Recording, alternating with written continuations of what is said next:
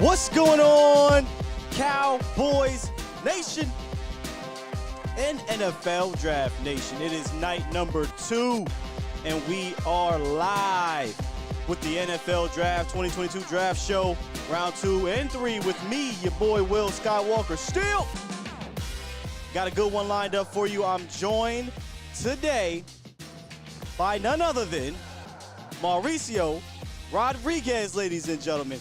Hey, listen, A to Z Sports Morning Show, prime time in the building. I love the crossover. What's good, Mo? What is up, Sky? Ready for day 2 of the 2022 NFL Draft? The Cowboys right now, at the moment, holding the 56th pick in the second round, the 88th in the third round.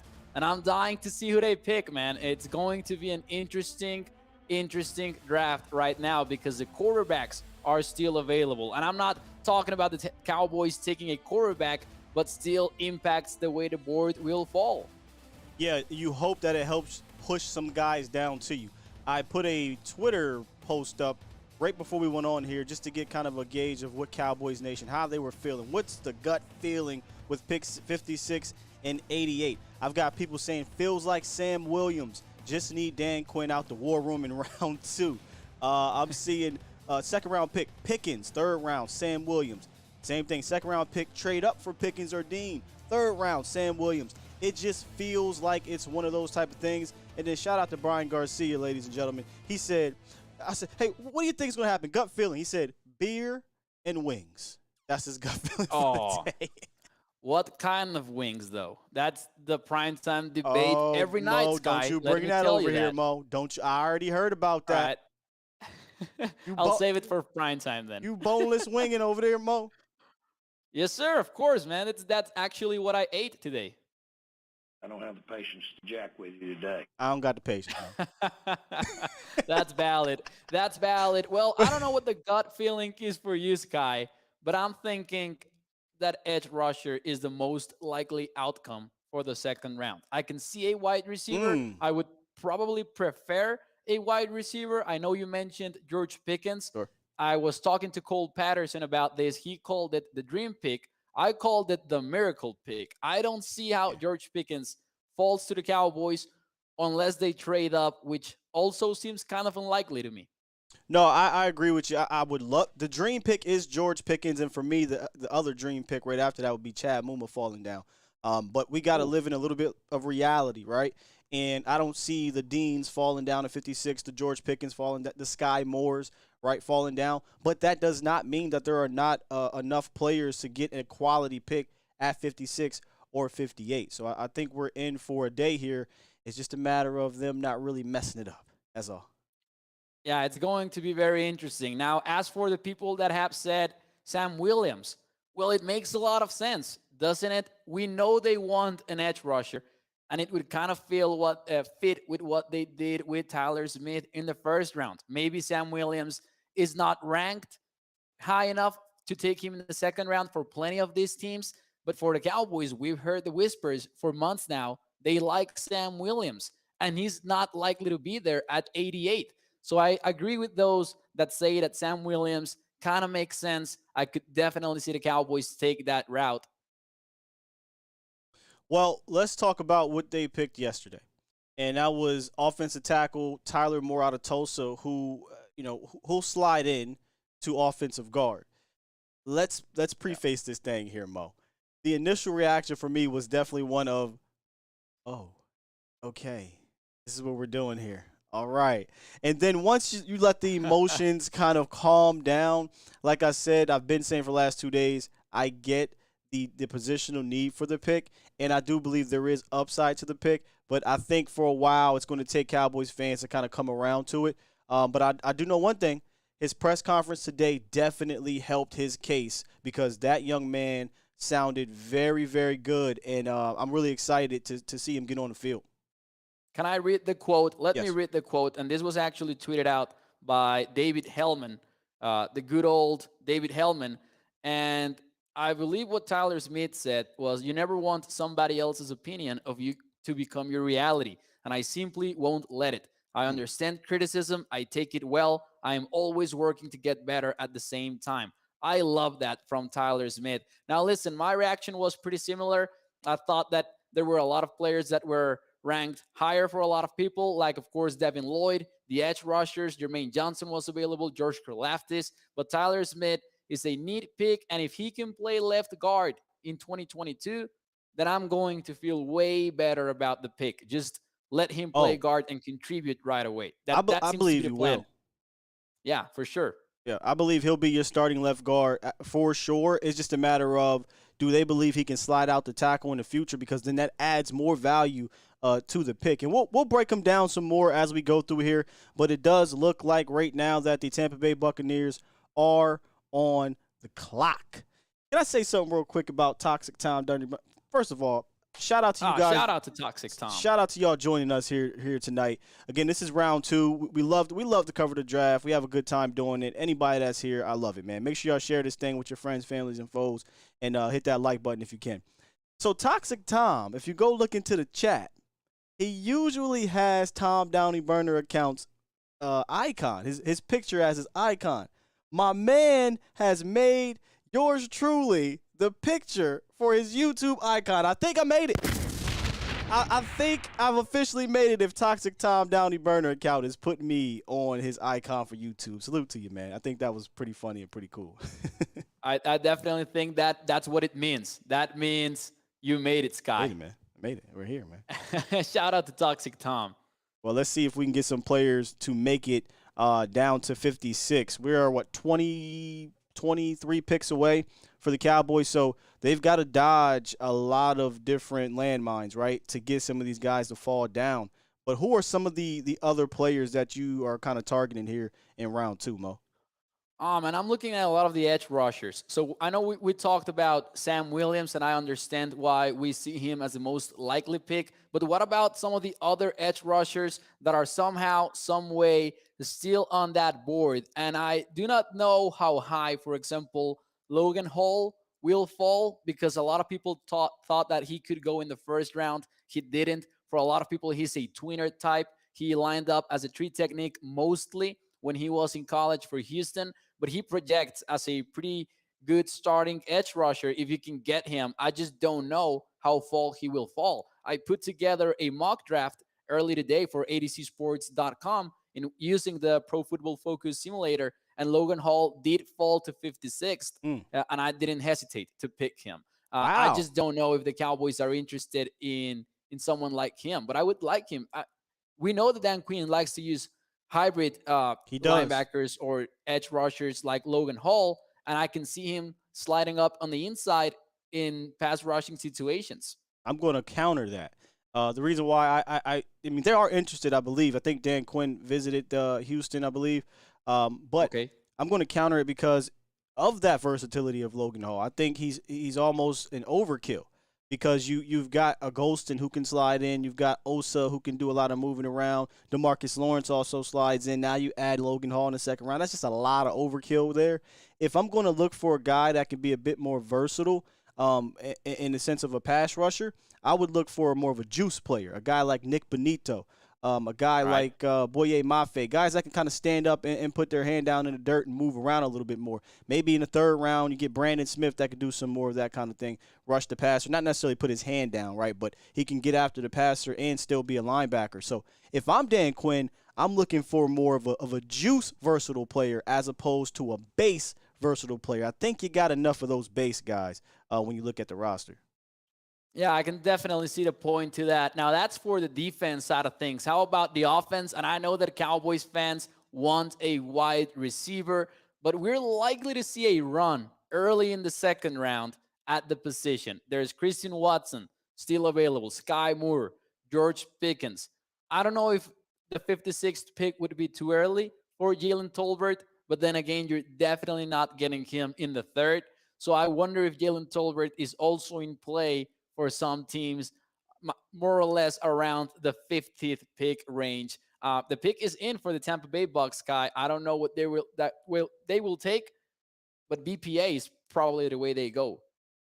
The pick is in. Okay, well, listen, I'll tell you which wide receiver I want, and that is George Pickens. That's George Pickens, man. I know this is a dream, but character concerns already knocked him down, right? I think after you got past I think it was 5 or 6 wide receivers got taken in the first round, I thought the Packers were going to grab George Pickens, Mo. I truly did. Now, they didn't necessarily have to reach, but they took both of the Georgia kids as opposed to a wide receiver. I'm not sure where they pick in the second round, but if George didn't go to a wide receiver needy team like that, maybe the character concerns are a little bit more real for teams. And, hey, if that's the case, push him on down, because I asked people close, that follow the Bulldogs, that have some contacts down there. It's not the matter of him not loving the game of football. It's more so of a matter of him maybe being too overconfident, a bit mouthy, having a bit of an attitude, but in the sense of I'm that guy type of attitude. If that's the case, put that man on my team all day and tomorrow, Mo. For sure. And I said this early in the stream. Like, to me, he's not even a dream pick. He's a miracle pick. If the Cowboys can find George Pickens in the second round, I will love this class, whatever comes next. This guy's an X-receiver. He's got the size, the speed. 71%, I think, is the number of catches that he had that went for a first down or a touchdown. George Pickens is really productive, and I like the size-speed combination. Great with the 50-50 balls. I think that if it weren't for the injuries, maybe we would be talking about a first-round wide receiver for sure. Yeah. KHY001, he said Arnold Ebiketie. I think that's the number one edge left on the board. I don't think he'll make it, but he's definitely – did I say that right? Ebiketie? Ebiketie, yeah. I'm sorry. Arnold Ebiketie is the number one edge rusher on the board. But it looks like the pick, is in for the Tampa Bay Buccaneers. Let's see if we can get some audio on that pick. Let me try that out real quick, Mo. Let's see what happens here.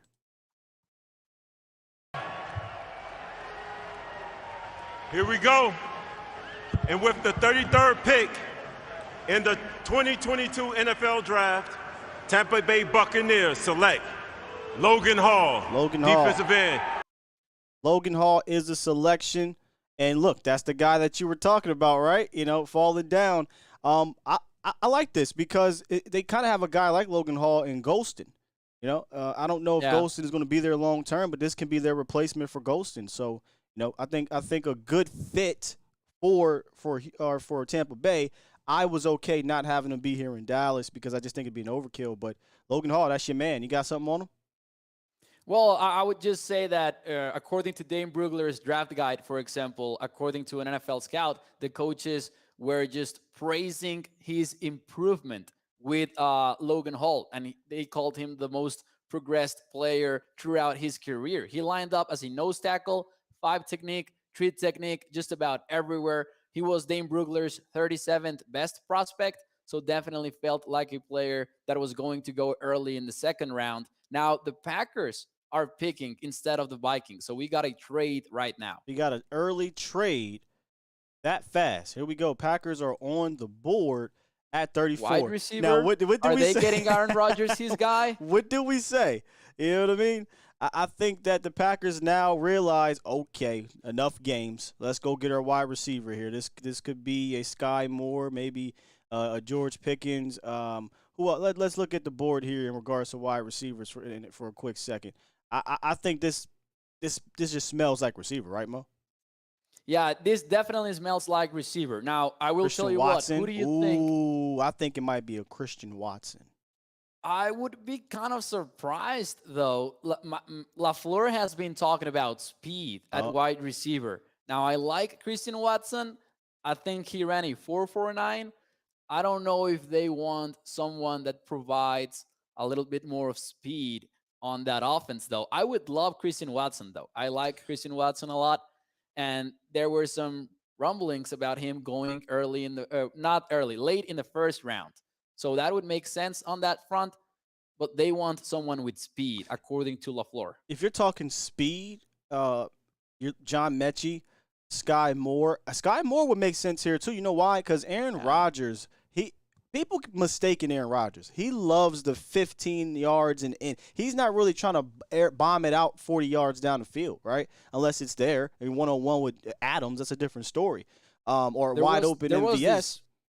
there was this crazy stat with the Packers last year. I don't remember at what point in the season in which they had the most attempts within 5 yards, but they also had the most attempts after 15 yards or over 20 yards. I don't remember the exact number, but they led the NFL in both short throws and deep throws. Matt LaFleur's offense is pretty amazing to watch. It is. And I think a George Pickens, a Skyy Moore with his short area quickness out of the slot can do that. He can give you some 15 under intermediate, and he can get deep because he has that 4.4 speed. So I think Skyy Moore would be a nice pick here too.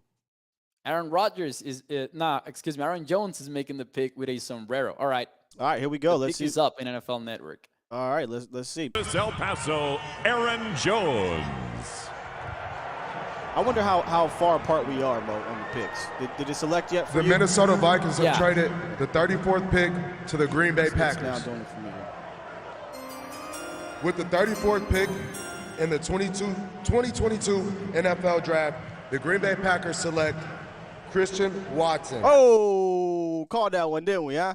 Christian Watson. I think it's the size factor, man. It's kind of a historic thing for the Packers. They love the size.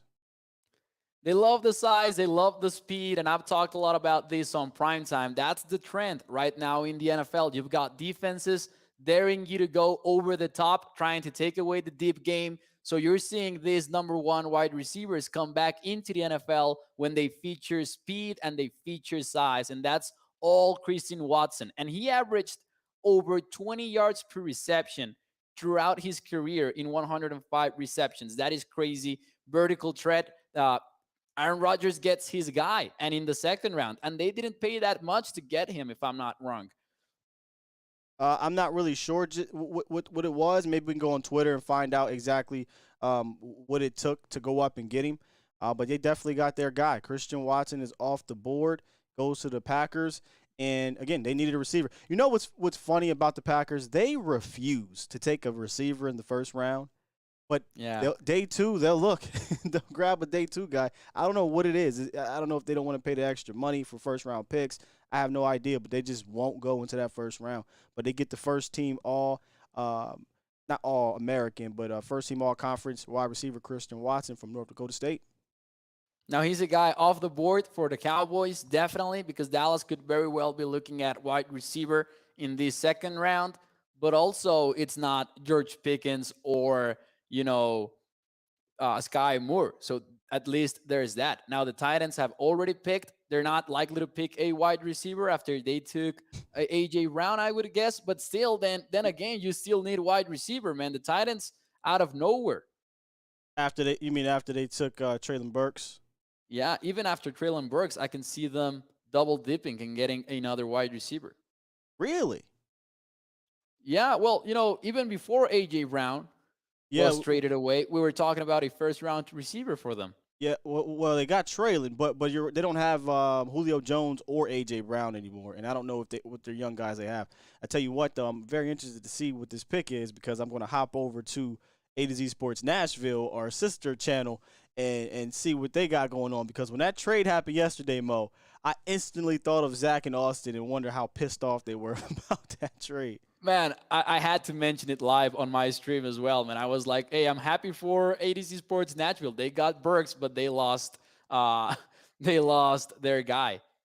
I was happy for him, but I was pissed like hell they traded him to the Eagles. Come on, man. Help us out. Did you get the pick? Here it comes in right this second. Auburn University. Okay, Roger McQuarrie. Yeah, this is a smooth mover, and Roger. Cornerback out of Auburn. Sorry about that, y'all. We're going to be a little bit behind anyway. A lot of y'all are getting the picks before us, but just bear with us. Yes, sir. So, Roger McQuarrie, cornerback from Auburn. I don't think that he impacts the Cowboys board a lot. Andrew Booth is still available at cornerback, but McCready does not have the length for the Cowboys requisites, I would say. He's not that. He doesn't have those arms that Dan Quinn would like, so I don't think that he was in play for the Dallas Cowboys anyways. I still like the pick a lot. I think that Roger McCreary is going to be a good cornerback at the next level. Kind of surprised that Andrew Booth, however, was not the first cornerback taken tonight. Yeah, he's dropping. I thought he was going to go in the first round, to be honest with you. Yeah. Do you think the Cowboys actually take a cornerback today? Well, I'm interested because why did the Bills jump the Cowboys? Why did they jump the Cowboys last night? Who did they take? Oh, the corner. Yeah, from Florida. I was a little bit, confused by that would be the word I would say. I was confused by it. I'm not saying that the Cowboys would have taken the Florida corner, but it still was a little bit weird. Or maybe they just wanted to jump the Ravens who were actually on the clock. Well, let me put on my conspiracy hat. Apparently, they're saying that the Cowboys had some interest in Lewis Seen. Now listen, Bo. Nah. Dallas, I always hear this after they don't take a safety. Oh, well, Dallas was interested in Trevon Moore. Oh, Dallas was interested in Lewis Seen. Bull crap. Until they pick a safety, then I'll believe they're interested in a safety. So I wonder if the Bills got wind that, hey, the Cowboys may look to take a defensive back. And the Bills might have been like, I'm putting on my hat, my conspiracy hat here. And maybe the Bills said, we're not going to play around with this. Let's go get our guy. I love that the fact that the Jets just picked. They traded up with who? With the New York Giants? The Giants were supposed to pick at 36th. Am I wrong about this? Let me see if I get some details. Yep, Giants and Jets swap picks.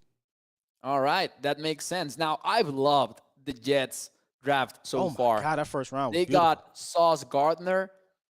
Then they got later in the first round, Damian they picked Williams again. Yeah, Jermaine Johnson. And then Jermaine Johnson. Yeah, that's a great draft by the Jets. Yeah. So far. They hit multiple levels of the defense, and they got a weapon for did they get Williams? No, they got Garrett Wilson. I'm sorry. Garrett Wilson. My Yes, bad, sir. y'all. Garrett Wilson and then Jermaine Johnson. Yeah. Hell of a draft for the Jets.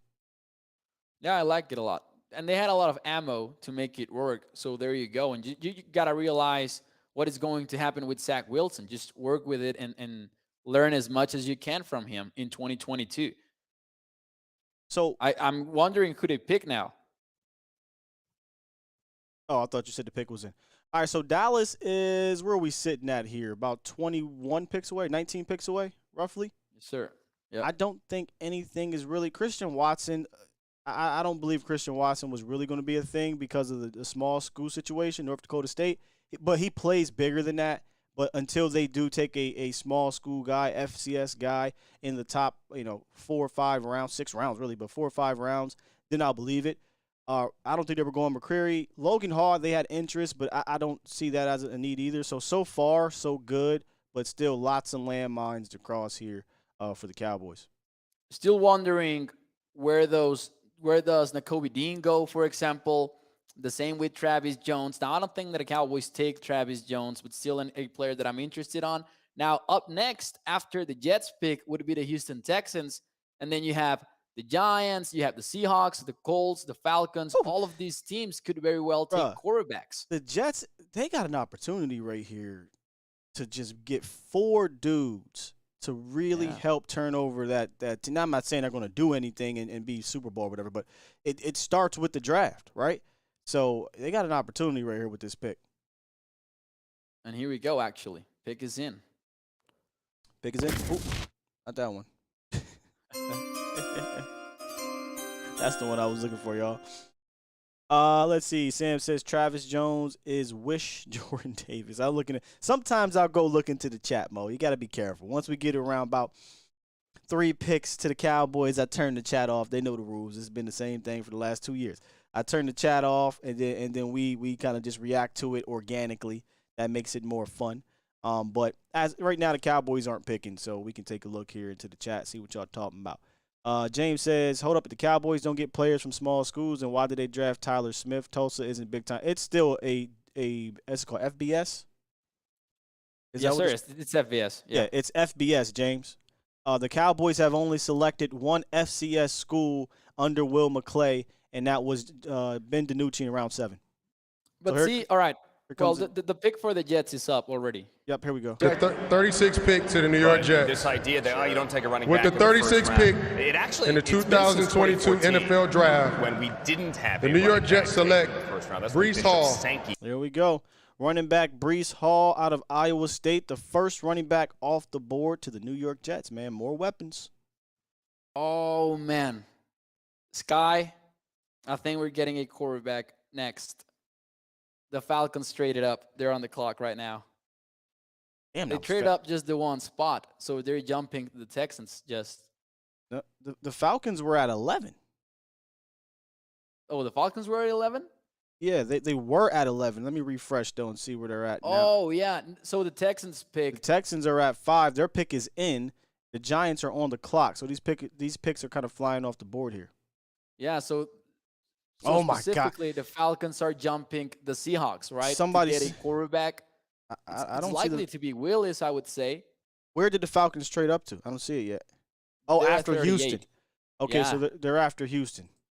So here comes the Texans pick right now. And then we're going to look at maybe the first quarterback of the night. So the Giants traded down.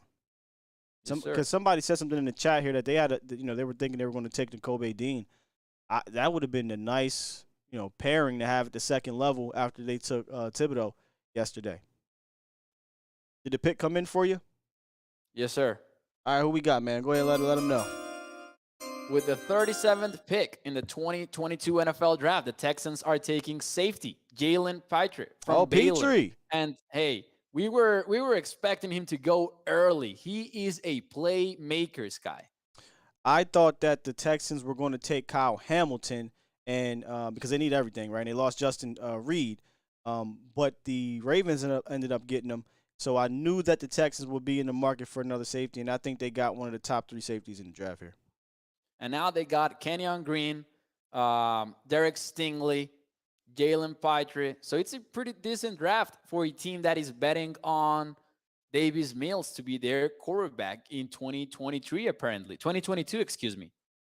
It better be a damn decent draft when you got 3 picks in the top 30, 6? Yeah, yeah, for sure. You better not miss. You need to make the most out of it. Yeah. But hey, we just learned about the Raiders that took 3 first-rounders in 2019. That was bad. And they picked up 0 fifth-year options. That is just bad work by the Raiders. Excellent point. I think the Vikings did something similar. Laquan Treadwell, not that year. It was the Cordell Patterson year. I think it was the Sharif kid. The Sharif kid from Florida. I think Patterson, and then there was a Ponder. Was it Ponder? Or is that too far back? I think that's too far back. I'm not sure, though. They had 3 first-round picks in that draft, and I think the only one that really panned out in a way was Patterson. I have to go back and look, but that's the last time I remember 3 picks. The Browns, too. The Browns had a few times they had 3. I think the the Peppers year, they had 3 picks in the draft. I don't know if they all hit, though.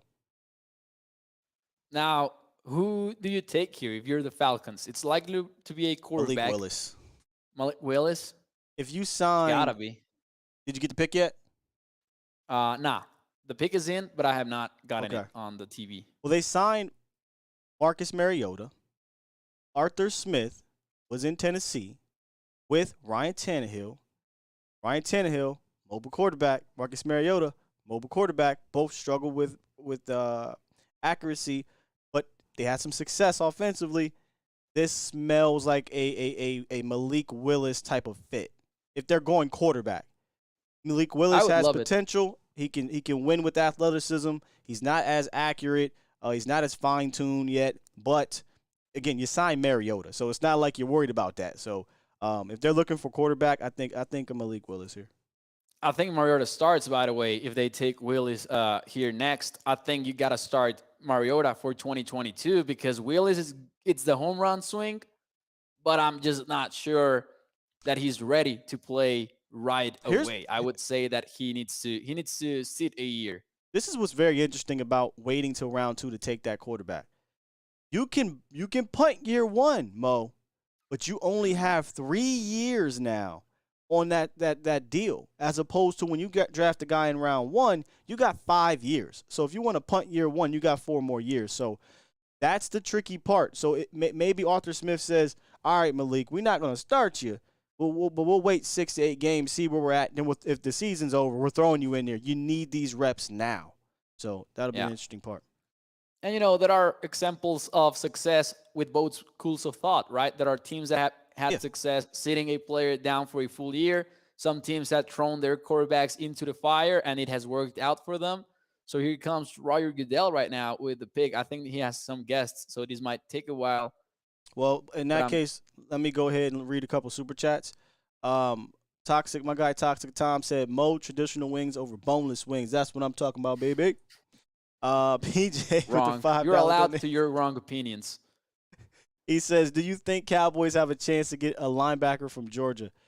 Tyndall and Dean has fallen, but Tyndall probably is a more realistic one if somebody gets Dean.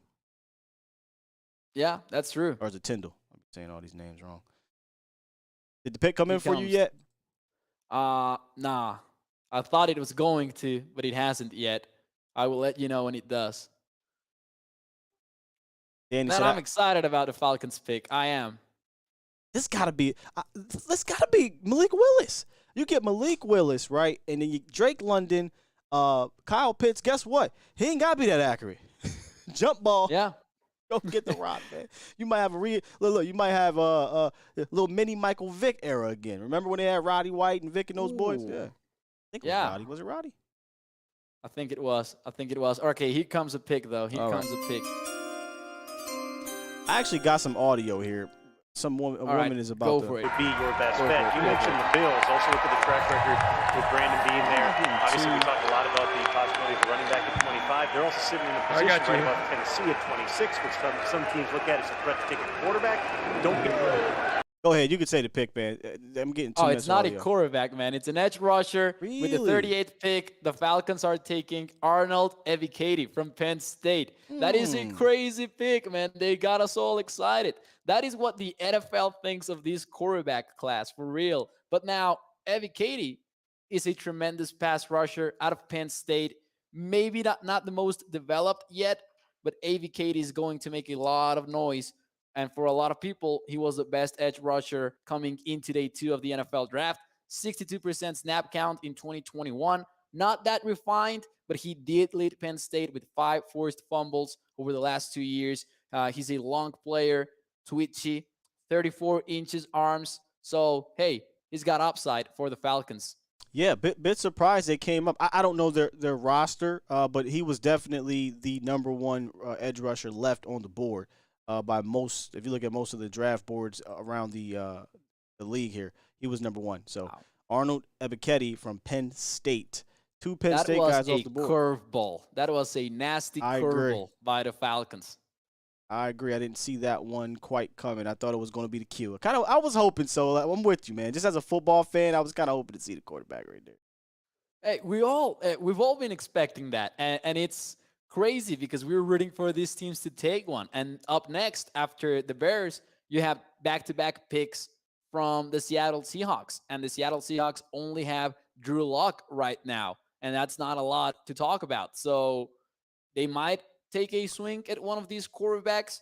After that, you have the Colts, maybe thinking about the future post Matt Ryan. A lot of possibilities here. Hey, this is right where in our mock drafts, we're Dallas Cowboy fans, we were trying to come up. Pick 40, pick 41, back-to-back. Seahawks, I guarantee you they're going to try at least to get something with one of these picks. Is there somebody on your board, Mo, that you'd be interested in coming up for right here? Pickens. George Pickens. He's a complete wide receiver. We've been talking about his size, about his speed. Yeah. He's a player that can come in and be a contributor right away. And I know that some people like James Washington. I like him, and I'm higher on James Washington than most people. But you still need 4-5 wide receivers. And also I think that being completely convinced about Washington is just being optimist. It's being optimistic right now. So I would definitely come up for a player like Pickens. Washington has talent. Washington can be a short-term fix as a wide receiver 3 or 4. I've been saying on my show, Mo, that he's got to prove it to me as a full-time wide receiver too. Now, he won't need to be a full-time all year because of Gallup coming back. But the first maybe 6 weeks, if they put Gallup on PUP, he's going to have to be that guy. So I'm with you. And Stephen Jones has said that he could miss 3 to 4 weeks. Michael Gallup. Yeah, and we always know they're usually wrong on their damn dates. They say 2-3 games, ends up turning into 5. So, and if it's going to be 5, you might as well pup him. Just put him on pup, give him the extra week of rest, and make sure he's all the way ready to go when he comes back.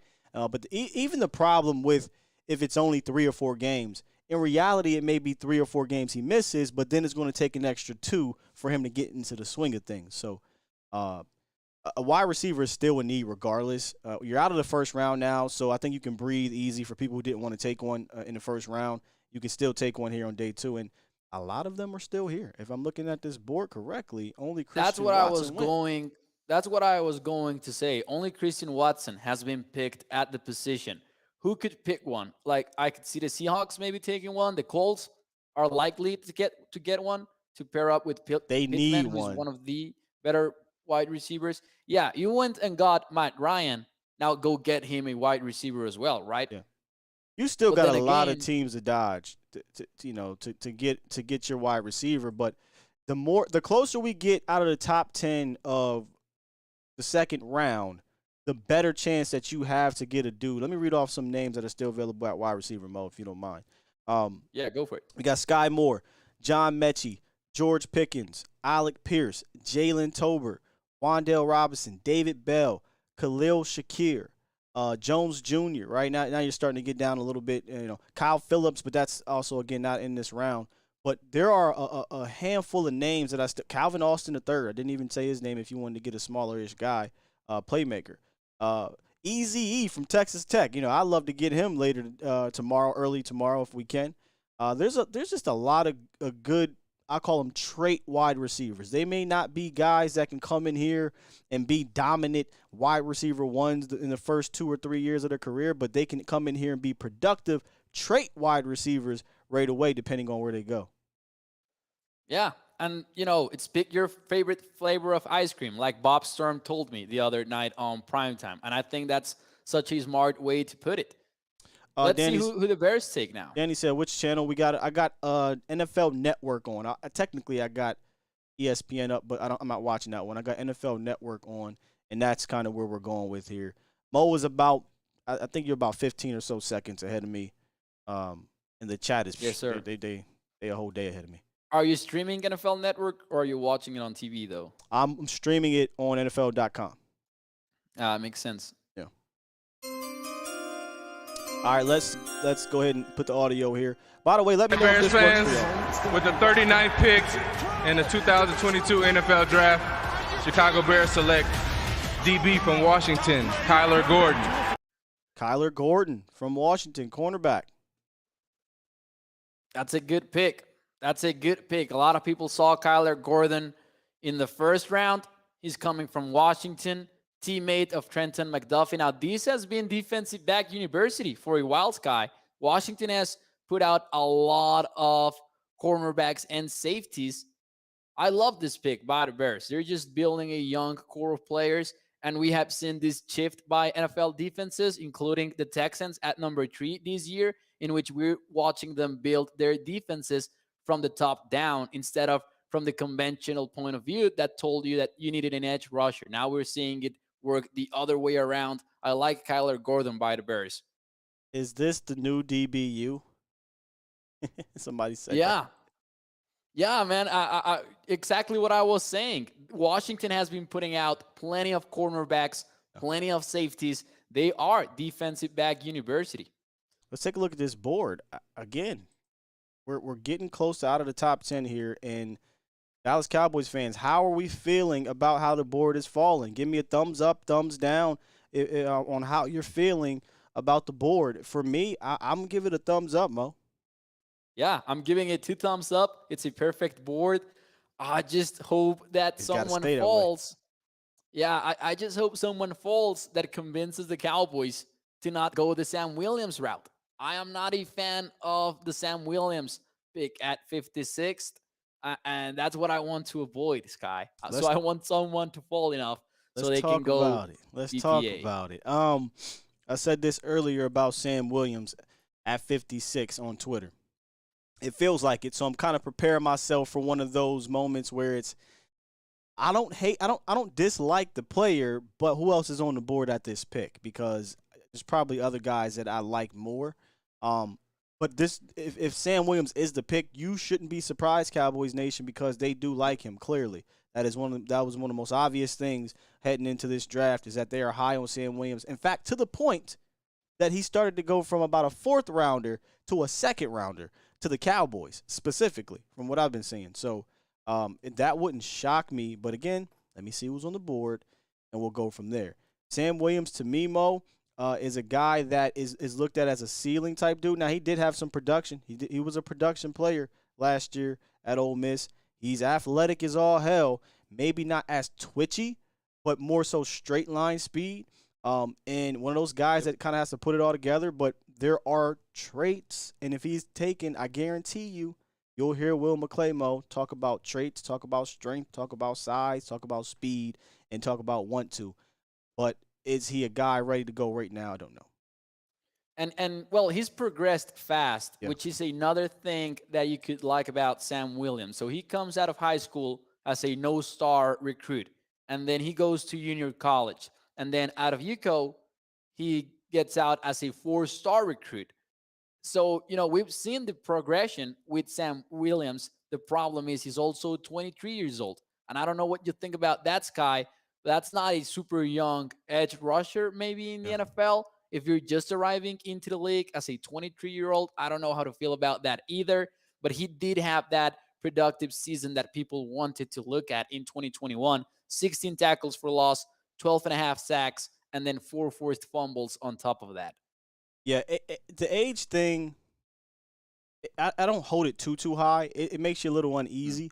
For a first rounder, I think you're more concerned about it, right? I mean, you don't got any Brandon Wheatons or Chris Winkies in the draft. Guys who were 28, 29, 30 years old as rookies because they played baseball. But Whedon was so weird, because of the Yankee thing. I don't even know if you were born. You're a young boy. I don't even know if you were born when Chris Winkie was selected by I think it was the I want to say Panthers out of Florida State. Dude was like legitimately 29 years old. It was ridiculous. I mean, I could be exaggerating, but it was ridiculous. And Brandon, I think, was 28. My man was year 3 in the league, and he already had gray hairs. I mean, like, what are we doing here? I saw the Seahawks. Here come the Seahawks. Picks. Yeah. Okay, real quick. Our guy, Danny, Macho Man, Randy Savage, and I call him Macho Man Danny Savage. I love that freaking name. He says, okay, Tyler Smith, his attitude you can't coach. The only thing you can't coach, that only he can have it is his penalties. That's coaching. He can be fixed. He's a mauler and will be better than Zion. Listen, I freaking love his attitude. And I said, the want to, the first one in, last one out, it was never in question for a Tyler Smith. I think he has some ability. He has raw talent. He's raw, but he has raw talent. I think there's a difference, right? With a guy who is raw but doesn't have that kind of raw talent. He has it. If you can kind of bottle it up, clean him up, I think year 1 he's an upgrade at left guard. We could talk about tackle 2 years down the road, but I'm looking at him as squarely at left guard. If you can clean him up, you have an upgrade. The only issue is, can you clean him up in time? Because if not, we'll be looking at a guy who's going to get a lot of penalties. You'll be looking at a guy who's going to get beat. Because he gets beat because of his technique, his wild hands, his sloppy body control, his feet. Those are things that can be coached, and it sounds like he wants to be coached up to get better at those things, Mo. But if he can get coached up, I do think he can be a solid guard, no doubt about it. Now, one thing is to clean him up. Another is, as Dane Brugler put it on his draft guide, teach him the fundamentals from the ground up once again, because the technique is that concerning for Tyler Smith. Yeah. So it's a bet on Joe Philbin. Now, did you get the Seahawks pick, the 40th one? Oh, I'm sorry. Yeah, the pick is in. My bad, y'all. the Seattle Seahawks select edge rusher Boye Mafe. So, here we go. We're starting to get a couple of the edge guys, Mo. They're coming off the board. Yes, sir. You got the Penn State guy going. Now you got Boye Mafe's going. We're getting out the top 10. Honestly, only the edge rushers are the slight concern at the moment because you're not looking at corner, you're not looking at safety, you're not looking at wide receiver, running back, none of those things. Logan Hall, you're not worried about that. But, you got 3 guys now if you include Logan Hall off the board. So if Dallas was looking to go edge, Mo, it's kind of setting up for Sam Williams if like 2 or 3 more come off this board. And so I'm just saying. Because I don't see them betting on David Ojabo, by the way, if he makes it for some reason. Brother, I would totally take Ojabo over Sam Williams. Oh, even with the Achilles. I would. I Without don't know that the Cowboys would. I don't know that the Cowboys would, though. They kept the pick. Yep. Seattle takes running back Kenneth Walker, Michigan State. This is Seattle, right? We're going to take running backs. We're going to run the ball. Got Drew Lock. We're going to run it 45 times a game. Let's go. Rashad Penny remains one of the most, shocking picks that I've seen in a while now, a few years ago. But now it's Kenneth Walker. Man, how bad does it feel to be a quarterback in the 2022 NFL draft class? Malik Willis is in Vegas, isn't he? He was on the red carpet talking to, I think it was Michael Irvin, and you just saw the glee on his face. He was so excited. He thought he was going in the first round. Poor kid. He's still waiting around, man. I hope he has his I don't even know what moment to call it. I can't call it a Rodgers moment. He ain't going in the first round. I don't know what to call this moment to fall this far down. DK Metcalf. There we go. DK Metcalf. I love the idea of getting Boye Mafe, Skyy. I love the idea of getting Boye Mafe. I don't know if the Cowboys would have pulled that trigger, but he is a freak. Bruce Feldman every year puts together a list of freaks, and Boye Mafe's explosiveness earned him a place on that list by Bruce Feldman. Highly productive as well. Yeah, and he's got the size too. I think he fits the traits that the Cowboys like. 6'4", he's a quick dude. Again, we talked about guys that maybe can move around a little bit. I think Mafe could do a little bit of that. But again, I don't know. I'll be real with you. Aside from Logan and Sam, y'all can help me out maybe in the chat. Who else are the Cowboys really tied to? Oh, from an edge point that can read between the tea leaves. I'm having a hard time putting it together. I mean, I know they went to the Georgias and the Penn States and whatnot. So I guess Arnold Ebiketie could have been a guy, but who else are they tied to? Were they tied at some point with Nick Bonito? I don't know if they went to Oklahoma or not. I haven't really heard much about it. I love Nick Bonito, but I don't know, if they do. Again, he drafted a guy like Nick Bonito before, Vic Beasley. So I think Dan Quinn would be open to it. Yeah. Now it seems that the Colts are not going to be taking a quarterback or anyone else with the 42nd pick because Rapchit is reporting that they traded away the pick, which would put the Vikings on the clock. The Vikings have moved around like 4 times already in this draft. Yep. Nicholas P. says, I love that every time that there's a trade, people are saying it's got to be Willis. And it hasn't been time and time again, but at some point it will. Do you think it'll be a trade? I think so. I don't know the percentages, but it feels to me like every time a quarterback gets taken, it seems to be a trade. Let me tell you something right now. We are Dallas Cowboys, 14 picks away. I'm starting to get nervous, man. Trying to sit here and think about everybody else seems to be trading. It doesn't seem to cost them a lot.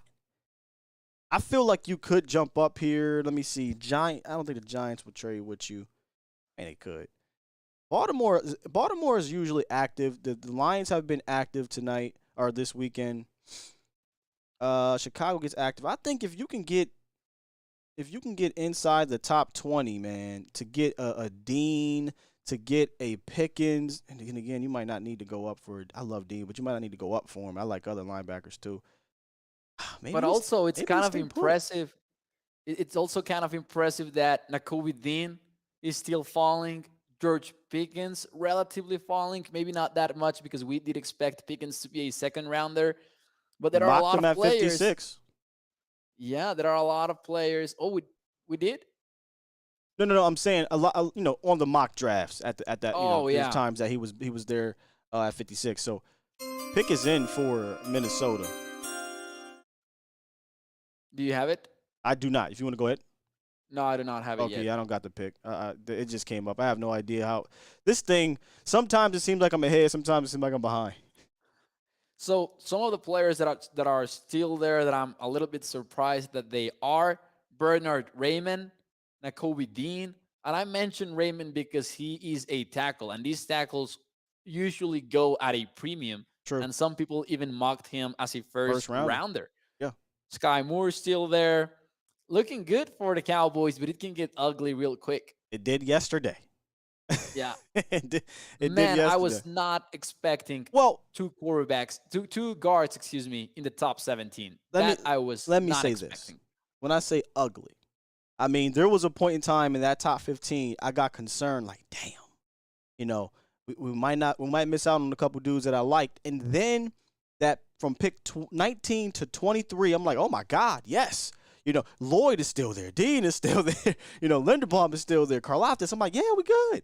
Then they went with Tyler Smith. So, it could. And I'm not knocking Tyler. I'm just saying there were other guys that I'd have been really excited to have. I'm actually, now that the emotions are over with Tyler Smith, I'm excited to see him out there because he is a nasty guy.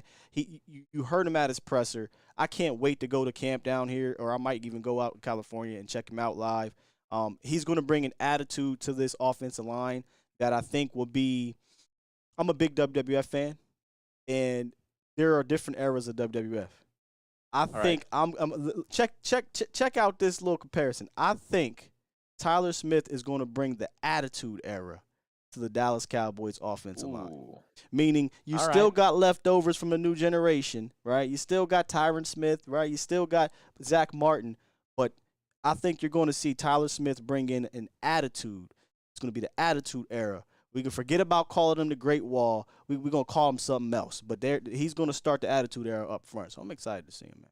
Who they pick? And he's going to be wearing the 73rd, the 73. He's going to be wearing that. So the 42nd pick in the 2022 NFL Draft for the Minnesota Vikings.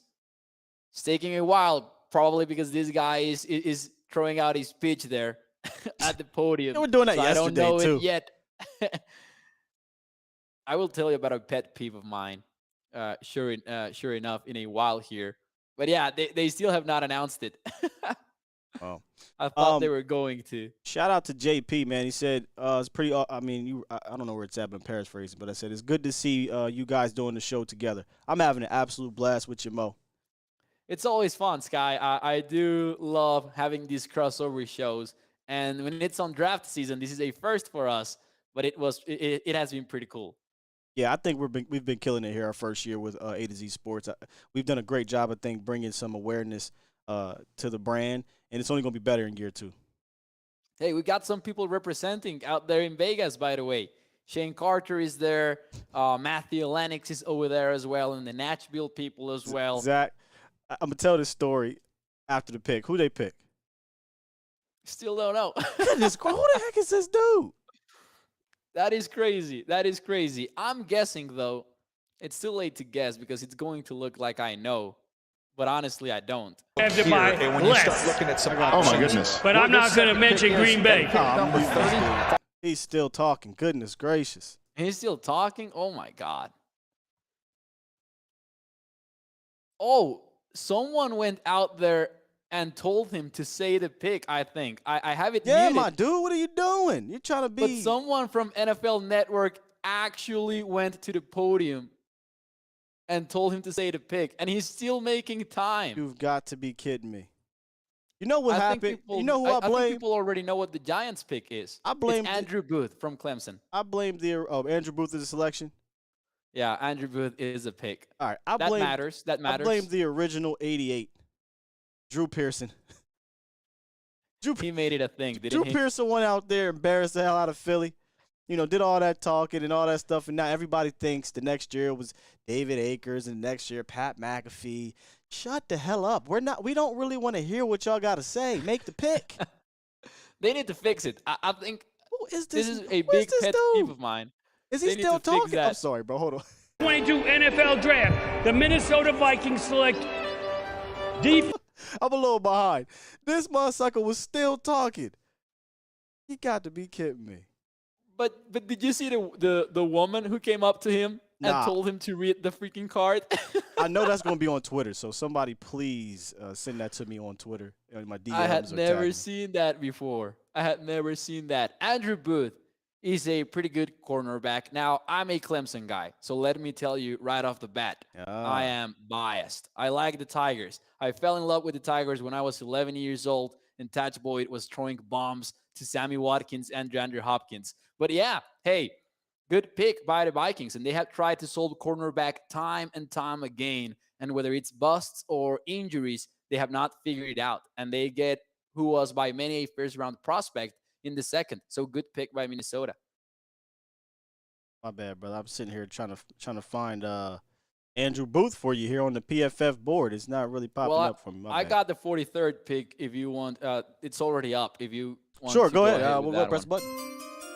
With the 43rd pick in the 2022 NFL Draft, the Giants select Wan'Dale Robinson from Kentucky, wide receiver. Okay, there goes the second wide out. Yeah. Did you see him as a prospect for Dallas, though? No. He's going to play in the slot primarily, I believe. Well, not in the second is what I'm getting at. When I say no, I mean I didn't see him as a option in the second round. That's kind of a surprise for sure. And it's kind of a surprise, too, because Pickens is still there and Skyy Moore is still there. So the Browns are on the clock. I still have to say I'm going to get a temperature. Let me get a temperature checkup, Cowboys Nation. By the way, if you're in here, man, do me a favor. Hit that like button. Share this so we can get more people up in here. You know where we're at right now? We're at that point in the NFL draft when your team is already on that, on the up next picks in the TV, and now I'm getting excited. Now I'm actually getting hopeful at a wide receiver. And up next. Yeah. I'm actually now thinking and being optimistic, thinking I could see Skyy Moore fall a few more picks. I could see George Pickens as well. But it's also a dangerous feeling because this is the NFL draft and hearts get broken. Sure, but let's play the game, right? We are 12 picks away? 2, 3, 4, 5, 6, 7, 8, 9, 12, 10, 13, 11, 12. Yeah, so 12. we're 12 picks away in front of us, so there's going to be 12 picks. Let me look at this board here. You got Nakobe Dean, David Ojabo, Skyy Moore, Travis Jones, Trey McBride, and I'm naming guys that the Cowboys could have interest in. Perion Winfrey was a visit. John Mechie, Christian Harris, George Pickens, Marvin Lyell was a guy that they visited. Benito, if they really are interested in safety, Brisker, Alec Pierce is still around. Yep. Excuse me, Leo Chanel. The Texans are picking. They just traded up.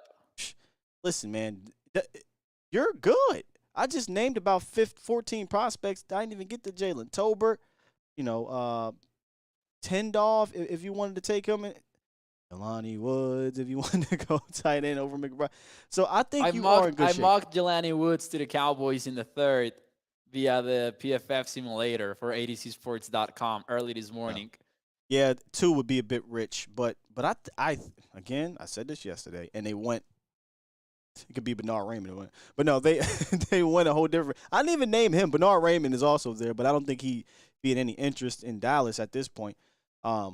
But I do think the Cowboys are sitting pretty. If you think they're sitting pretty, thumbs up. If you don't, thumbs down. Let me know in the chat. I think we're good, Mo. I also think we're good, but I also see a lot of teams there that could make this into an ugly situation for Dallas. Like Baltimore could get a receiver. The Lions are a wild card for just about every pick. Washington, I can see them also being a wild card. The Chiefs, definitely too. But the Texans are picking, actually, right now. Okay. Also, we have to factor in trades. Like what just happened, the Texans. So, Yeah. Ooh. I am curious. Is in. Houston is super active today. Well, yesterday and today. What is this? Is this their 5th pick? For the Texans? Yeah. I don't. Or is it their Would fourth it be one? the third? I know. Wait, of I the know they day? picked at least 3. They picked 2 yesterday. Oh, you're factoring in. All right, I Houston. understood. Yeah, so this Day is their 2, and I 4th was pick. surprised. Yes, sir.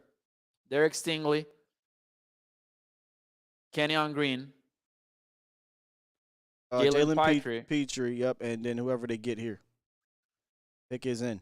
Baltimore is on the clock. Who just continues to kill drafts? Baltimore just, boy, I tell you. I talked about this yesterday, Mo.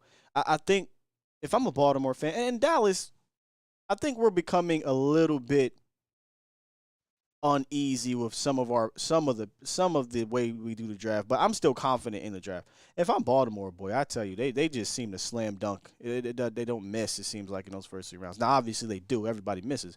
But yesterday they had a fantastic first round. Yeah, for sure. And I agree with you with what you were saying about the Cowboys. I do like the draft process for Dallas. I know that we criticize and hate on their free agency process, for example. But the draft, you got to be fair. I like it for Dallas. I feel confident when the Cowboys are drafting, to be honest. You know what would I think what would make their draft process or their draft execution even better is if they did participate, in free agency, because I think some of those picks maybe can be aided when you get to those 4th round misses or those 5th round misses. Maybe they could be aided by some more talent around them and not having that pressure. Like, remember the other cat from Tulsa, they picked in the 4th round, Reggie Robinson. He had pressure. Your 4th round pick, we got to get something out of you, and they got absolutely nothing out of him. And then all of our 5th round picks just never did anything. Texas picks Here in. comes the pick. Who we got? Wide receiver John Mechie. Real quick. Oh, blowout win over Georgia. That was you know my guy, man. I like John Mechie. You wanted Mechie, huh, Sky? I like John Mechie. I'm a fan. But there's a ton of other receivers. A whole bunch of receivers. Yeah. I'm surprised that George Pickens is still falling. Boy. Like, are the concerns that bad? Boy, Professor O, I need you to call in. I need you to hit me up here. George Pickens, if the character concerns are beyond the football field, if that is a thing, okay. But I think the talent of George Pickens, first round. Yeah. First round talent. I agree. I would agree. I'm actually surprised. I thought that he was going to be one of the top 5 picks in the 2nd round. Now, I like John Mechie, to be honest, for the Texans. They've got Brandon Cooks. If they were going to add something to that wide receiver room, you probably wanted it to be speed. And I think that the Texans are getting that in John Mechie. They got speed. There's Brandon Cooks and many Brandon Cooks, John Mechie. Yeah. So they got some speed. Our guy, where is it? And I have my draft needs sheet here with some notes on schemes and all of that. Wait, don't put it down. Don't show us, man. We're going Jerry Jones on us, dog. That's the man. Did you see my tweet in which I zoomed into the draft board? No. That Jerry, I made a great job. It was just a green post-it that said Tyler Smith no matter what. Hold up, because you low-key, Mo be going viral on Twitter, so I got to go find this. I need to check out Mo. He be going viral on Twitter. Find that tweet. When'd you do it? Yesterday or today? Early in the AM, but I've been tweeting a lot today, so I'm you might need to scrolling. scroll down. I'm scrolling. But yeah, in the meantime, I will tell you what, my Texans needs on offense and defense, it's just everything for both. Like, they need everything. Oh, my God, send me this. This is dope. Did you find it? Yeah, I found it. I'm going to retweet it here in a second. Pick is in for Baltimore. Back to this. See, I go on Twitter and I get distracted. Let me get back into the chat. Y'all get me right. Get me back right. Get me back right. Khalil Shakir is the candidate for Kellen Moore, maybe the 3rd. Yeah, Benito, I'm looking more 3rd for Khalil Shakir. Yeah, me too. We're getting close. Dallas, yeah, we are. 10 picks away. 10 picks away. Danny, don't get me excited, man. Listen, okay, so I missed out on Big Jordan Davis. But, boy, if we can get Big Travis Jones, I'll be just as happy because I'm looking for that guy in the middle. I don't think they'll value him. Don't do it, Skyy. I know. Don't do it, Skyy. Don't get your hopes up. Let me pull you down, Skyy. Let me pull you down, man, because it's not going to happen. I'm just looking out for you. Let me talk to myself real quick. I don't have the patience to jack with you today. And I don't got the patience to jack with myself today. I already know, man. Just chill. I learned my lesson yesterday. No, yesterday wasn't one of those days, though. Let me just say something. Fans, I love y'all, but y'all are very interesting, man. Smile a little bit, lighten up. I posted my reaction to Tyler Smith, the pick, and some people were like, "Oh, you content creators, you guys are so negative." My reaction wasn't even crazy, dog. I just got quiet, laughed a little bit, took my headset off. You're so negative. Relax, man. I posted it for laughs. I don't dislike Tyler Smith. Calm down. Damn. Yeah, it happens. It happens, and you kind of get it because we're all passionate about the team. Yeah. All right, pick is in. Who you got? With the 45th pick in the 2022 NFL Draft, the Baltimore Ravens select David Ojabo, edge rusher from Michigan. I'm cool. That's a good pick. That's a good pick by the Ravens. Pick by the Ravens. Because the Ravens are looking at it as value. Like, we don't need you right now. We got a good defense. Yep. You know what I'm saying? We had a lot of injuries last year, so we can wait for you. Maybe Ojabo might have been a bit rich for people in a second, but I think the talent was worth taking a risk. I will say this, though. People believe that David Ojabo was only falling because of the injury thing, but he's still a player that has ways to go on the field, and he has admitted to this. He is still learning football. Yeah. He discovered it in in 2017, if I'm not mistaken? I think it was in 2017 when he discovered football. Born and raised in Nigeria, he comes into the United States when he's 15 years old, discovers football when he's 17 years old, and he's still learning football, not only as an edge rusher, but also as a linebacker. 1 year starter only with the Michigan Wolverines. Still a very high pick, a very valuable pick, in the second round for sure. Yeah, you're talking about a ceilings guy more than a floor guy, but the ceiling is extremely high, and it would be a traits pick if he was a Cowboys guy, right? This is big time traits, but you get him around other veterans, high level playing veterans, and you're not looking at David Ojabo in Baltimore as the guy, so the pressure comes off of him a little bit, and he can kind of say, hey, go run wild, run hit, talk shit, right? And as opposed to thinking and making things more difficult for you. So good fit for Baltimore. Now that you say what you say, got me thinking maybe he might not have been a good fit here. They might have been relying on him, but I think they got some veterans. And Dante Fowler, D-Law, Dorrance Armstrong. I think they got some veterans here. Now, this is a guy that you can let him talk as much as you want, and I'm not going to mind. Who's that? Like, let him not announce the pick right away if you want. That's Keegan. Oh, is Keegan Pill up there? Yeah, it's Keegan-Michael Key, man. Or Keegan-Michael Key. I said Keegan Pill. Keegan Pill. Yeah. He's hilarious, by the way. So, Toxic Tom said Matt Stover. Shout out to Matt Stover, man. I remember those Baltimore Raven days with Matt Stover. I low-key want to play this. Let me see if I can get some audio in here. Hold on. Let's get to our best available, presented by Up. With the 46th pick in the 2000. I got. They start playing music. I got to mute it. Who we got, Mo? With the 46th pick in the 2022 NFL Draft, the Detroit Lions take Josh Paschal from Kentucky, defensive end. So that's another edge rusher off the board. The run is on. The run yes, is on. 1.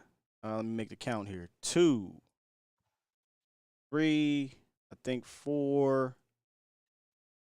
We got 4 or 5 edge rushers here. Defense ends. Sir, still on the board is Nick Bonito, 4. Drake Jackson.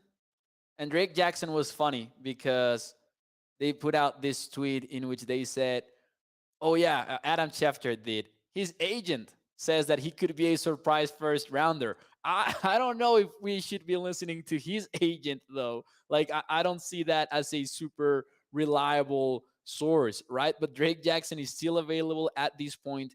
Josh was Dane Brugler's 83rd best prospect, and he had several edge rushers ranked above Josh from Kentucky. So that's an interesting pick by the Lions. Yeah. I remember him coming up in conversations early in the early in the draft process.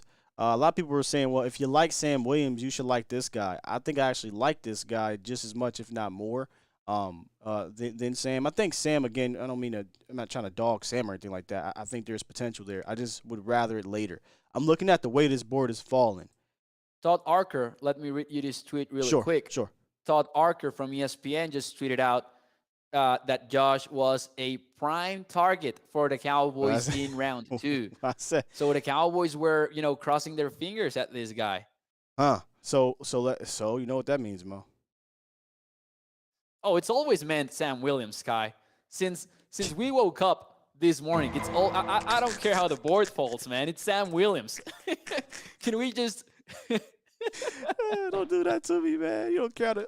I swear, if we're staring at Pickens, Skyy Moore, Nakobe Dean, and we get Sam Williams, what the hell is even that? Man, I'm going to read my tweet.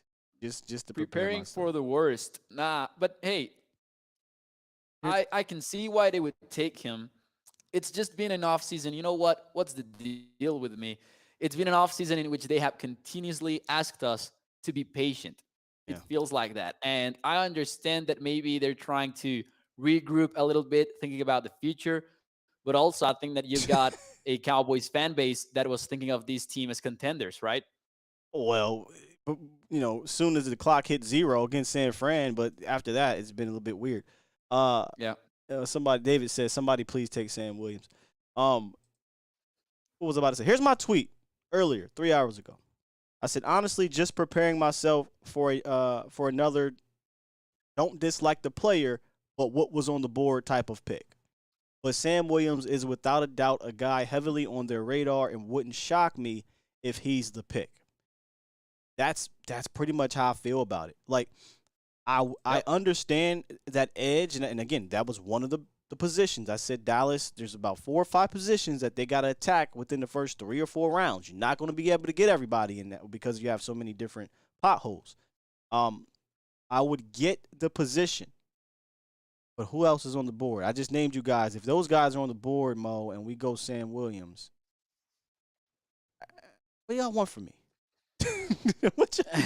It's tough. I can't. At the end of the day, I like players that are better than the dude. If I don't like the pick because I like other players, I don't like the pick, not the player. I'll leave it at that.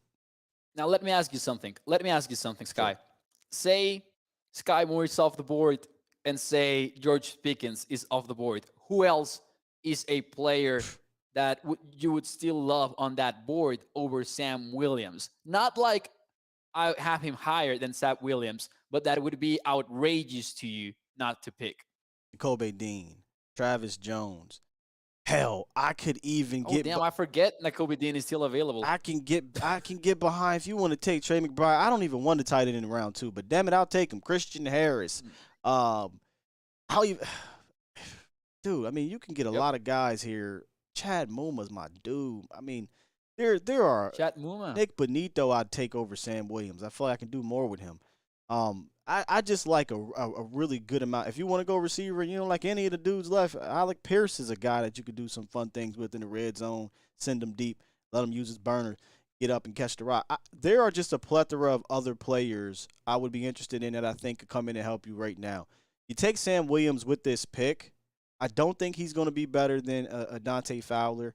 So now you're like, what? Is he our backup to D-Law? You just took a third rounder in Golston, and then you just paid $6.5 million per year to Armstrong.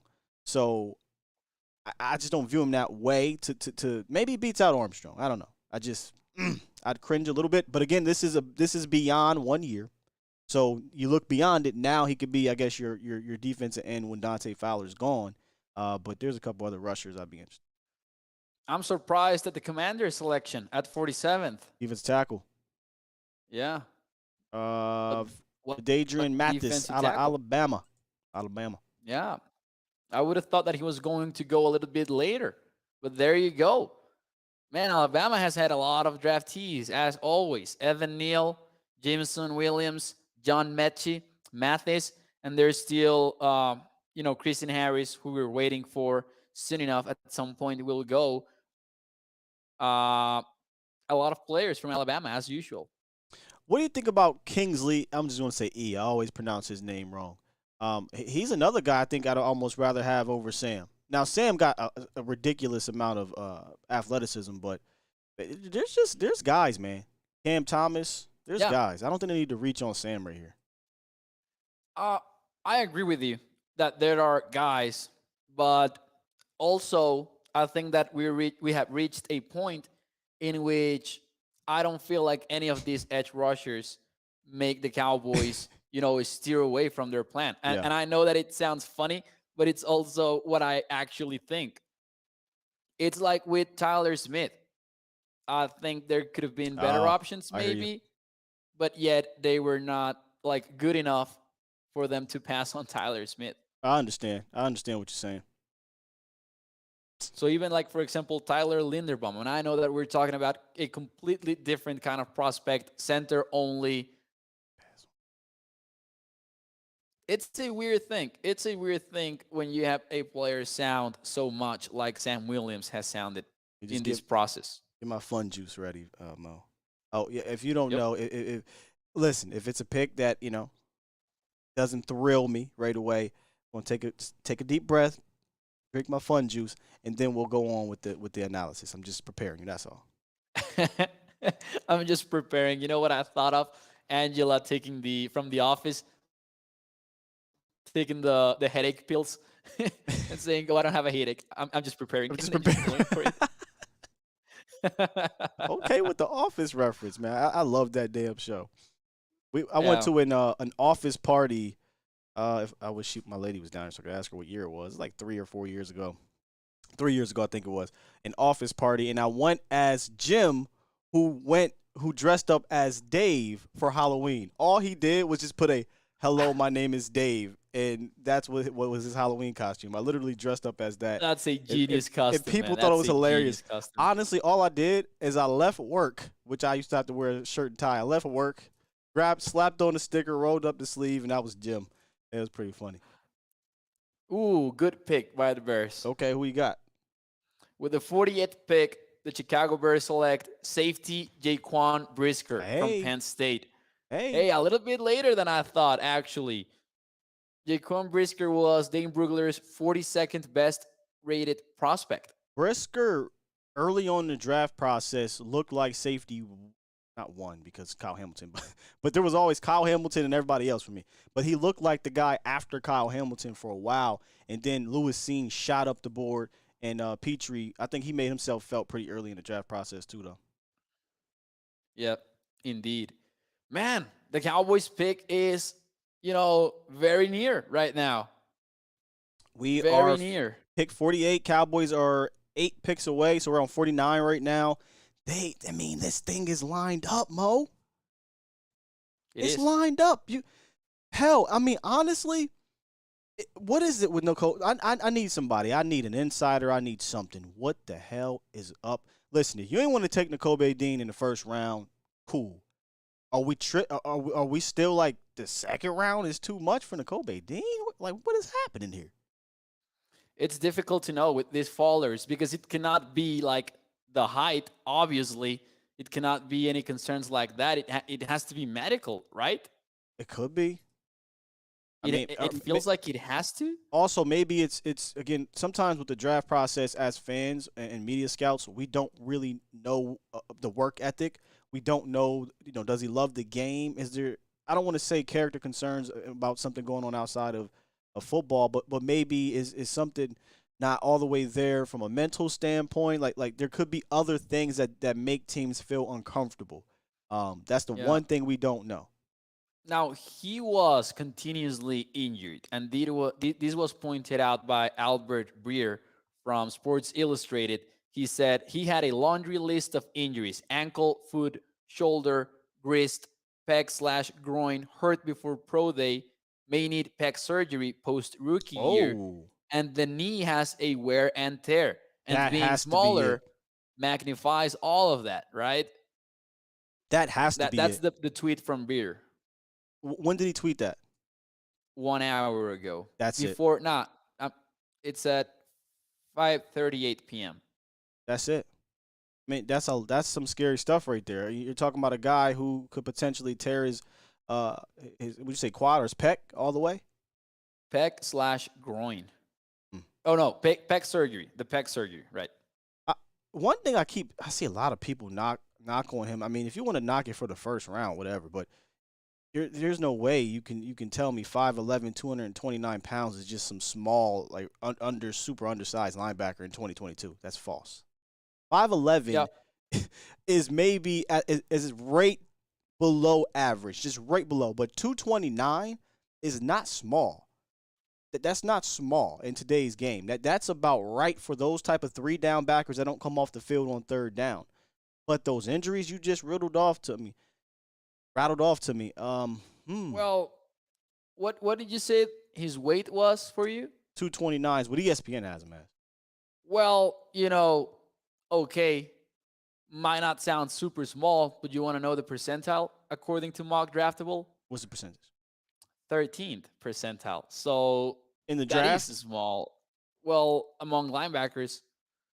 In the draft, is that how Mock Draftable works? I have no idea. The way that I understand Mock Draftable is, NFL players in general. Okay. So you had 229 pounds as a 13th percentile. The height, 5th percentile at 5'11". The height is so what I was about to get to.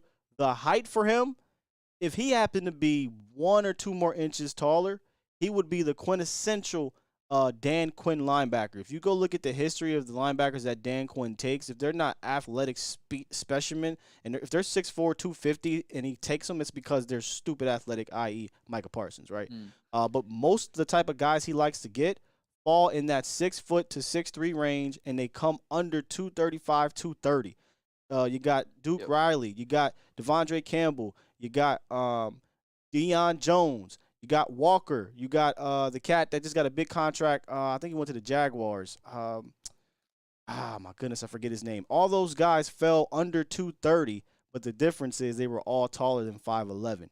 So to me, 229 is right up his alley. It's just that he's short for a Dan Quinn. That's why I didn't really think he was a Dan Quinn mold, but I thought his play could supersede that. That's what I was looking at. I was looking at him. Because, for example, we had Tommy here in the YouTube chat ask about Jabril Cox's weight, and he was 232 pounds. Which would put him in the 21st percentile. But Jabril is tall. No, Jabril, I believe, is 230 something. Well, in Mock Draftable, he was 232 in Mock Draftable. Yeah. But Jabril has the height. Yeah, he's about 6'3". Does not have exactly. So look at that, 233, and Nakobe Dean is listed at 229. That the only difference is the height, and Dan Quinn likes. I'm speaking just Dan Quinn, not the entire NFL. Dan Quinn likes the length at that position. So that's why he wasn't a Dan Quinn. We call it the Dan Quinn criteria. Technically, Nakobe Dean doesn't fit the Dan Quinn criteria. Could this be a quarterback for the New Orleans Saints? With the I thought this 49th yesterday. pick. I thought yesterday they were going to take a cue. They traded up for freaking Chris Olave. I was shocked. I think we all did. Listen, usually the norm with quarterbacks is that teams will take them higher than the fans expect, and now it was the other way around. We had low expectations for the quarterback class in 2022, and they have been surprising us. Oh, that's Dustin Poirier making the pick, making the announcement. I love UFC, Sky. I'm sorry. I just got excited. Hey, man, get excited. I get excited for other stuff. I get excited for WWE. I get excited for shows. Hey, get excited, man. Hey, that's El Diamante, Dustin Poirier. You want to know the pick? Go ahead, man. Let us know. With the 49th pick, In the 2022 NFL Draft, the Saints select cornerback Alontae Taylor from Tennessee. Ooh.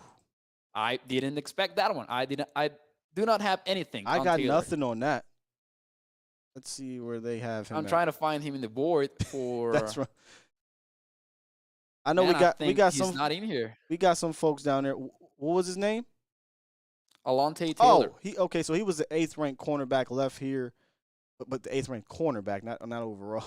Overall, he was 109. I have Brookler's top 100 here, and I did not see his name in the top 100.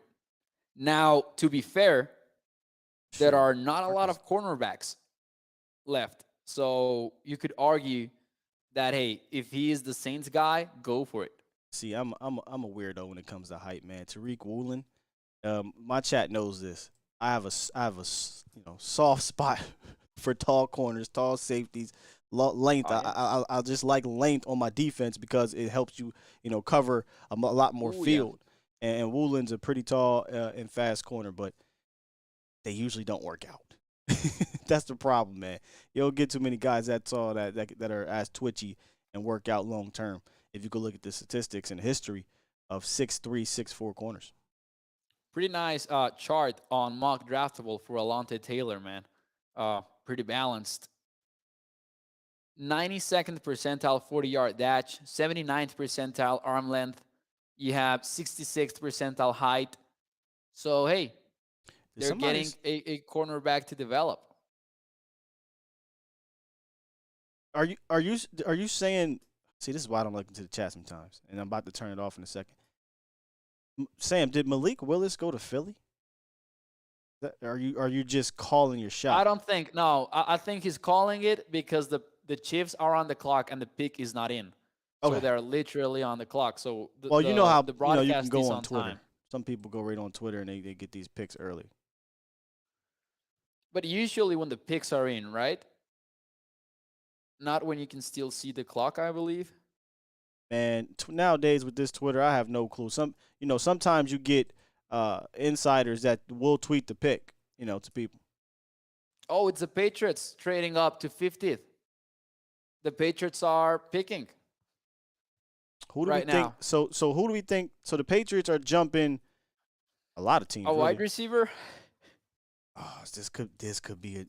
If you say wide receiver, instantly I'm thinking George Pickens. All right. Skyy Moore. Patriots. Skyy Moore would be if Tom Brady was still the quarterback, but it don't gotta be Tom Brady. Shoot, Mac Jones does the same damn shit in regards to how they play. I'm not saying he Tom Brady, y'all, before y'all beat me up and leave the chat. I'm just saying they do the same type of thing. So Skyy Moore would be a perfect little fit right there. Ooh, nah, man. And I promise you I have not seen this, but it's gotta be Nakobe Dean, right? They like the high tower guys. They like the size too. I can't recall the last smaller guy that they had roaming the middle, unless they move him to Will.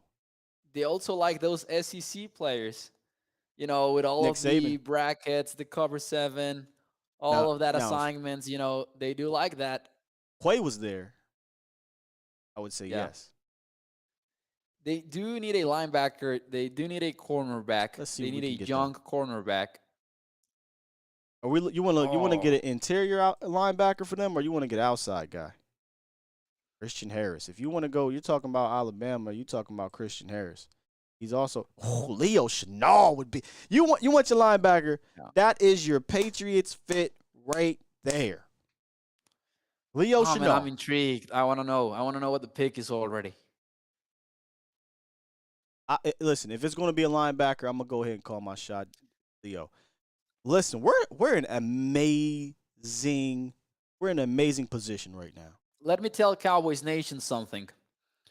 So the Patriots traded up 4 spots, and it cost them a 5th rounder, according to the NFL Network broadcast.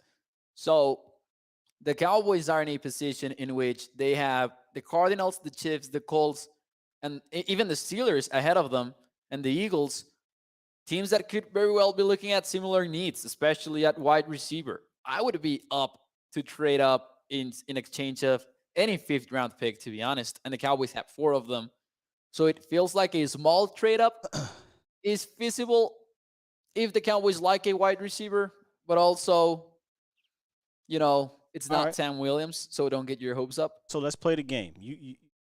So for me, I can stand pat and get a guy, so I'm good. But if you're looking at receiver, let's play the game. You said 5 picks, right?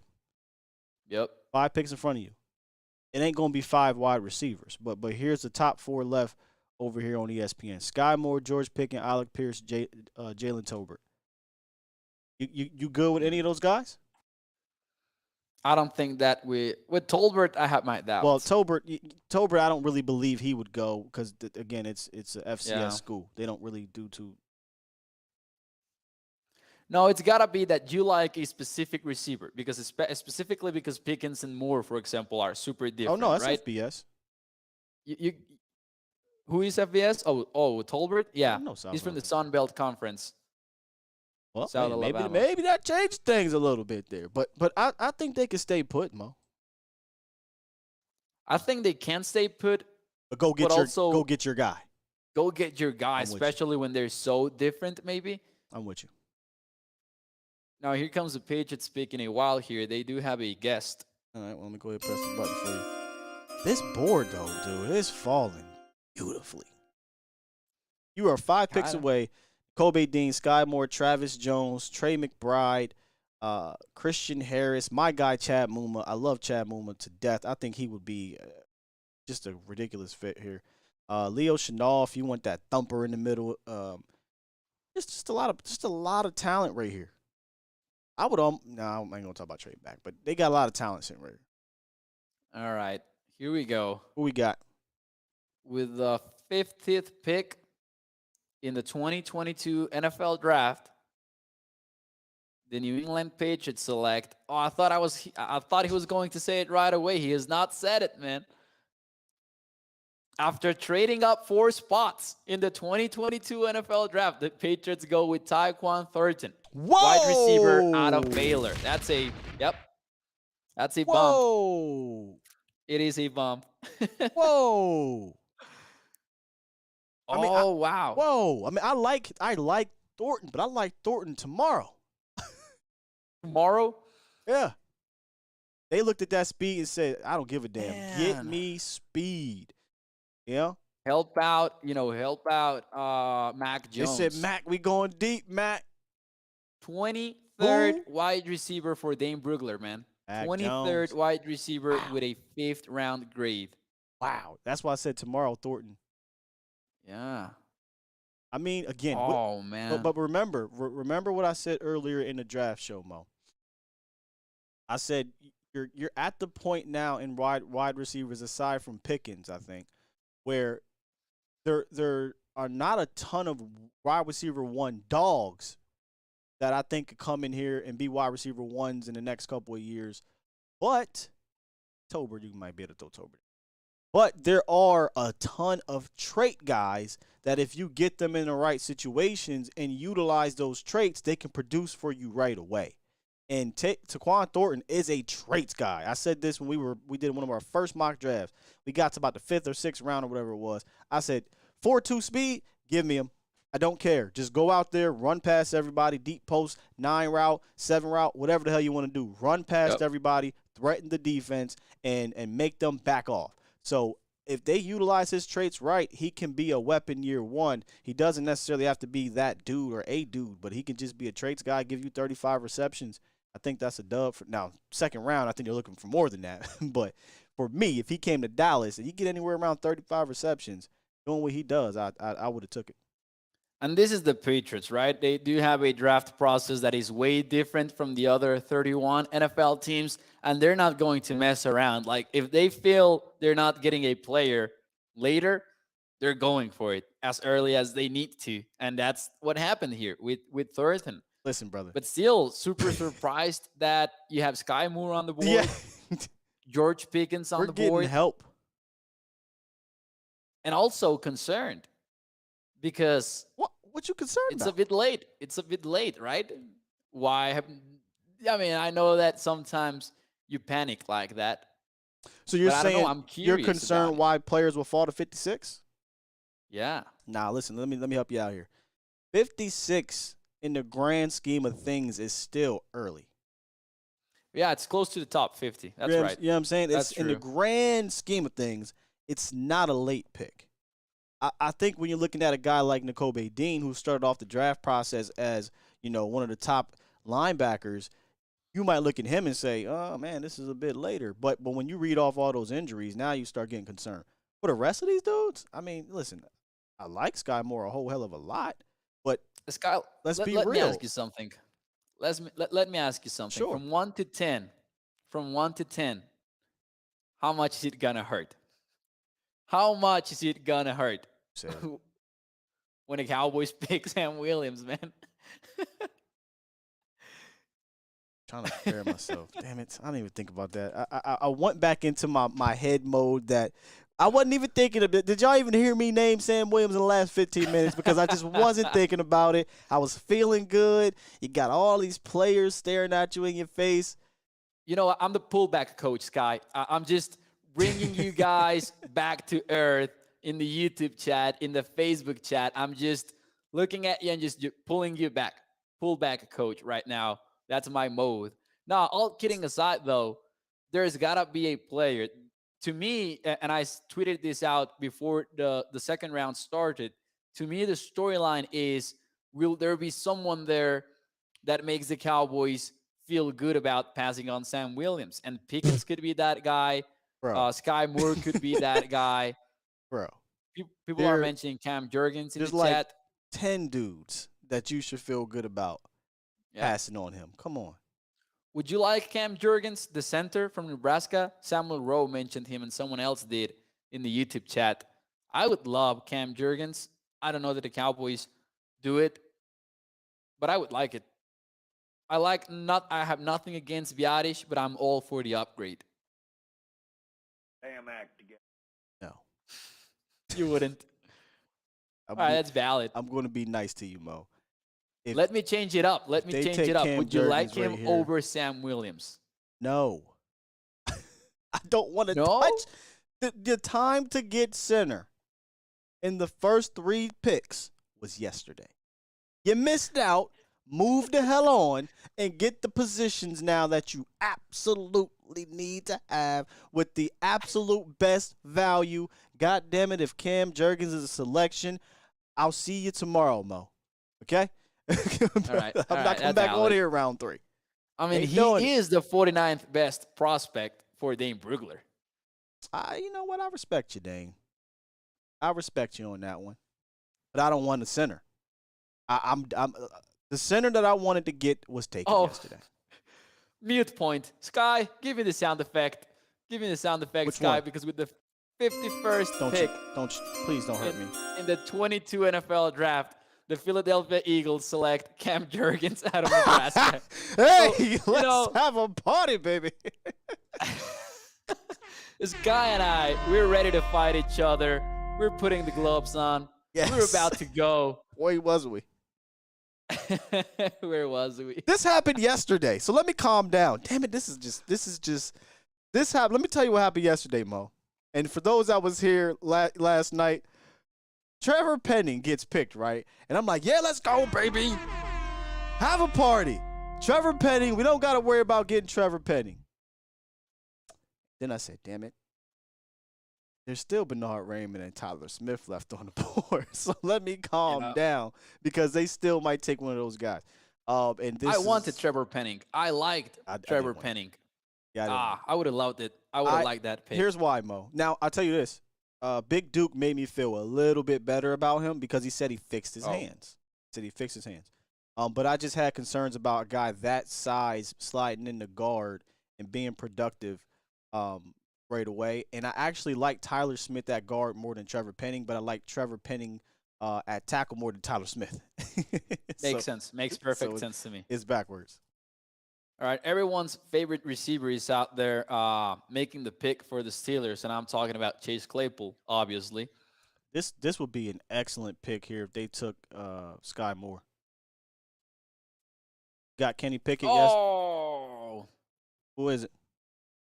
It's George Pickens out of Georgia. So Pickens went to the Steelers, ladies and gentlemen. George Pickens out of Georgia. Ex-receiver. He's got the size, speed combination. He can get that 50-50 ball. I mentioned it earlier. Over 71% of his catches went for a first down or a touchdown. So we're talking about a big-time receiver that if it weren't for some injury concerns and maybe some attitude concerns, it seems like he would have gone in the first round. Talent-wise, we could be talking about a first-round talent. ACL, he tore his ACL in 2021, so that's part of the concern. Man, that one hurt. That one hurt because it was late. Like, if he would have gone in the 37th pick, for example, I would not have mind. But the fact that it happened 3 picks away from the Cowboys, no, 4 picks, excuse me. I'm bad at math. That kind of sucked. Yeah, I brought up Skyy Moore because I just thought they would take a guy, like a slot guy, to help out their quarterback. But, I mean, you got a dog right here.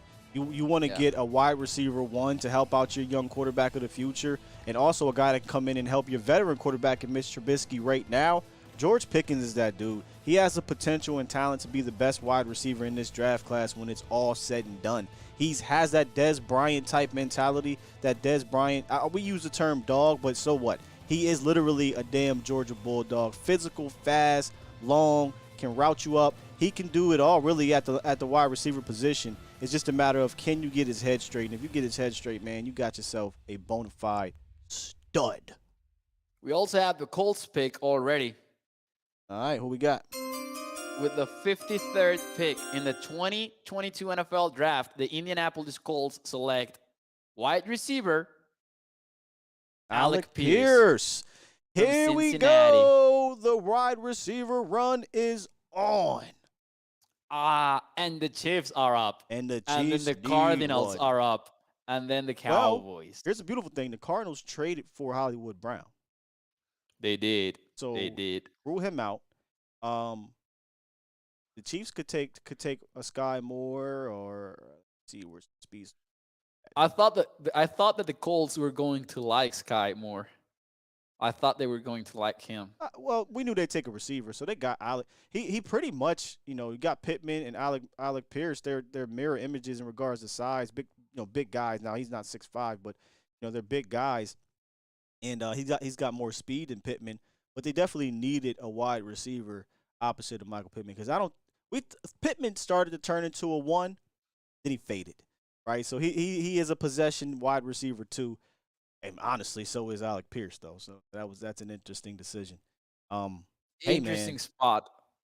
I low key would love. I'm about to tweet it out at Jeff Kavanaugh. All right. How we feeling, my guy?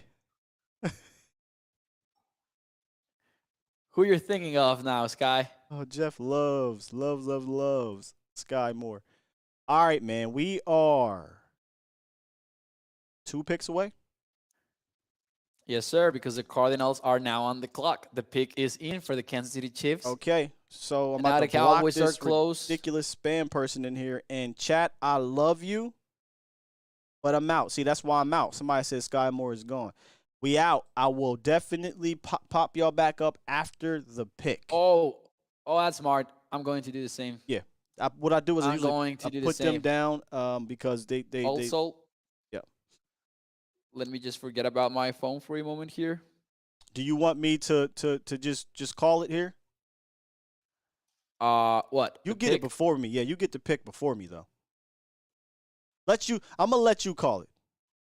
You call it. You just let me know when to press the button and when it comes in. But the pick is in for the Kansas City Chiefs. Again, we talked about receiver. I think receiver would be good for them. They need another guy. Although they did sign MVS to a couple bucks, but they got Juju Smith-Schuster. But, hey, Andy Reid loves collecting weapons.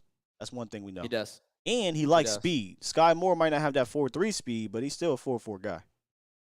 Yeah, I would like that for the Chiefs. I wouldn't like that as a Cowboy fan, of course, but I would like that objectively for them. Now, what about Nakobe? Nah. Dean paired with Bolton would be nasty.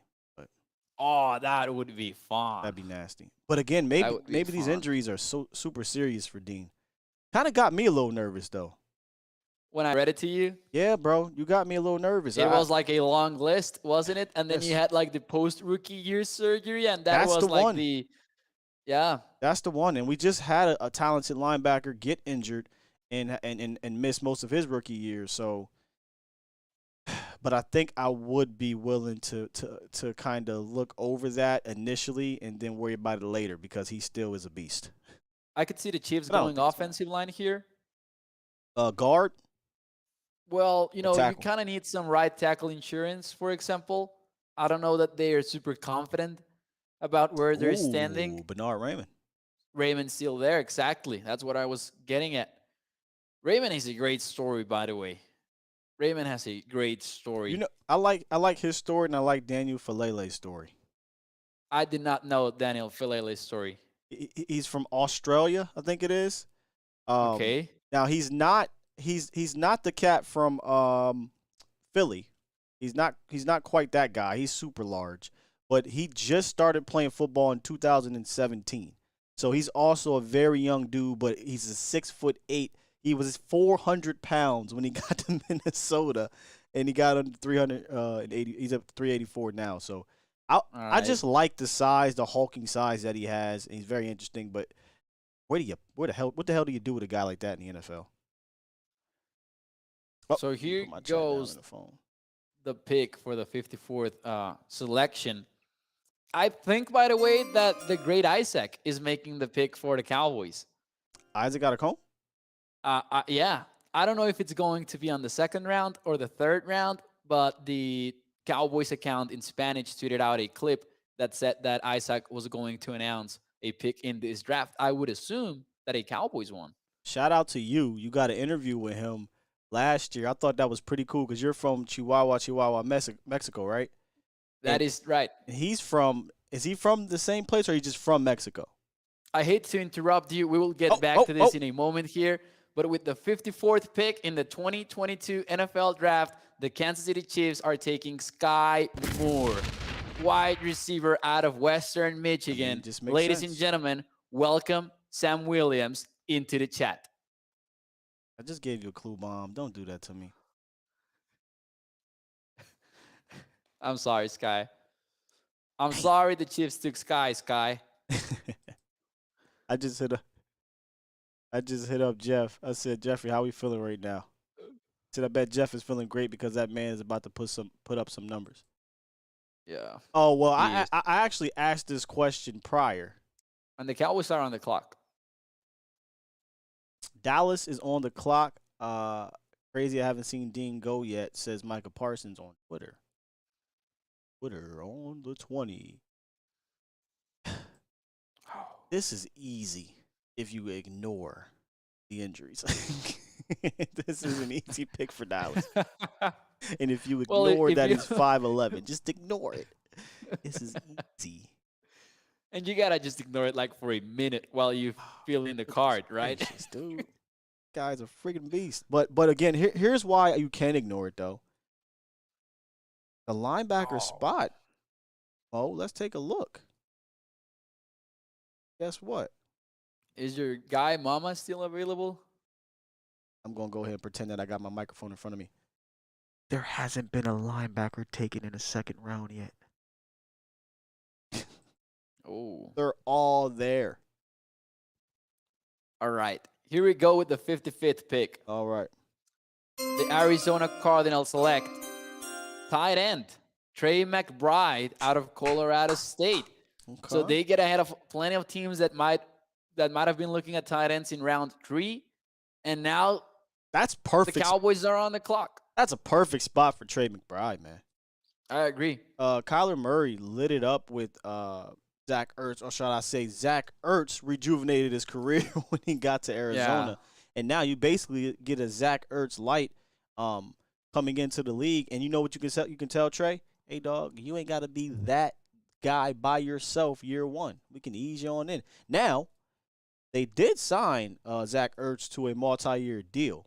So that's interesting. But a lot of teams have, run multiple, 12 personnel set. Hell, Dallas, right? We run 12 as well. So Dallas is on the freaking clock. And Jerry, Jack with you today. I don't. I don't. You got your chat down? Yeah, I got my chat down. My phone flipped. I'm just looking at the TV, Sky. So, will you want me to call it? Yes. I'm looking at TV too, but I'm about 15 seconds behind you. So I'm going to be relying on you, sir. So I'm going to let you know who the pick is for the Cowboys. All right, man. Well, who's available? That could change the Cowboys, expected pick of what we have been talking about the entire night. Nakobe Dean is still there. Travis Jones is there. And I don't think Travis Jones would make them change their mind. Oh, man. This is a tough one. I'm glad you put it that way. You put it that way because it makes me think differently. It's not who I think should change their mind. It's who do we believe will change their mind. I love Chad Muma. I love Nakobe Dean. Hell, I'm not even in love with Leo Chenal, but hell, I'll take him over Sam Williams, Nick Bonito, Christian Harris. I mean, what are we talking about here? Travis Jones, as you said. There are a bunch of players I would take over Sam Williams in this point. But, Cowboys Nation, just like so eloquently put by Mo, is there anybody that's really going to push them off of Sam Williams? And they're on the phone. They're showing us here. They're showing me on ESPN. I'm sorry, NFL Network. Jerry's talking to somebody on the phone, on his cell phone. He got a celly. Roger Goodell is on the stage. Oh, someone press the button. With the 56th pick in the 2022 NFL Draft, the Dallas Cowboys select edge rusher Sam Williams out of Ole Miss. We could have seen this coming from 10 miles away, Sky. What did I tell you?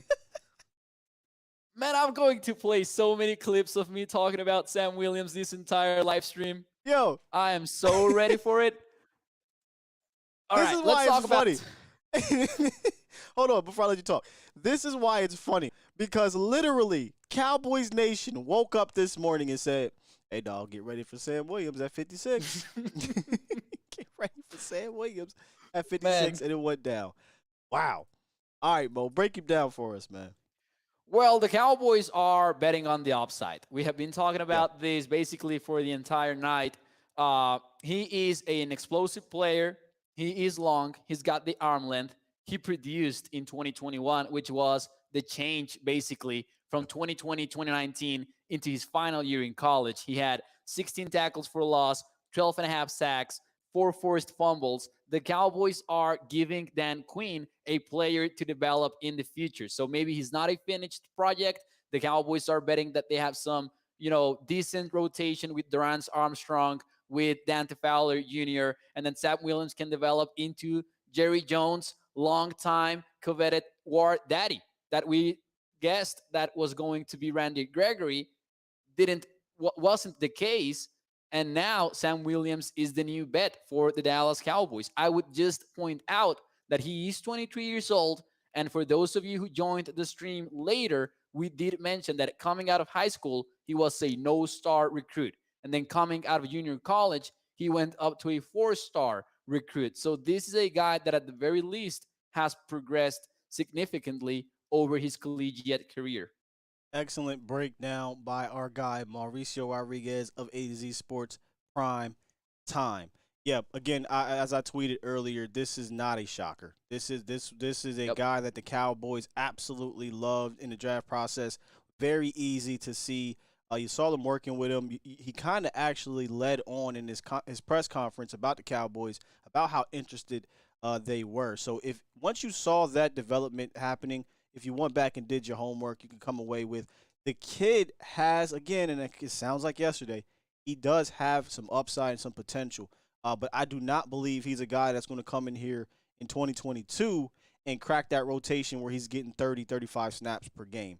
Because you got D-Law, you got Dante Fowler, you paid Dorrance Armstrong, you got Chauncey Golston, who was your third-round pick last year, who showed some promise, by the way, going into year 2. He may be a guy that solidifies his spot in that rotation, and then you'll have Sam Williams. So this is definitely a futures pick, and it kind of feeds it feeds the minds of those who believe that the Cowboys are more so looking to the 2023 season, if you wanted to look at it that way.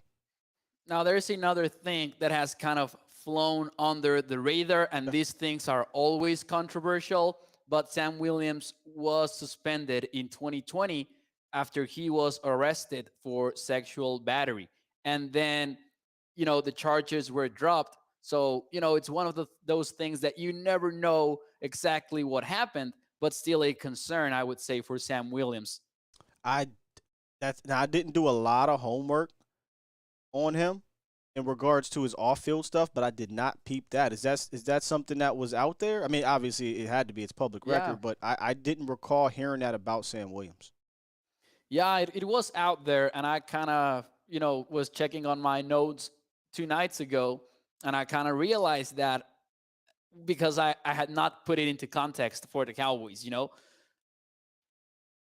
And, the Cowboys did not shy away from those picks. They did take Josh Ball, for example, in the 4th round last year, who also had kind of a similar background, different but similar.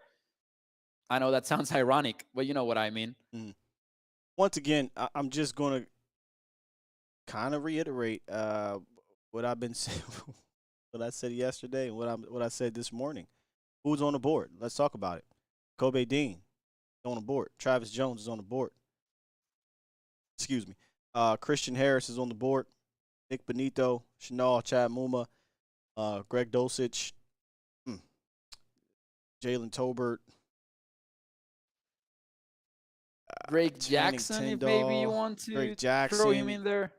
I don't think they're going to take the cat from what's the other? Not really a small school, San Diego State. I don't think they were going to go that route anyway.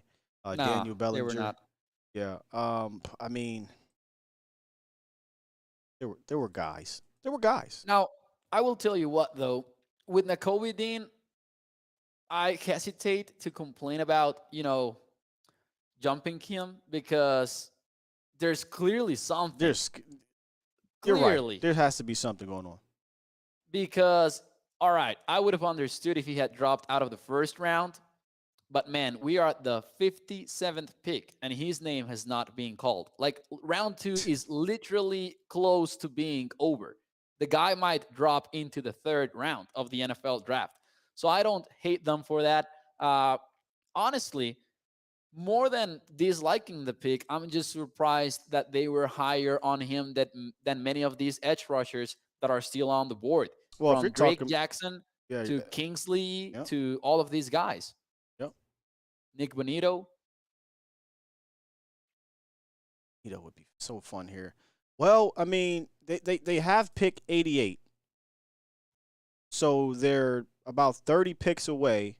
Again, a lot of landmines that you have to dive or you have to kind of avoid, but there's still at least a dozen and a half guys I think that the Cowboys can take. This is beyond just obviously your edge rushers and your linebackers, still some wide receivers and things like that.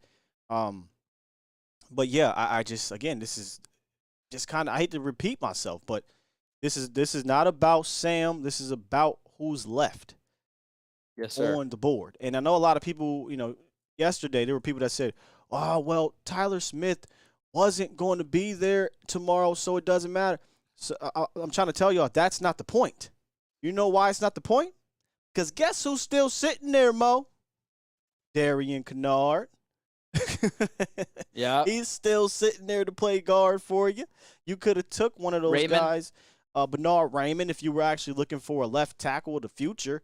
You could be like, cool, we'll take him in the 2nd round. We'll sit him for a little bit. They clearly aren't scared to do that, right? They took Randy Gregory. He didn't play much in his rookie year. Jalen Smith didn't play at all. Kelvin Joseph didn't play at all. And I'm not a Raymond fan, but I'm just saying if that's what you wanted to do.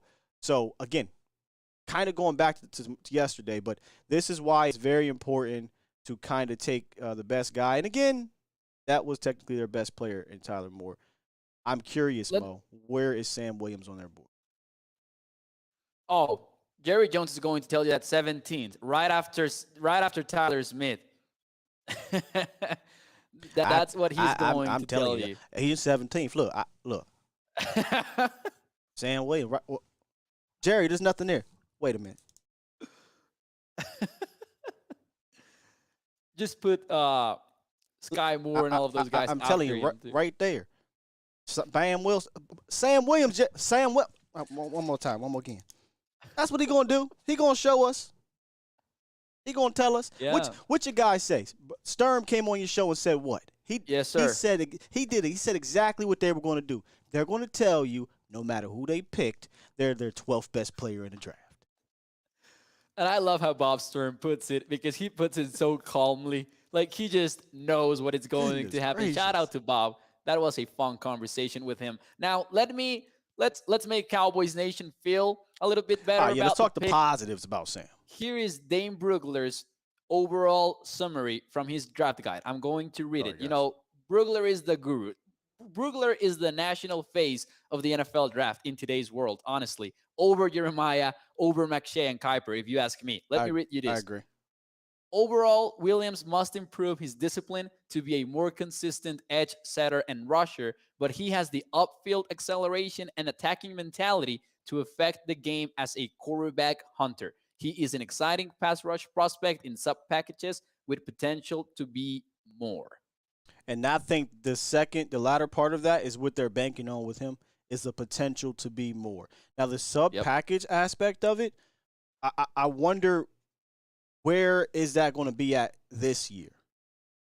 You know what I'm saying? Like who's off the field? Second round's is pretty rich, so you would imagine somebody's going to have to take the hit, take the fall. And if I just had to guess off the top of my head, haven't watched the practice, haven't seen the training camp, if I had to guess, Mo, I would say Chauncey Golston would be the guy that they would kind of, that'd be the sacrificial lamb where, hey, little fella, sit down. We got to get our second round pick involved here, get him some reps. Because in sub packages, Golston actually was involved a lot in those sub packages. Yeah, so. Low key, and that actually flew under the radar, I believe, with Golston. Yeah, he's like most of the rookies, started off pretty solid, but hit the rookie wall as they do. Yep. So the Cowboys go, help the offensive line in the first round, then help the defensive line in the second round, and that sets us up for an interesting third round in which there are going to be wide receivers, there are going to be tight ends, and I would guess those are the two most likely positions that they look at in the third round. Let me ask you something, Mo. Do you want to go through the third here, or do you want to come back to the third? I think we could come back, right? Yeah. I don't know what you'd think, though. Yeah, I just want to ask you because I'm locked in. I'm locked and loaded. But if we want to go ahead, take a breath here, take a quick break, and then we can come back in round 3. When does round 3 start?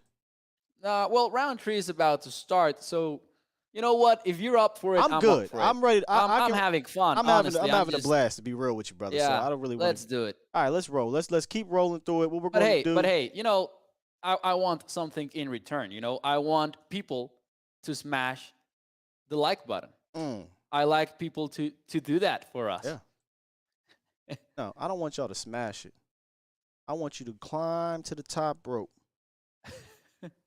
I want you to stick your hands up like Macho Man Danny Savage and give him the elbow on that like button if you can.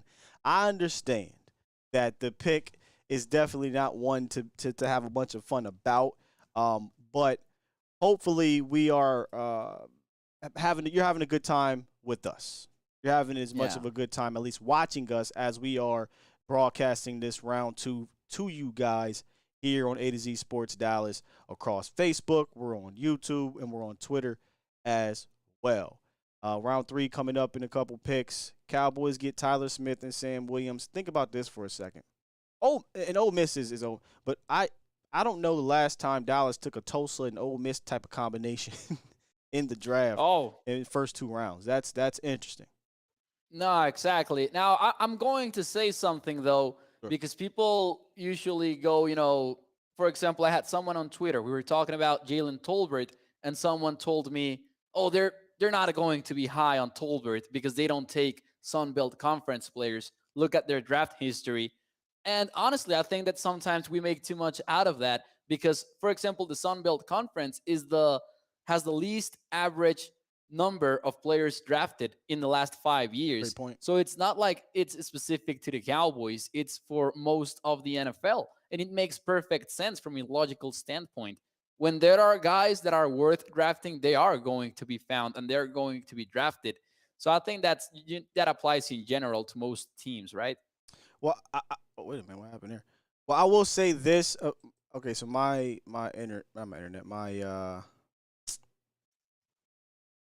you're probably gonna have to tell me the picks now. Something happened. All right, so let's recap because we didn't mention the Apologies, picks y'all. after Apologies. the Cowboys picked.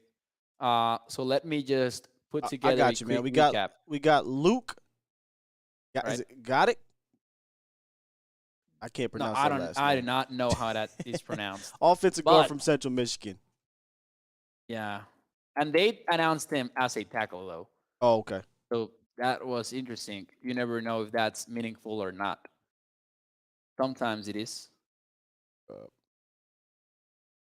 They're not letting me sign back in. All right. Oh, you know what? I forgot I got ESPN up. Luke Gadecki, Gadecki, according to Dane Brugler's draft guide. There you go. So after him, who was taken? You had Luke Gadecki, then Troy Andersen to the Falcons, who is an amazing athlete. You know, linebacker, played quarterback, played running back, a little bit of everything. So he goes to the Falcons. And then the Vikings picked Ed Ingram, the guard from LSU. Yeah. And now the Bills traded out of the 60th pick, and it's going to be the Bengals picking next. Troy Andersen, Ed Ingram, guys that we also were looking at on A to Z Sports Morning Show. Troy is that utility. I called him the Taysom Hill of the defense. I feel like he can just do so many different things for you. Fun player, obviously new at the position, but can do a lot. And Ed Ingram, another one of those nasty type guards, off-field issues though, but apparently he checked out if he went to 59. I mean, I would have never thought Troy Andersen would go before Nakobe Dean. Absolutely not. Nah, we didn't know. Like, we knew that he could slip out of the first round. That was not going to be a surprise. I think that was expected. Like, you could see him in the first just as easily as you could see him in the second. But not this late. Like, even if he's picked next, this is way too late for Nakobe Dean. Isn't it? I don't think anybody had Nakobe Dean falling out the second round. No matter how down and it always happens. There's always somebody, right? There's always somebody. It cost the Bills, the Bengals, a 6th round pick to climb up 3 spots.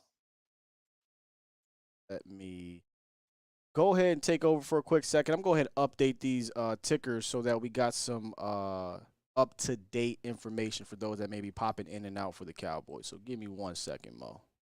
Yes, sir. Go get it. I'm just going to say in the meantime, man, am I surprised that we have yet to hear more quarterbacks.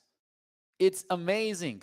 When was the last time that we were on a similar spot like this, in which we have not heard Malik Willie's name, have we? In the history of me really paying attention to the drafts, really hard, I cannot recall the last time this happened in regards to quarterbacks.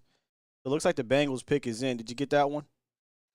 I'm about to get it. Yeah, it is Cam Taylor-Britt, the cornerback out of Nebraska. So the Bengals keep building, at key positions.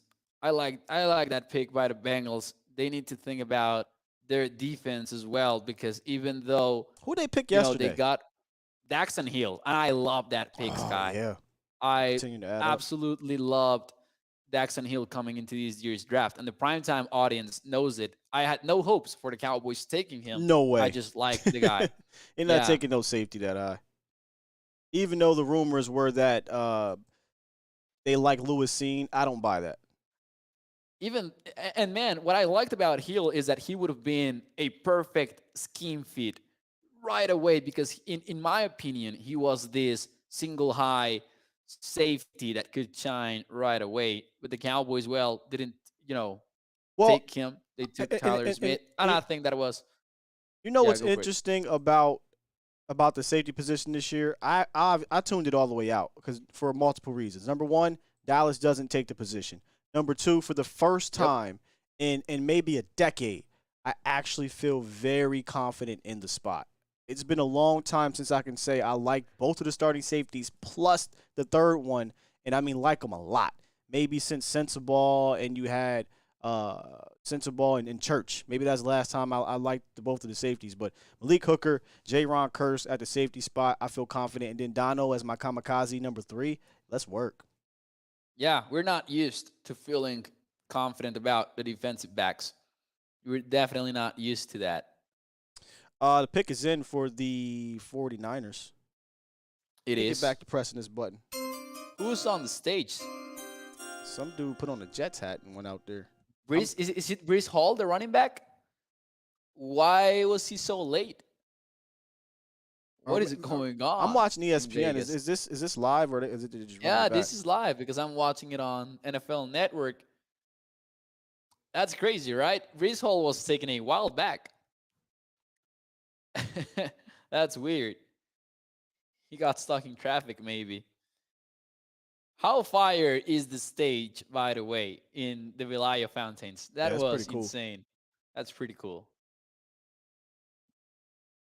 Zach should have sent the look.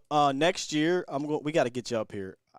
Somebody had asked me, you should go to KC, and then I saw somebody say, I think it was getting my haircut. It was like, man, they're doing a draft party at the Star, and I'm like, man, you know what? I would love to do a live draft show at the Star next year. So we got to get on Zach and Austin to line that up because that would be absolute fire. Oh, man, that would be an amazing experience, Skyy. Hey, man, now, of course, it's difficult to make any sort of promises this far out of the regular season. But at some point, I might, just drop by with you and Jesse for the game day show. Ain't no that drop by. Amazing. You're gonna be a part of the show if you come up here, unless you go into that would be amazing, the game. Man. But yeah, we have a great time, man. The game day lives are absolutely amazing. I'm not sure who in the chat have been there to Texas Live, but it is an awesome atmosphere. Yeah. Tommy915 says Breece Hall was taken long time ago. Yeah, that's weird. I don't know what happened there with the draft stage. And I cannot believe how frustrated San Francisco 49ers fans are right about now. Just waiting for their pick to be announced while Breece Hall is being introduced on stage. I don't think I've ever seen anything like this. Oh, man. The draft is full of weird things, isn't it? I tell you what. If I was a Cowboy fan and I actually, went to the draft and they took Tyler and Sam, those aren't the type of picks that you're jumping and hollering for. Those are the type of picks you go back home, you study up a little bit more, you make yourself feel better, right? This isn't Trevon Diggs and CD Lamb. This isn't Michael Parsons type thing. This is a little bit different this year. But yeah. I hope they're having a good time. I hope they're safe over there, even if they're not all happy with the picks. But again, I think both of these picks, Sam and Tyler, have some talent. They definitely have some talent. But these guys are going to, they got to round into form. Yeah, there's no doubt about that. Listen, this is a draft class that I know it sucks to hear this, but we will not know right away. We will not know about Tyler Smith or Sam Williams anytime soon. Maybe 3 years from now, we will have to look back on it and say, oh, how wrong we were. And hopefully. That's the thing. If you absolutely are just out on those picks, you hope you're wrong, right? I think we'll know about Tyler. I think we'll know about Tyler by middle of the season. He'll be the starting left guard. Not know what he's going to be, not the finished product. Yeah, not that. Exactly. We'll know about Tyler Smith, the left guard. We will not know about Tyler Smith, the left tackle. Drake Jackson is the pick for the 49ers. Excuse me. The 61st pick for the 49ers is Drake Jackson. Would you have taken Drake Jackson over Sam? That's a good question. I don't know if I would have, but if I had, I don't think it's outrageous to take Sam Williams over Drake Jackson. Gotcha. And now, the only thing about taking Sam, I think that probably rules out some of the I hate to call him tweener, but the versatile guys I like a Nick Benito, Brandon Smith type. They're probably not going to be picked by Dallas here in the third round. I think linebacker is next, though. I mean, we didn't really talk about what's next. How wide far? Receiver. How far does Jalen Tolbert fall, for example? Now listen. If Jalen Tolbert's there round 3 for you, you take that, man. Run to the podium. It's a no-brainer. Run to the podium. Khalil Shakir could be the pick next. That guy says I'm thinking tight end. All of them are left besides Trey McBride. So positions of need: wide receiver, linebacker, tight end, and backup tackle unless they're cool with ball. But the first 3, wide receiver, linebacker, tight end, I think there's still a ton of players left on that board. Yeah. All right, here comes the 62nd pick from the Chiefs. I feel like the Chiefs done took 10 picks. Is that? Oh, snap. That's Corbin. He's a WWE superstar. I think he used to play for the Chiefs or something like that. Oh, really? Yeah. And now he's with the WWE? He's been with them for a little bit. Yeah, a lot of WWE superstars are former NFL players or football players. He used to be a lineman. He's like 6'7". I think he played for the Colts, but maybe he did play for the Chiefs. So did you get the pick? Yeah, Bryan Cook, safety, Cincinnati. I like it. You don't know what's going to happen with Tyrann Mathieu. Oh, they're not bringing him back. I've been listening to a little bit of what's going on in Cincy. He's out because they signed Justin Reed. Oh, that's true. They did. Well, now they get Bryan Cook out of Cincinnati, so that makes sense for the Chiefs. You have the Bills and the Broncos next, and that would be the end of the second round. And we'll start to hit the third round where Dallas. Now, I will open up a parenthesis here, Skyy, since you're talking about the WWE. I do not follow. Listen, a lot of people don't. That's fine. Yeah, I just need to ask you. And you were there, actually. I think you were there for this one. How about my guy, Logan Paul? So Logan Paul went on. Did he go one night? I think he went on night 2. I don't know, to be honest. I cannot remember if he was night 1, man. I'm going to be honest with you. Your boy Skyy was drinking a lot of Fun Juice night 1. Oh, okay. But in general, Logan Paul was extremely impressive at WrestleMania. I think he would be a fantastic heel. You know what a heel is, right? Nah. Okay, so heel is the bad guy. Babyface is the good guy. Yeah. He would be a fantastic heel. So Logan Paul, he's got the athleticism. He's got the demeanor. He's got the attitude. He's even good on the mic. I think he would kill it in the WWE. But that's awesome. Man. I don't think he would. I don't think he'd stay in there long because that is a taxing job. Like, you're on the road over 320-something days, so I don't think he'd do it. Yeah, and that guy has a lot of, things going on in his life. I got to tell you, I'm afraid that I might get canceled by the people here, but I'm a fan of the Pauls, specifically of Logan. Jake, not so much. Logan is my guy, Logan's though. cool. I enjoy his content and his whole, trajectory in which he went down and then up again. They're entertaining. Yeah. They're entertaining. But anyways. That's about it. The Bills pick is in. They picked Kaiir Elam in the first round, continuing to load up on that defense. Yes, sir. J.A. said, that guy said, cancel him, get Mauricio out of here. Between the boneless wings take and the Logan Paul takes. Michael Beatty, I hope you are safe, sir. He says, a tornado. Where'd you go? Tornado on the ground right now in my town, and I'm watching the draft.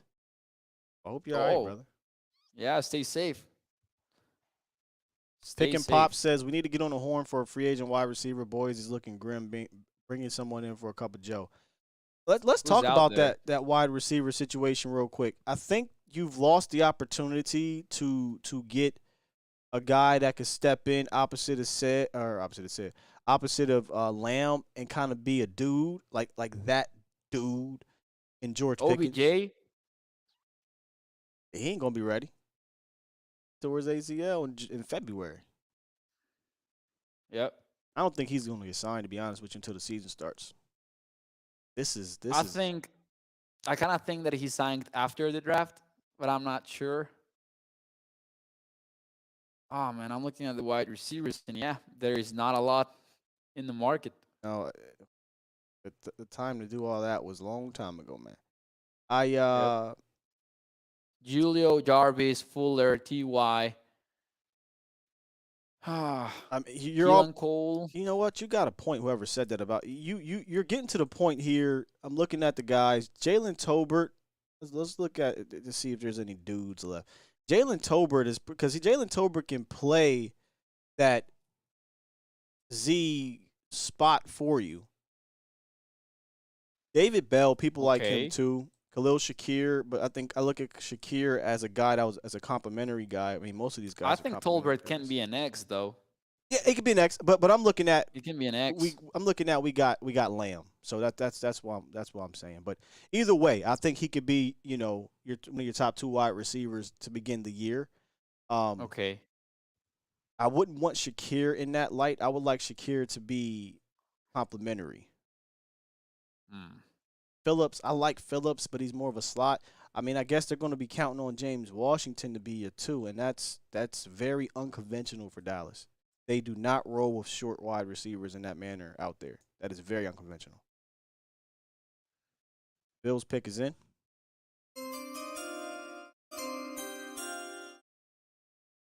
When they select running back James Cook out of Georgia. The Bills just love getting them some day 2 backs and they needed one. Yeah. They needed one at this stage, and specifically one that could, catch as well. James could provide that for them out of Georgia. Late in the second makes sense to me. Balanced wide receiver, all-around weapon. The Bills, we knew that they were going to target a running back at some point in this draft. I completely, and you know what, y'all? For those that was on my show earlier, something happened to my soundboard. I never recovered it, so I had to upload everything. I forgot to upload my super chat button, man. So what I'm gonna do is we're gonna go ahead and drop the clue bombs for these super chats that came in earlier that I did not read off. Toxic Tom says, Mo, you looking like a college graduate. Thank you to Tom, man. We're close. We're pretty close. Creative Genius, $2 donation says, cross your fingers for Pickens. Well, that didn't happen. Toxic with another $2. He says, Sky, this team is a TV show. This is getting old. It is like a rerun. Then you could have read that comment without telling me who it was, and we would have known who it was. It's true. Twan says, thank you for the $5 donation. What are the top wide receivers left? And we kind of went off. We actually kind of rattled those off. Jalen Tolbert, Calvin Austin. I don't really believe they'd be looking at him. David Bell, Khalil Shakir, Jones Jr., Kyle Phillips, Bo Melton, Justin Ross. Easy E is still on the board from Texas Tech. I like Easy E. Danny Gray, if you wanted to go SMU. But we're looking at, again, a bunch of complimentary guys. I think your time, Mo, to get a dude was the Skyy Moore, George Pickens situation. And I never, I was surprised that we were so close to them. I don't know if they had taken them, if they were available, but they were close. I thought they were going to go early in the second round. The pick? Are you looking at the Broncos pick right now? Yes. Yeah. This is a fit right here. I like this fit. Telling you, man, Nick Bonito is just a wild card type of defender, man. A guy you can move around. He could be a linebacker. He could be a outside linebacker, rush the passer, drop back. The athleticism is there. You want to talk about twitch and you want to talk about wiggle. He got it. He has that Houdini that I dubbed with Micah Parsons. He can, now you see me, now you don't. the speed. Like Nick Bonito goes to a team where I don't gotta be that guy. Bradley Chubb, Randy Gregory, on the outside, and let Nick Bonito be your DPR, designated pass rusher. Good pick by the Broncos, who continue to kind of revamp that defense. That team, and really. The question with Bonito has been the play strength, right? Can he small guy develop that play strength, because he doesn't move the offensive lineman, at least not on tape? That's going to be the question for him for sure. But hey, Broncos a good place to go. They have a pretty good defense, so great landing spot, I believe, for Nick Bonito. Yeah. We got Gregory says, who's the best tight ends available? All of them are left. Dulcich, Ruckert, Jelani Woods. I love Dulcich, man. I do I too, love bro. Dulcich. Dulcich was the first. So here's what happened. Dulcich was the first tight end I fell in love with. I actually like him more than Trey McBride, to be honest. And then it was Jelani Woods, and then Jelani kind of leaped him because, again, I'm a sucker for 6'6", 6'7" type of guys that have that type of athleticism. So Jelani Woods and Greg Dulcich are my favorite two tight ends left. Charlie Kohler is after that, as Isaiah Likely. Cade Otton, y'all. Cade Otton was a guy that was on the 30 visit. Otton and Ruckert and Woods were all 30 visits. Of the three, give me Jelani Woods and let's roll. Dane Brugler put together a mock draft before day 2 started. It was out this morning on The Athletic, and he mocked Sam Williams to the Cowboys in the 2nd round, and he mocked Jeremy Ruckert out of Ohio State for the Cowboys in the 3rd. Didn't really, took the time to really study who was available and who was not. I will check that later. In my PFF simulator mock draft, I had Jelani Woods at 88. And when we played the co-GM role here on Primetime Sky, we did take Jelani at 88. I would take Jelani. I would too. How about this one? There's a couple tweets out here that let me read these off. John Machota. Sam Williams told 105 through the fan, I told Dan Quinn before the draft I want to be a Cowboy. Being worked out by him was a huge honor. I told my agent I don't want to leave after the 30 visit. I told them I'm going to miss my plane on purpose because I don't want to leave here. I love to hear that, a guy who wants to come in here and be great. He also said, I'm not trying to be average in no aspect. So you got a hungry guy. I'm never going to be mad about getting hungry players at all, man. Got 2 of them. No, I agree with that. Especially when he, fits with the defensive coordinator, a defensive coordinator that we as a fan base enjoy, and we specifically praise his teaching ability. Then that's what you want to hear, right? Out of the 2nd round pick for the Cowboys. Here comes the Jaguars pick. That will open up the 3rd round. Really surprised that Malik Willis still on the board.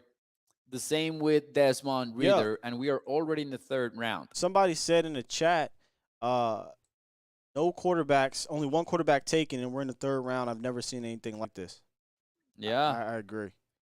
You got the Jaguars on the clock. Duval. I have the pick, actually. I see it as well. With the 65th pick in the 2022 NFL Draft, and to open up the 3rd round, Luke Fortner, offensive center out of Kentucky. So getting my man, Trevor Lawrence, some help on the offensive line. Trevor Lawrence, let me tell you, he did not have a bad year, even though the Jaguars did. He's still a player. I mean, he's still the prospect that we wanted him to be, I believe. And now you get him, Luke Fortner, and I think, he needs help on that offensive line. Luke Fortner gone. The top 3 centers, I think, are all gone now. Correct? Juergens, Fortner, and Linderbaum. Who's then Brugler got? you had the Patriots also take Cole Strange. Well, they're so going to play at guard. He's going to play at guard. That's what I was told yesterday. Now that could change. Well, they did lose 2 starting guards, so that would make sense. They have someone, I forget his name, that is, super in line to take over one of those guard spots. That's why they traded away Shaq Mason. I forget the name of the guard that's going to take over, though. Also had the 66th pick already for the Vikings, if you want to go ahead with that one. The Vikings select Brian Asamoah, linebacker out of Oklahoma. So is this where the run at linebacker starts, Skyy? Probably. You have, who's still on the board at linebacker? All of them. Yeah, Christian Harris, man. Let me read you the names, but let me read you the names with Dane Brugler's ranking in the top 100. So you have Chad Muma, linebacker for the 44th best prospect in Brugler's guide. You have Christian Harris, 46th. Then you would have Leo Chenal, 58th. So the linebackers are still there. Channing Tindall, 8th, 74th best prospect. All of the linebackers are still there. Actually, Asamoah is 86th, ranked below all of the guys that I just mentioned. Yeah, he was there in it seems about every mock draft we did. He was always there in the third round. As long as there's not a ridiculous run on linebackers in this round, I mean, Malcolm Rodriguez, even though he's not a Dan Quinn, criteria. So fun. Terrell Bernard, so fun to watch. He is, man. He feels. DeMarco Jackson, and these are guys below the Darian Beavers. These are the low end guys. Now the guys that I like way more than them, Brandon Smith, Channing Tindall, Chad Muma, Leo Chenal, Christian Harris, and Nakobe Dean are all available. You can come away in this round with a guy I think could get on the field and help Micah Parsons and Jabril Cox right now. The only problem that you may run into is, in regards to taking a linebacker here, is if they say, and damn it, we love LVE, right? We love LVE, so we don't really want to take one here. But if I'm looking at the way they're drafted, do they love him though? Keeping around. I'm just $1 million. That feels like a bargain deal for the Cowboys. Like, I have my doubts about Leighton Vander Esch, and I didn't know if he was going to stick around. When I heard the numbers on his contract, I was excited. $3 million for 1 year, that is pretty decent for LVE. I will take that any day. It's what it is he can be cut if he sucks in the preseason type of thing, right? Yep. But what I'm looking for is an upgrade. Are we the more and more you wait, which round 3 you still can get a guy, but if you wait to round 4 or 5, are we going to get that bona fide upgrade? I don't know that. That bottom end guys I read off to you, besides, in my opinion, Malcolm Rodriguez, I do like him more than the rest. I don't know if you're getting that. Question. I don't know if you're getting that. But Dean, Harris, Chenal, Muma, Tyndall, Brandon, Malcolm, I think those guys can come in for you right now, and I'd love to see him on the field. Now, Brandon's one of those Benito types, too, that I can let just sit on the quarterback for a little bit, run, hit, talk shit. I don't really want him roaming the middle. But there are a lot of linebackers left. In fact, if they're looking for linebacker in this round, I kind of would come up, Mo. Ooh. And you have the ammunition to do so. You have 4 5th-rounders. I don't know if you need to give up the 4th-rounder as well. Nah, I wouldn't do that. Teams is moving for 5th, so. Well, but the thing is, you're still 20 picks away, right? So you would need to move up later. You would need to move up later for it not to be that costly. Yeah, I don't need to move up right now because there are my top the top 7 backers are still left. Dean, okay. You know what I mean? Like, there's like 7 back. Let me see. Dean, Harris, Chenal, Muma, Tyndall, Smith, Rodriguez, Jackson. Like there are at least 5 to 7 backers. So if would you like Rodriguez with the 88th pick though, or would that feel to you like a little bit of a reach? It would be a reach. It would probably be a reach. Yeah, it would be. But at this point, that's what we're doing. That's what they're doing. So I mean, I wouldn't like Let's not break the theme. I wouldn't like Rodriguez over the rest of those guys. You know what I mean? Like, there's other guys that I would take, but if I'm looking for a linebacker to come in and get in that middle for me and dig a little bit and help free up Micah some, or if they want to put him on at the will. I don't know that I'm ready for B to be there, Brandon Smith to be there yet. I need him to roam a bit. I'm not ready to just put him in the middle. I call him Channing Tindall. He gets shot out of cannon. I love me some Channing Tindall later on. Uma, that's my favorite guy left. There's a lot of bad. Now, I know that we've talked a lot about the tight ends, but it's interesting because you look at other fan bases, and they're also hoping for a tight end in round 3.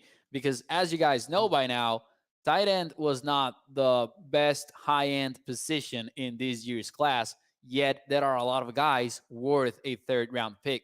So we might see a run at them soon enough, and that leaves me wondering if the Cowboys, because I know that people are thinking about Jelani Woods. I'm looking at the chat from the corner of my eye, and people are talking about Jelani Woods. I don't disagree with that. I think that's a likely pick. I'm just wondering, do we see a run at tight ends beforehand? Well, we got to get at least one or two before we start talking, not talking about it, but before we can start thinking run. Yeah. But this is very interesting here. What about Travis Jones? I think we're now finally in that round where they could start considering the defensive tackle position again, because they've done it before in round 3. So last year they did it. The previous year they did it. So Travis, and he would likely be a steal, man. He's a nose tackle that can step, right in. He can be a force versus the run, which is where the Cowboys struggled in 2021 because the Cowboys had the number 3 overall defense, if you look at EPA per play, and then number 2 versus the pass, 20th versus the run. So it was a problem. Yeah. And they didn't have a nose tackle. Like, they had Carlos Watkins. I'm sorry. They had some guys over there, just playing at one technique, but they didn't have this true nose tackle, did they? I got to interrupt you here. The Miz has come out to call the pick for the Cleveland Browns. If I'm not mistaken, I think it's from Ohio. Awesome. I think I could be wrong. He might be from somewhere else. But the Miz is out there. He's another WWE superstar.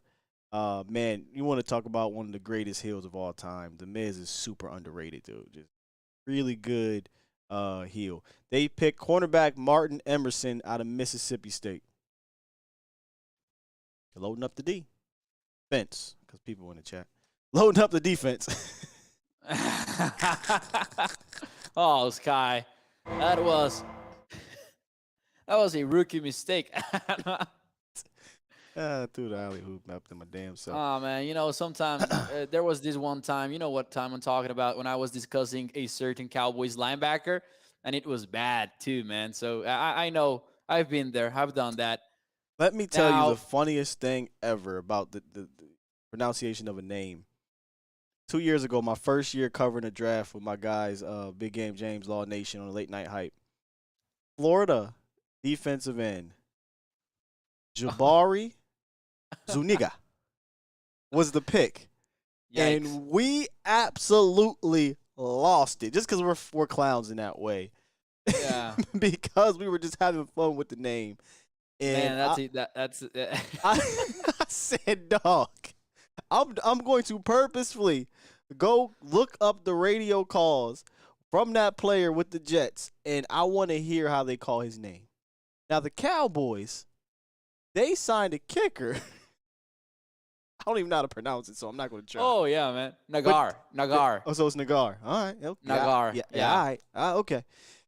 Chris Nagar. But, boy, I'm pretty sure there are going to be people mispronouncing that man's name. And I hope and pray like hell it's not caught live on television. That's all I'm saying. I have a story for you, man. I talked to Chris Nagar's agent during this offseason, and I put together a sort of a small profile for him on adcsports.com. I wanted to know more about the only kicker in the Cowboys roster, and he did tell me towards the end. I asked him, is there anything you want to add? Now, this wasn't a live interview. Right. This was for me to put together the article, and he told me, I just wish people stopped with the jokes, man, about his last name. So that was super funny too, man. Great guy. The agent is a great guy, and Chris sounds like a great guy as well. Okay. The Titans take a tackle. Nicholas Petit Ferrari or Ferrari. I always get that last part wrong. Yeah. Nicholas' little brother is what Vach says because I believe that's little brother in French. 99th for Dane Brugler, 99th prospect, but it's a tackle. So, they go at a premium. Bernard Raymond, though, still on that board. And Falele as well. I was not, a big that high on Bernard Raymond as a first-round guy. So, that didn't shock me. Didn't go in the first. Maybe it shocked me in the sense of people value tackle, but maybe they're looking at the strength. They're looking at a guy that is a super prospect and doesn't have the position flex to slide in that guard to help you. All right. Man. Samuel said, how badly messed up is Dean? It's got to be that pec, man. I asked the question on Twitter, and he didn't elect to get surgery on that pec. Yeah, that's tough. You got to hate this for these players. Ooh, I have the pick for the Jaguars, Sky. All right, who we got, man? It's a big one. With the 70th pick in the 2022 NFL Draft, the Jaguars select linebacker, I'm sorry, Sky, Chad Moore out of Wyoming. Yeah, I'm sorry, man.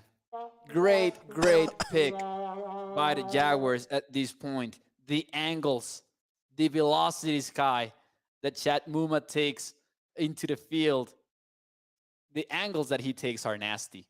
That's what I came away, when I looked at him briefly, didn't dive that deep into his tape, but the angles that he takes are quite crazy. Give me about 30 seconds here, Mom. They ask you how you say that you're fine when you're not really fine. You just can't get into it because they would never understand. It was all a dream. I used to read Word Up magazine.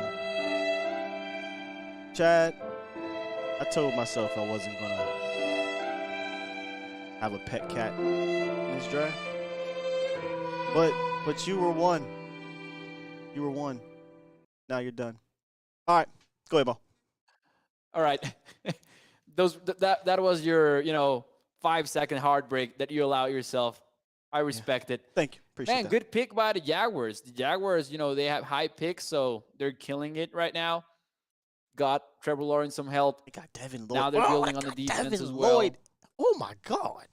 Oh, they got Devin. And Chad Muma. Ooh. Oh, that's a boss move. She telling you, dog. Chad Muma and Devin Lloyd, that's a really good pairing for the future. Wow. Bro, that is a good move by the Jaguars. I mean, and if we being real, they also got Trevon Walker, too. I know people don't like him going number one, but, I mean, he still is, he's got that potential. He's a top 15 talent. Yeah, but you understand it. Like, I understand why some people didn't like it, but you certainly understand why he was the number one pick. He is a freak. And they've got time. The Jaguars are in no hurry. They don't need to win now. So forget about Aiden Hutchinson's floor. You got to be concerned about the ceiling. I was kind of on an island. I used to do a podcast called the First Down Podcast. Shout out to my bros, Cam and Jaquan. And Cam is a Eagle fan. It sucked because they won the Super Bowl a couple years before we started, so he was just more obnoxious. And I was always putting on the cape for Doug Peterson. I thought Doug was a good coach, and I think he got dealt a terrible hand his last year in Philly. So for the Jags to go out and get an actual NFL guy and not some Looney Tune ass coach from college in Urban Meyer, I thought it's a fantastic hire to help kind of turn around. I'm actually going to liken it to when they hired Tom Coughlin. I'm not saying that they're going to have that same success, but when Tom Coughlin came in, right away he turned them into AFC Championship game contenders. But you saw an attitude change in that organization. I think Doug Peterson could come in there and have a similar effect, and he's not having to start backwards. He has talent on that team, and he's adding a bunch more. Yeah, and with Doug Peterson, the way that he exited Philadelphia, it was also about the Carson Wentz relationship. It wasn't only about the X's and O's, the problems on the field. It was more about that, right? It was about what happened with Carson Wentz. I've got the Bears pick if you're ready. Yeah. with the 71st pick in the 2022 NFL Draft, they take wide receiver Velus Jones Jr. out of Tennessee. A little bit higher than we expected him, but I think it's a good pick. Yeah, that is definitely a little bit higher, especially when you got Tolbert still sitting out there on the board, right? Yeah, I forget about Tolbert. I do forget about Tolbert. And the thing about these players, like, for example, Tolbert, who's from the Sun Belt Conference, South Alabama, is some teams are going to be willing to take you, but plenty of them maybe not, right? Maybe plenty of them will also be better off just waiting. I just thought about something. Poor Malik Willis. And he's there, man. He's in That's Vegas. what I'm saying. He's in Vegas. This dude went to Vegas yesterday, and he's not taken yet. We in the third round. Well, you know, he can get over it pretty quick with a night in Vegas, maybe. My guy Rue, shout out to Rue Glock in the building. He said he's from Jacksonville. He said he's basically a closet Jags fan. Essentially, you know, he roots for him from the city. He said the city's different when Jags are actually playing well, which is rare. And he's always felt the same way about Doug Peterson. And there was another. Okay, somebody said Mauricio Tejada said the Rams and Raiders are the only ones that haven't taken a pick yet, right? I think could be correct. I think you're correct. Oh. I think you are correct, but let me double check. However, the Raiders and the Rams have not picked. Danny makes a the good. Rams have not picked. They Danny do makes have a good point here. Go. He says, so by taking Williams, you're leaving Mike in the middle. We must get a huge one tech. Sign me up on the Travis Jones train, brother. Yeah, me too, man. Me too, for sure. I like Jelani Woods. And, you know, it's an interesting tight end class because you have guys like Jeremy Rockert who have not a lot of production in his career, and maybe you're looking at a guy that can be decent blocking. Then you have a guy like, I don't know, Isaiah Likely. Maybe I'm going a little bit deeper into the draft, but he looks more like a receiving tight end. Jelani Woods is maybe the one tight end that you're comfortable with on both sides of the game, right? Both blocking and receiving, plus the tremendous upside that he brings to the table thanks to his frame, his length, his body in general. He's insane. So that's why a lot of people are high on Jelani Woods. I'm just, you know, saying maybe a lot of teams are also high on Jelani Woods because of these same reasons. So I wouldn't be surprised if the next tight end taken is Jelani Woods, especially with the way the draft is going. I mean, think about this for a second. You ever play spades? Yeah, I have. Okay. So at some point, if you're looking in your hand, right? Yeah. I got my hand right. Say you only got 2 diamonds. You know, it ain't that many diamonds going to be left at some damn point. And I'm looking at the NFL draft, and there's only but so many positions you could take before you had to start dipping into linebacker and tight end. You done took all the damn centers. You done took all the damn wide receivers. Nobody wants to touch the quarterbacks, right? You know what I mean? You're not going to touch too many more running backs. All the tackles are pretty much off the damn board besides Raymond. Now, there's a few more, I should say. There's a few more. At some point, if you a spades player, you know once you get rid of your 2 diamonds, you could throw that spade down. You can cut that jack, that queen, that king, whatever, right? At some point, tight end is going to be that damn spade. You're going to get around to this mid-round, and somebody's going to take Dulcich, somebody's going to take Rucker, somebody's going to take Woods, and you're going to have to force your hand. Do you want to go with the Isaiah Likely in round 5 or Cade Otton in round 4 or Cade Otton in round 3 because they brought him in for a 30 visit? Or Wademeyer. Wademeyer is controversial, but we do know he was in for a visit, wasn't he? Wademeyer was one of the Cowboys' 30 visits, so we know there's some level of interest there. People are concerned about Wademeyer, though, and I understand where they come from. So it's a trust the tape kind of pick, and I'm fine with it, by the way. I'm fine with it. One of the most, I mean, it's been a long time since I've seen a guy fall so far. Not like literally in the Nakobe? draft. No. I'm talking about Wadamar. Oh. A guy to start the draft process Oh, and absolutely get obliterated with his measurables or his physical, his workout and thing like that, and dropped him pretty much completely out the draft, according to some people. yeah. And the worst part of it is that it's not ideal, but also it's not like super bad. I don't know about the speed side of things, but I'm looking at the numbers right now. Arm length, he's in the 52nd percentile. Again, 6'7". not great. No, Weidermeyer? Is that and I'm thinking of Jelani. Never mind, I'm thinking of Jelani. Yeah, you're thinking of Jelani. No, Weidermeyer is 6'3". And then you have, he weights in the 60th percentile. You know, Look, what'd you arm say? length 52nd, wingspan 79th. So what I'm saying is, it's not great, but it's also not bad on the measurable side of things. Yeah. Here goes the tackle. Abraham Lucas, Washington State, goes to the Seattle Seahawks. There you go. 6'6", 6'6.5". First team There. All Pac-10. Ooh, nice. Get some quarterbacks for whoever is your quarterback next year, because maybe Drew Lock is just going to be there temporarily, Boy. right? The league is telling you how they feel about this class, which is not a shock. I think a lot of people last year was like, you better get your cue now because it ain't one in 2022. Yeah, people called it. Now, I was going to say just minutes ago, oh, Skyy, here come the Seahawks. They might take a quarterback. And then I thought, nah, we've done that enough times today. We're not falling for it again. But, at some point, Willis will be taken. Now, not only, and here's something interesting, not only are teams maybe shying away from the quarterbacks because of this year's class, but also Bryce Young is coming in 2023. CJ Stroud is also going to be here in 2023. So some of these teams might be thinking, I can wait. I can wait another year and see how the chips fall, how the cards fall.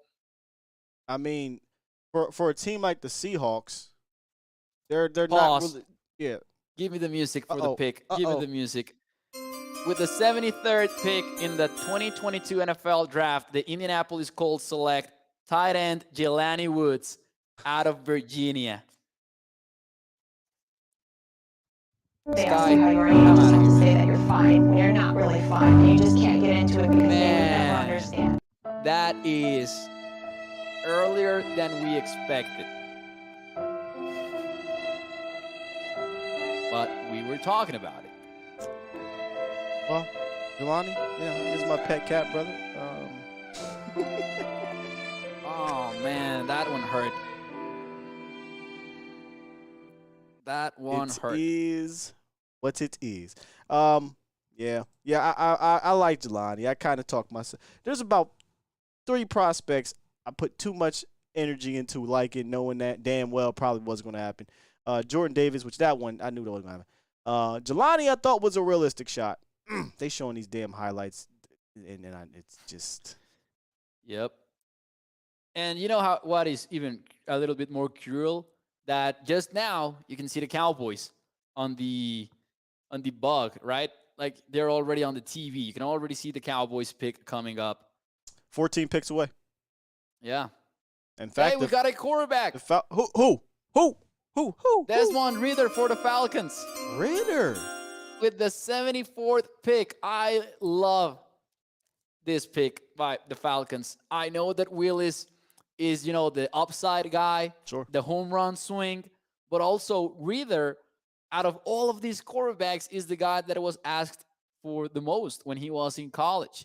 You had the team actually asking him to make full field progressions, He had more on his plate, communicated with the offensive line. So Ridder is maybe more pro-ready, and he comes into a Falcons team that honestly has no quarterback. So I like that pick by Atlanta for sure. Is there any other quarterback with a bigger chip on their shoulder than Desmond Ridder in this draft? Can't be. That's a good point. he was looked at as a guy that was going to be a first rounder, and it just kind of didn't work out that way. Might be Malik if he falls into the 4th one. Yeah. I can't believe he hasn't been taken yet. Oh. Ridder is finally off the board, man. Second quarterback. Who would have thought? Who would have thought? So 2 quarterbacks in the top, where we at? 75. That's it. I would love for some draft nerd after we're done here, draft nerd historian, let me know the last time that's happened in the NFL draft. Yep. We need that stat. We need that stat for sure. Man, that is crazy. Certainly something that we didn't expect. I'm still kind of letting the Jelani Woods thing go. Yeah. Yeah, let's circle back to that. Getting out of my system, that's all. Letting it get out of my system. I think we were talking about that a little bit, a few minutes earlier than that pick. Sure. When we said there are tight ends there, but there are specific tight ends. Jelani Woods might be the most complete one of them all. The potential to be, for sure. Yeah, the potential to be, exactly. You need to develop him. But the best receiving tight end is still left out there. Greg Dulcich. Now, Jelani came along the way, but Greg Dulcich was my guy before Jelani. So Greg Dulcich is still out there. He wasn't a 30 visit, interestingly enough. But I wonder if it's because you know what Dallas likes. They like guys that could be more, can you run block a little bit and then be a receiver at some point. They don't like the other way around. They don't draft tight ends as the other way around. The only guy that kind of got on the field for him like that was Blake Jarwin, and Blake Jarwin was not drafted. It's true. He was not. Actually, he had this whole practice squad story, right? When he came up to the Cowboys. What happened, Skyy? What happened, Skyy? I don't got my button for my breaking news button, man. I need. Oh, do we have breaking news? A little bit. Is my guy Danny? I trust Danny. He says that now they're saying that Dean has a complete tear of his pectoral muscle, which is causing a drop. That is bad. And that would explain a lot for Nakobe Dean. So how far does he have to fall for you to consider him? And is that farther down than 88? No. That's not farther down than 88. You're getting a discount. Listen, Steven loves discount double check. He loves going to Marshalls. He loves going to Family Dollar. He loves going to Prices Right. Shout out to 717. He loves going to these discount stores. Nakobe Dean at Pick 88 is a discount. Get the surgery. Come on back whenever you're ready, brother. And you picked Tyler Smith to be a tackle of the future. You picked Sam Williams to be your defensive end of the future. Now pick one of these linebackers like a Dean to be your linebacker of the future.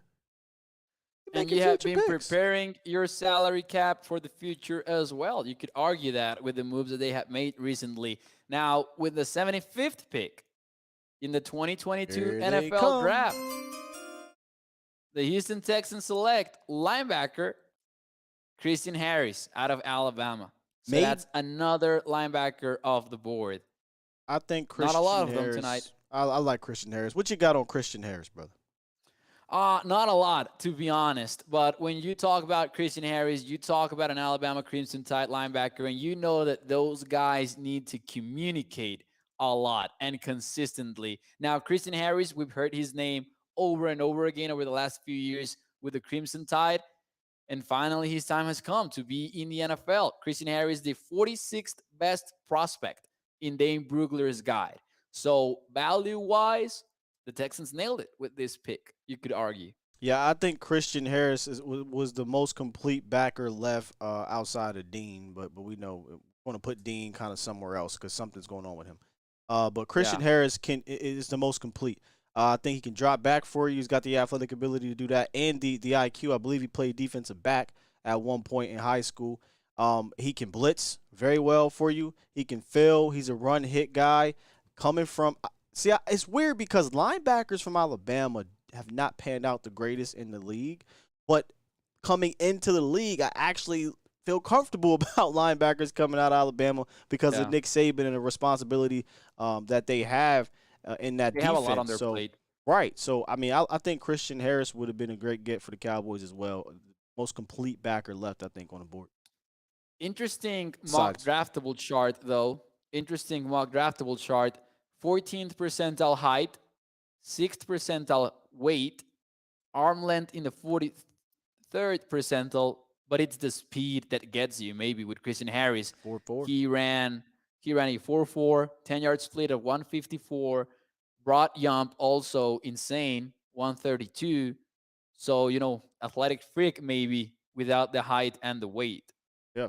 And he went where? To the Texans. Texans getting some. To the Texans real quick. Texans is getting some players here. So they got Christian. Earlier, Kyle Hamilton. They getting some blue chippers. Kyle, Christian. Derek Stingley. Wait, not Hamilton. I'm talking about. They didn't get Hamilton. No, Hamilton was drafted by the Ravens. The Ravens? Yeah, I'm bringing it up now. I think it was the Ravens. Kenyon Green. All right. They got Kenyon Green, Stingley, Harris, and who was their second-round pick? Oh. Was it Pitre? Pitre. Yeah. Yeah, it was Pitre. Good draft. Man, a lot of picks. Got a lot of picks. Somebody earlier said, man, it seems like all the bad teams from last year are picking the good players. And somebody said, well, that's usually what happens. That is when you suck as bad as you do, usually you get all these picks, and, top of the picks, you can get the good players. Yeah, and as frustrating as the 49ers loss was, the loss to the 49ers, the Cowboys were a 12-win team, so it's kind of a weird spot to be in as a fan base. It's only weird because you didn't see them try to build on it in the off season. Exactly. You know what I mean? Didn't see them going like, oh, I have Amari Cooper. Let me see if I can bring some speed into the room and sign James Washington without getting rid of Amari Cooper.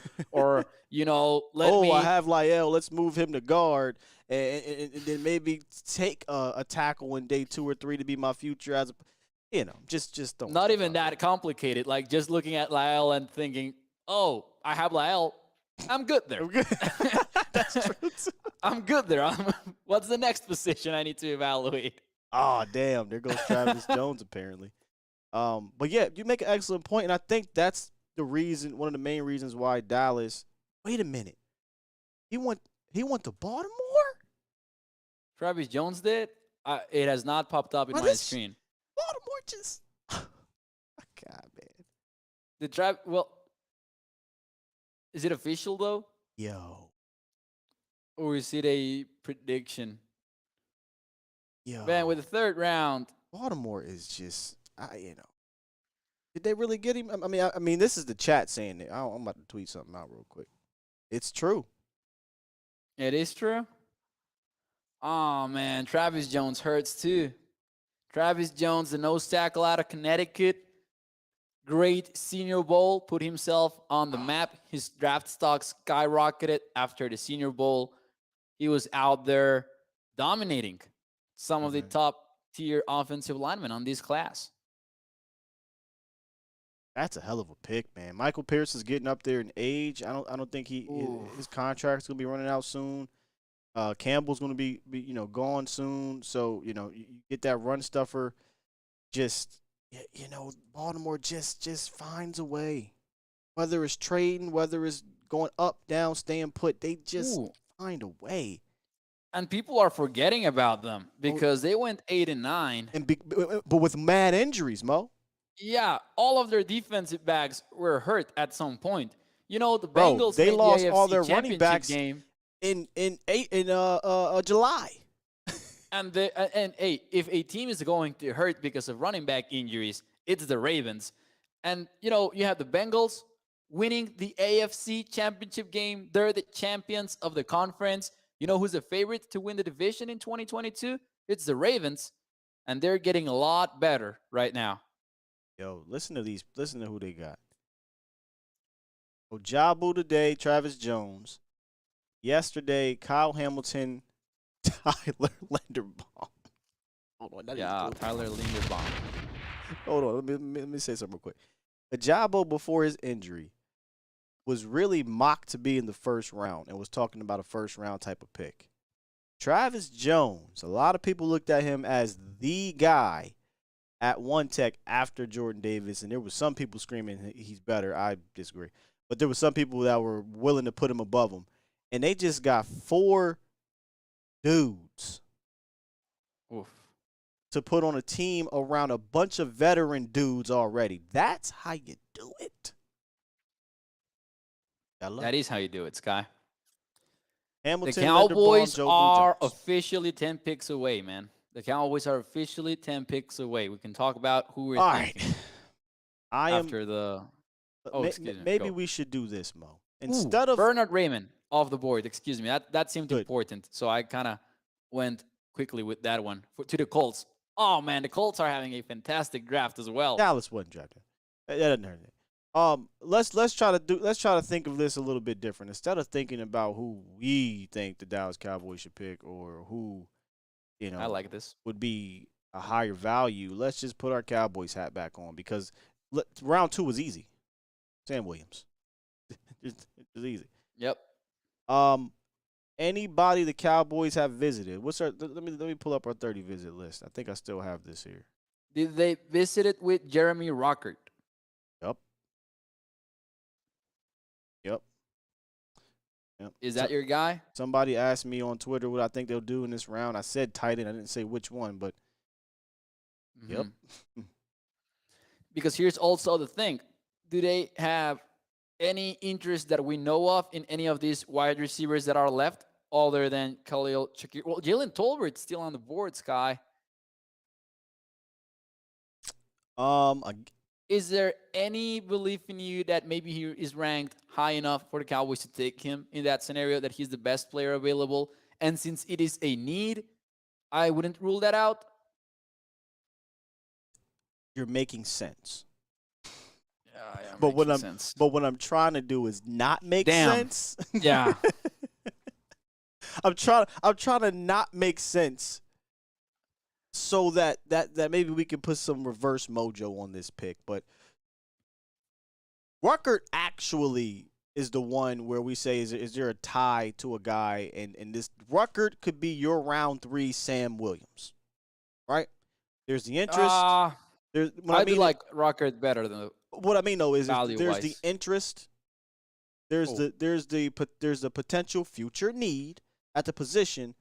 And it just is a match made in heaven in regards of Dallas brought him in. Dallas needs a tight end. Just makes sense. Ruckert will be that I think would be easy to kind of guess. Yes, sir. I thought you meant like from a reach kind of point of view. Jeremy Ruckert, I don't hate it. Jeremy Ruckert, you want him to be maybe a little bit more refined. But, he is large. He has those strong hands. He definitely has strong hands. You gotta like Ruckert. Yeah, I don't like it. I don't like it. It's not about him. It's just that, man, I still think you got tons of linebackers that are better than Jeremy Ruckert. I will tell you what, Cowboys Nation will not like Jeremy Ruckert if they're looking for, highlights, because he barely play. What the highest receptions he had in a season? 26 in 2021. That's his highest number for receptions in a single year. 309 yards, 13 catches in 2020, 14 catches in 2019. That is 54 total catches in 47 games played. Not started, played. And a lot of that had to do with the system in Ohio State, though. They routinely do not target their tight ends like receiving tight ends. They don't ask them to do that. So again, this is another one of those traits and upside picks. Oh, you there? Uh-oh.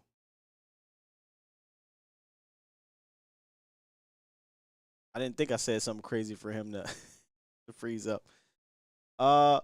Let's see. We got a little frozen here on Mo. Let's get back to the chat. We'll see if we can get Mo back up in here. I just saw the name pop up. Sign Jarvis Landry now. Honestly, I kind of would be with it. If you're not going to take a Tolbert, let me look at the rest of them. if you're not going to take Tolbert, who's probably Mo, you back? I think I am. Am I back? Yes. I don't know what happened there, but you froze up. But we're cool. We're back. We're live. We're good. All right. Somebody I was about to, shoot up my personal hotspot and just improvise. Nah, you good, brother. You good. Somebody in the chat says sign Jarvis Landry now. I think if they don't take a Jalen Tolbert here, that is definitely something to consider. Not now, but after the draft. I personally like Washington not enough not to look for other options, though. So I'm all for Jarvis Landry because I know that I'm being optimistic maybe about Washington. I know there is maybe some bias there. So I'm all for that. I'm all for signing a free agent wide receiver. The only thing that's a little like is that Landry is really kind of almost primarily a slot, if I'm not mistaken. So you're still and Landry's looking for a big time deal, and he's not going to get that in Dallas. I don't know if he will get that elsewhere. Yeah, I don't think. But he is looking for it. Not at this point. But you know what Landry probably saying? Man, look at all these wide receivers out here getting this money. I might not get 20, 25 million, but I think you're right. He might be trying to get at least 10.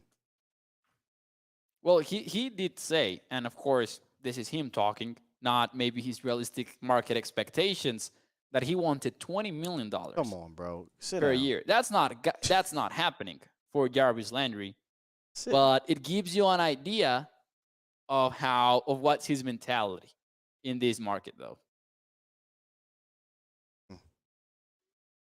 Now, 1-year prove-it deals are what would make it possible, maybe. 1-year prove-it deal, and next year there's a potential of that cap to just spike up too, kind of like the NBA situation a few years ago.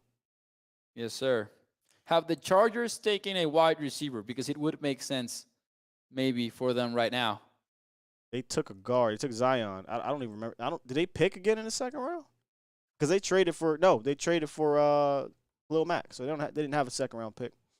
I think you're watching out for the Chargers then, maybe potentially taking a wide receiver. Tolbert. I don't know. However, if Tolbert is the guy, because you want speed. You have Mike Williams and you have Keenan Allen. They are lacking speed on wide receiver, so I don't think that Tolbert would be their guy.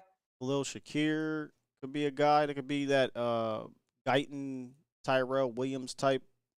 But so if you want speed, you can go speed. Bo Melton's still there. But you know what else would be really good for I forget his name. Kyle Phillips. Kyle Phillips, a slot guy. Work the middle of that offense. Maybe third might be rich for some, but at this point right now, you're almost throwing darts at the board. Yes, sir. Calvin Austin. Calvin Austin would be nice there.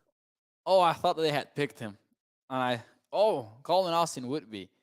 What was his official 40-yard dash? Because I remember that it wasn't as fast as his unofficial, and people were freaking out about it. But I don't remember what the actual number was. I'll get it for you. Kyle Phillips. He could make sense too. He could definitely make sense too. 79th pick. We're so close to the Cowboys. 4-3-2. Jeez. Now, we could also preview the fact that the Cowboys could throw a curveball at us in the third round. They did that 3 times last year, didn't they? I think that Oza was kind of a curveball. Nashawn Wright. Chauncey and Nashawn Wright was a screwball. That was just a nasty. It was the ether pick. Breaking ball. They threw us, man. If I had been live for the Nashawn Wright pick, I would have been dead silent. We were live, and that entire third round, I had no freaking clue what we were doing. I did not look at Osa as a possibility because I thought they were content at 3-tech. Chauncey Golston was a tweener. I'm like, what the hell are we doing with tweeners? Nashawn Wright. JT Woods for the Chargers with the 79th pick. Yeah. Nashawn Wright, I was like, well, you just took a corner. Why the hell you take another corner? That was just a weird third round for us, man. What's Marquise? Marquise Bell was the other safety that I was thinking of. It's Marquise Bell, right? I think so. I think so. That's one of the safeties I was looking at later. Let's see. The Broncos pick is in. I don't have it yet, but it's in already. Florida A&M. You know what's going on in Mexico? Kind of a weird parenthesis. What's happening? Professional Mexico's Pro Football League kicked off tonight, actually. And you're talking about football, right? American football. Oh, okay.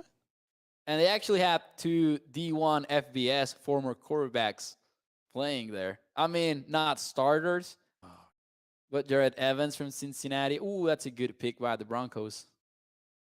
They take my guy. Do you want me to tell you? I think I know who it is. I think you do. They ask you how you are, and you just have to say that you're fine when you're not really fine. You just can't get into it because they would never understand. You know, Greg, I thought maybe this would be the year that, things would be different and they take a receiving tight end. I think you're going to be pretty good, man. Yeah. It is what it is. Balanced as well. I think he's a better blocker than given credit for. Man, this good is pick. Look, they lose Noah Fant. Okay. No problem. I go get Noah Fant 2.0. Like candy from a baby. Now, the Broncos have a great roster, man. I cannot wait to see how Russell Wilson fares in that spot. I absolutely laughed at this cat on Twitter after the Broncos were revamping their team. He's like, they're going to be below average just like they were last year. Russell Wilson, all these changes don't do anything. I said, excuse me, sir, there's still free agency left. Then they went out and signed Randy and a couple other guys. And he's like, that still doesn't mean anything to me. I'm like, oh, okay, you just one of those fans. Like last night when Philly made the selection of Jordan Davis and signed A.J. Brown, fans were like, oh, who cares? Jordan Davis ain't nothing. A.J. Brown, he's nothing. Like, come on, guys. Like, I get you love the Cowboys, but just take the Cowboy hat off for a second. Look at the league. Teams have made some good decisions here, man. I think the Broncos are going to be a good team. Yeah, I think so too, man. Russell Wilson will have a running game that actually works, opposite of what the Seahawks had going on for them. This last name in recent years. Cordell Flott. From LSU, that's right. Cordell Flott. I have nothing on him, to be honest. I ain't got nothing either. The last name is very interesting, though. Flott. I'll probably call him F-Lot. F-Lot, what up, F-Lot? Oh, man. We are how, 6 away. Round grade he has. 6 away, Skyy. We're ruling out corner, right? They ain't not doing no. They can't do corner rating. Jalen Tolbert. Man, we have reached that point in the draft that reporters were warning us about, in which teams were going to be picking players that other teams had 3 rounds later. Cordell Flott, 5th to 6th round grade by Dane Brugler. Remember, this draft. It's a great draft. Yeah, this draft. They said, excuse me, that cluster of day 2 and early day 3 really wasn't a massive, leap in talent. So it's pretty much like you said, pick your flavor. And the Falcons pick is in. They select D'Angelo Malone, Western Kentucky. That's getting that some edge. help. Didn't they take an edge already? Arnold Ebiketie. Let me try to find them. I think it's Ebiketie.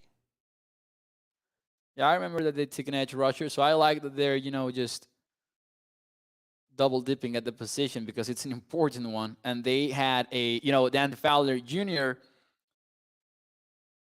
Yeah, it was Ebiketie. Troy Andersen, Desmond Ridder, and now D'Angelo Malone, of course, after taking Drake London in the first round.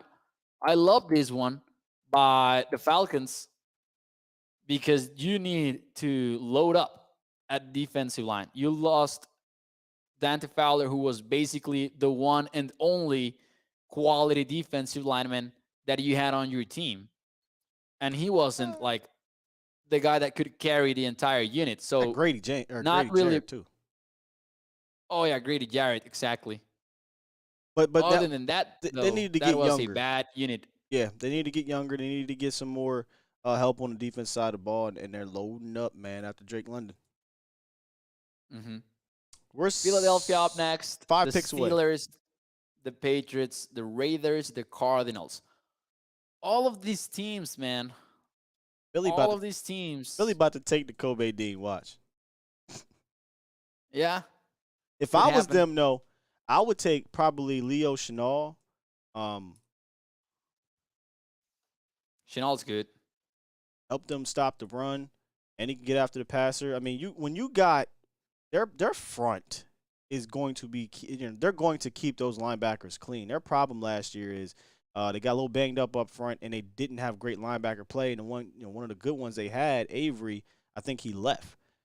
So they're sitting pretty to take a guy like Channing Tindall, or if they want to get froggy and get athletes and traits, you can get Brandon Smith. But I think Dean, Chenal, Tindall, I think would fit very well in Philly with this pick. Yeah, Chenal would be a great pick. I cannot believe that we're already point in which is he like the only linebacker, and I'm not including Dean, that makes sense at 88, for example. Chenal, like I feel like the run at linebackers kind of snuck up on us. Yeah, the other ones did kind of get going, right? You're right. I think you can go Tindall here unless you feel comfortable with like Rodriguez. They don't like Rodriguez probably, but DeMarco Jackson, Bernard, later Beavers. I think who's the other guy from? I think it was Oklahoma State that was brought in. Was it Devin Harper? I think so. They had another guy brought on a 30 visit. Chuck P said they're going to take Dean. They know Dallas wants him. Chuck P, do you know that Dallas wants him? Because I don't think Dallas wants him. Maybe they do, but if they really wanted him, I don't think they would have waited this long. Jalen Tolbert still on the board. Yeah, and they traded for A.J. Brown, and they got Quez Watkins, so I don't think they'll go receiver here. Quez got speed. They got a complimentary wide receiver trio in Quez, Smith, A.J. Brown, but can Jalen Hurts get him the rock? Wow. Did they? Did they? No. Oh, man. Oh, man. The Cowboys might rank low when the draft grades come out. And I know that draft grades are kind of silly, but that's still interesting because I do think the NFC East is kind of nailing it.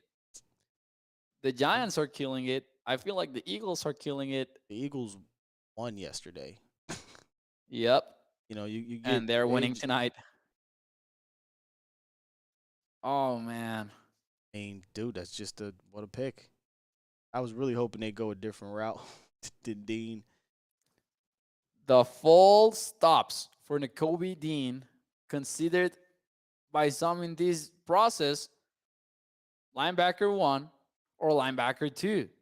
For some people, man, the injuries made him fall, but now he is a Philadelphia Eagle.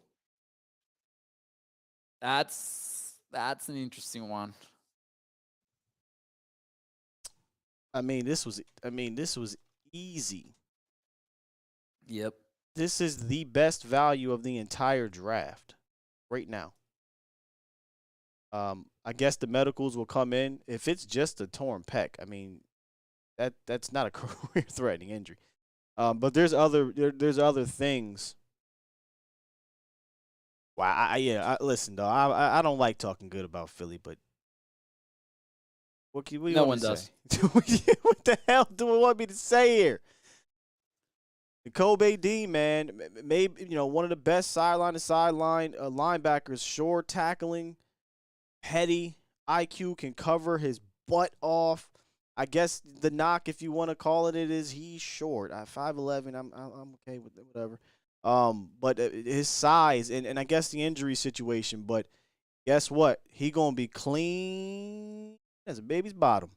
You got Hargrave. You got Jabril Cox. You got Jordan Davis. You got Graham. You got all these guys in front of these linebackers for Philly, or at least Nakobe Dean, whenever the hell he decides to play, that are going to keep him clean and allow him to run free. This was just, you had to make this pick. If you're thinking of the future, you had to make this pick. They were in a position to do so, definitely. Oh, man, that's a tough one. Now, up next, the Steelers, the Patriots, the Raiders, and the Cardinals before the Cowboys. Man, it's an interesting spot to be in. I would say tight end, wide receiver. I don't see them taking another offensive lineman, even though I could see the value there. But, you took Tyler Smith in the first. Darren Kinnard still available. Skyy. Jamari Salger also still available. I'm sorry I'm doing this to you. No, that's not you, they man. are. They are available, man. I got two Skies on my shoulder right now. There is diehard Cowboy fan Skyy that loafs the Eagles. I hate them with a passion. Yeah. And there's professional Skyy that has to do a draft show. And I'm battling myself in my head right now. Yeah. Emmitt Smith is going to be making the pick for Dallas. The Philadelphia Eagles is how I feel. I was not expecting Eagles, that. Okay? Kiss my Philly. Y'all ain't. All right, I got it out my system. We're good to go here. Steelers are on the clock. Remind them what they ate when they won the Super Bowl. And they ain't. All right. All right, there you go. The Marvin Leal for Cowboys the Steelers. Visit. Cowboys 30 visit. That is right. So that's another defensive tackle. Travis Jones off the board. The Marvin off the board. You cannot go defensive tackle anymore, I believe. I don't think that you can. I have no idea. I have no idea who's picking. Who the Cowboys are picking. Leo Chenal is, and I'm not the biggest. Tindall's still there. I like Chenal. I would like what he would do for the Cowboys run defense. That's his specialty, right? Run defense. Yes. Give me Leo Chenal if he's there. Now, the Titans did jump the Cowboys, Arizona, and Buffalo. They traded up with the Raiders. So the Patriots have picked, then you have the Titans on the clock. And the Titans do share plenty of needs with the Cowboys. We're heading into our pick here. Hindsight game, we could start playing it a little bit now, right?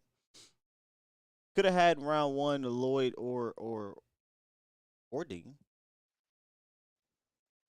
Round two, you could have went Travis Jones to help. We talked about run, right? Help keep those linebackers clean. And in round two, you could have went Kennard if you wanted to, if you missed out on Tyler Smith type situation. Here we are at round three. I honestly, this just smells and feels like tight end. It does. We'll call our shot here. Jeremy Ruckert. Man, Dane Brugler is going to nail it. He did mock this to the Cowboys. He mocked it exactly like this this morning. He said, Sam Williams, and he said, yep, this is high, but this is a Cowboys pick. They did it yesterday. They'll do it again. And then he had Jeremy Ruckert in the third. The Patriots take Marcus Jones, cornerback, out of Houston. Is there any other cornerback that maybe makes sense for Dallas? Corner? In this scenario, yeah. Bro, if they take a corner, I mean, after the third pick anyway, we're going to be wrapping up, but. Yep. Oh, there's no way. There's no one left. There's no way. Even if they did, there's no one left, man. You know, I mean, like we got to think about the roster. You know, maybe KJ gets, suspended, but they obviously are very high on Anthony Brown. He's still here. Jordan Lewis has 2 more years left. Nahshon Wright, you draft him in the 3rd round, right? You need to see some development. Yeah. No, I was thinking more of like for value, but there's no one left that would make sense in that front. Like, there's not a guy that has fallen at that position. I think the value, if we're looking at the best players left,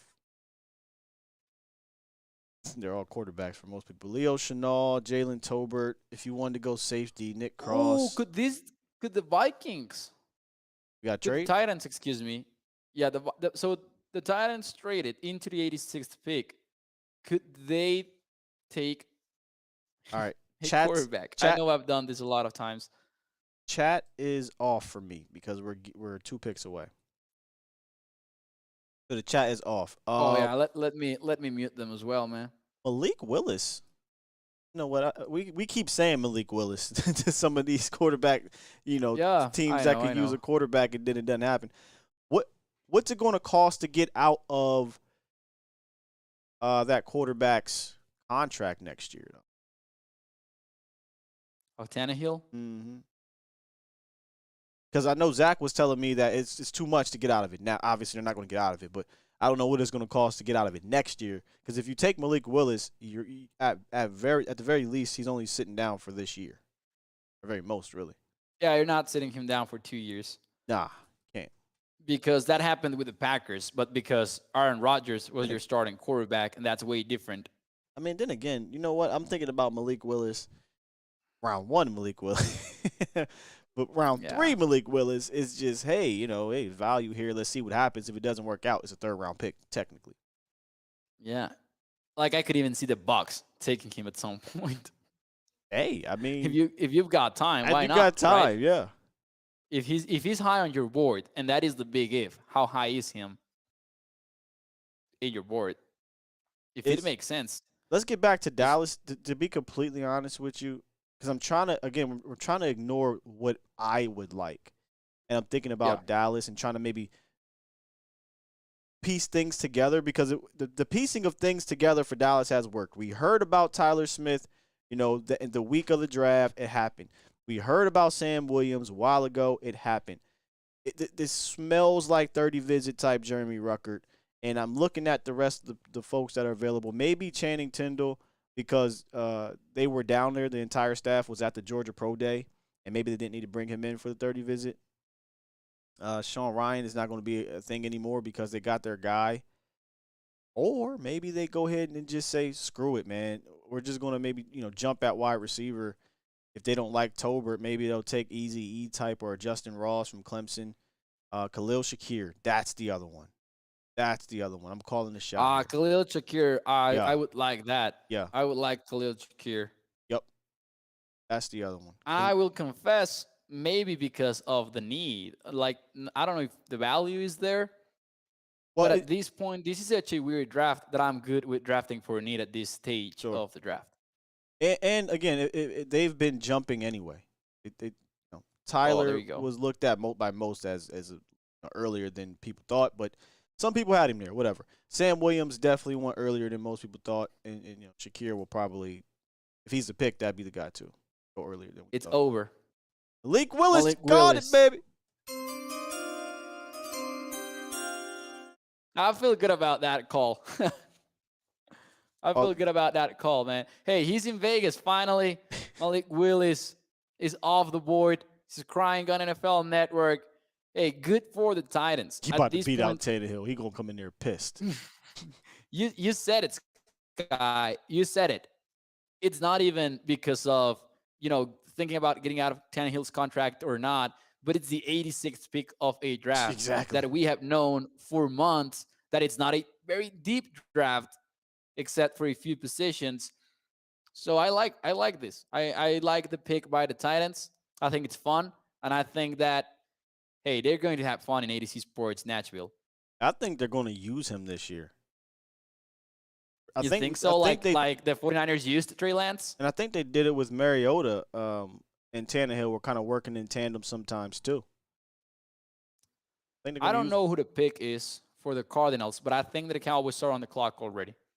Cowboys on the clock. Let me pull up their draft war room real quick just because. Oh, yeah. Let us know who's in there, man. I don't think they do that anymore.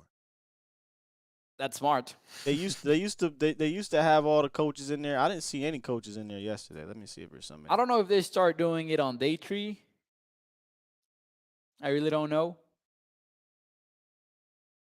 Find it. All right, so I flipped my phone. I put the shot away. So we're just waiting for it to pop up on my TV. Yeah, let me know whenever you get out. Like I'm trying to pull up Dallas here. See if I could opt into. Here we go. Are they not live? Who is not live? The draft room, the war room? Yeah. I don't know. I have not checked. I have not checked yet. I never check the war room, to be honest with you. I usually watch the clips after it's done.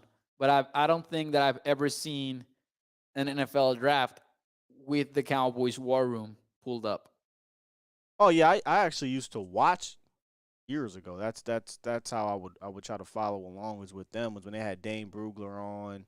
I think KT was on. I mean, long time ago. Oh, with the draft show?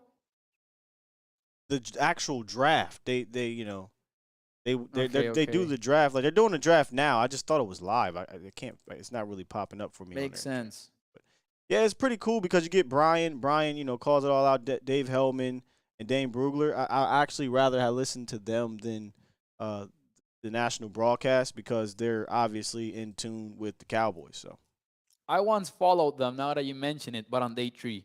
Not on day 1 and day 2. Just day 3. They're going to announce the Cardinals pick now. I hope that they're quick to announce the Cowboys. I'm guessing that it's already known on Twitter.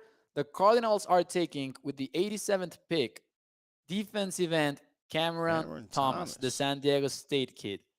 And we talked about this. I don't think that he was on the radar for the Cowboys.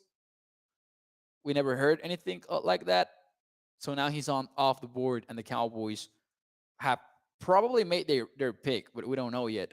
yeah, that's why I wanted to have the draft room up because we would know they'd be on the phone. But they're probably going to show us on ESPN. Let's call our shot here with players that align with Dallas. Khalil Shakir because of the Boise State connection, not only with the offensive coordinator, not only with the wide receiver coach, not saying he was coached under him, but the Cowboys organization in general just loves the Boise State pipeline. And then Jeremy Ruckert was a 30 visit at the tight end position. So I think those two spots or those two positions, those two players make sense. I agree. You agree? Okay, so now we got that out the way. Who's the player you'd like to see here? Tolbert, Jalen Tolbert, the ex-receiver out of South Alabama, a player that can win 50-50, doesn't really provide speed to the offense, but I would like Tolbert. He did play in a Power 5. He did play Power 5, Power 5 offers. So it's Emmitt Smith on the stage now for the Dallas Cowboys. He will announce the pick. I don't know how long he will take. It's Jalen Tolbert. Oh! The pick is Jalen Tolbert. There you go. There you go, Cowboys. There you go. I love this pick. Jalen Tolbert is an ex-receiver. He can win those 50-50 balls. He can be vertical. Not the fastest of receivers, but also not the slowest. I think he ran 4.49, and for his weight, I don't think that's bad at all. I love this pick by the Cowboys, Skyy. I feel good about this, man. Honestly, this is the best feeling I've had of all the picks in the draft initially because it attacks a need, and I think he could come in right now and play opposite of Lamb and help you out, get deep. He can help you out as a possession receiver if you want. He might not be able to route you up all crazy just yet, but he's got good hands. I think he can be a reliable receiver for you, and I think they can come in immediately and be an impact. So I like it, man. He's going to have a chip on his shoulder, too, falling in round 3. Oh, man. I didn't expect this to happen. He was 59th on Dane Brugler's draft board, and I think that we posed we posed this question earlier in the show. We said, is there a guy that falls enough that makes them, deviate from their draft plan? Yeah. Tolbert was maybe that guy, right? A guy that they were not expecting to be there at 88. I will believe Jerry Jones if he tells us that they didn't expect him to be there. I will believe Jerry Jones on this one. Everybody in the war room clapping and smiling. They finally put the damn war room back up. I'm good with this pick, man. Whole hell of a lot. I'm good too. Whole hell of a lot. We needed the position. I thought he was the best wide receiver left. I didn't think that they'd go with Jalen Tolbert. I thought they'd go Boise State, right? Because just that connection, and we tried to play the Cowboys game. But without a doubt, we all agree that he's better than Khalil Shakir, right?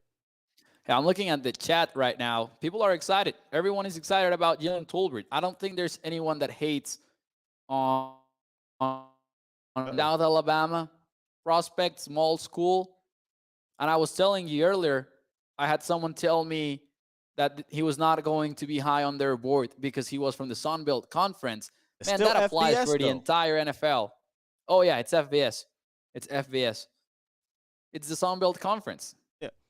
If it was FCS, maybe that's something you consider because, like I said, Dallas historically under Will McClay does not draft those guys, especially in the top 3 rounds.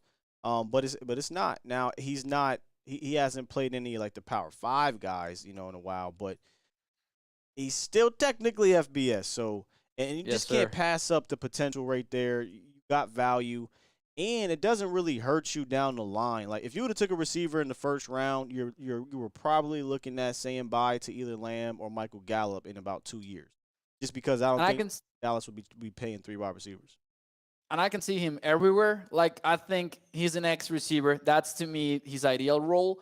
But I can also see him lining up in the inside. I think he did that at South Alabama. So you have a group of wide receivers that can do a little bit of everything. You can see CeeDee Lamb on the inside and on the outside. Maybe Gallup is the guy that has the most defined role as an outside guy.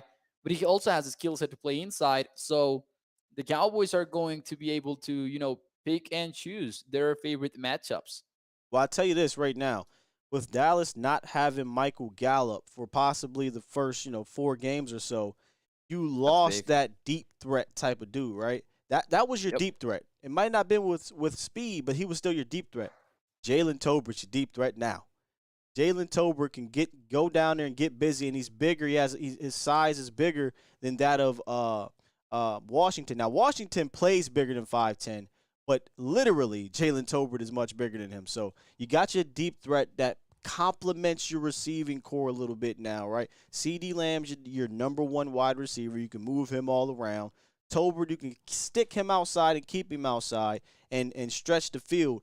And with Washington, you could do a little bit of inside out with him too. He played some inside and some outside in Pittsburgh. I think one year 60% of the time he was in slot. The next year only 40%. So he can do that for you. And he's strong, great after the catch, strong hands. Now this receiving core is starting to round into form. When Michael Gallup gets back, it just makes it a little bit better. Tolbert here is really good value. I agree, man. I think in terms of value, and I think we already said it, this is the best pick. Without a doubt. We have been talking about the Cowboys reaching. This is a steal. This is the other way around. This is the Cowboys taking a player that was supposed to be taken beforehand. We saw first-round mocks that had Jalen Tolbert's name on it. And maybe that was not the trend. He was expected to go somewhere in the 3rd, 2nd. But some teams were supposedly super high on Jalen Tolbert. Michael asks on YouTube, maybe tight end in the 4th? I could see tight ends falling to the 4th round. I could see some of them. But you would have to settle for your guy. You would have to settle for who's left, excuse me.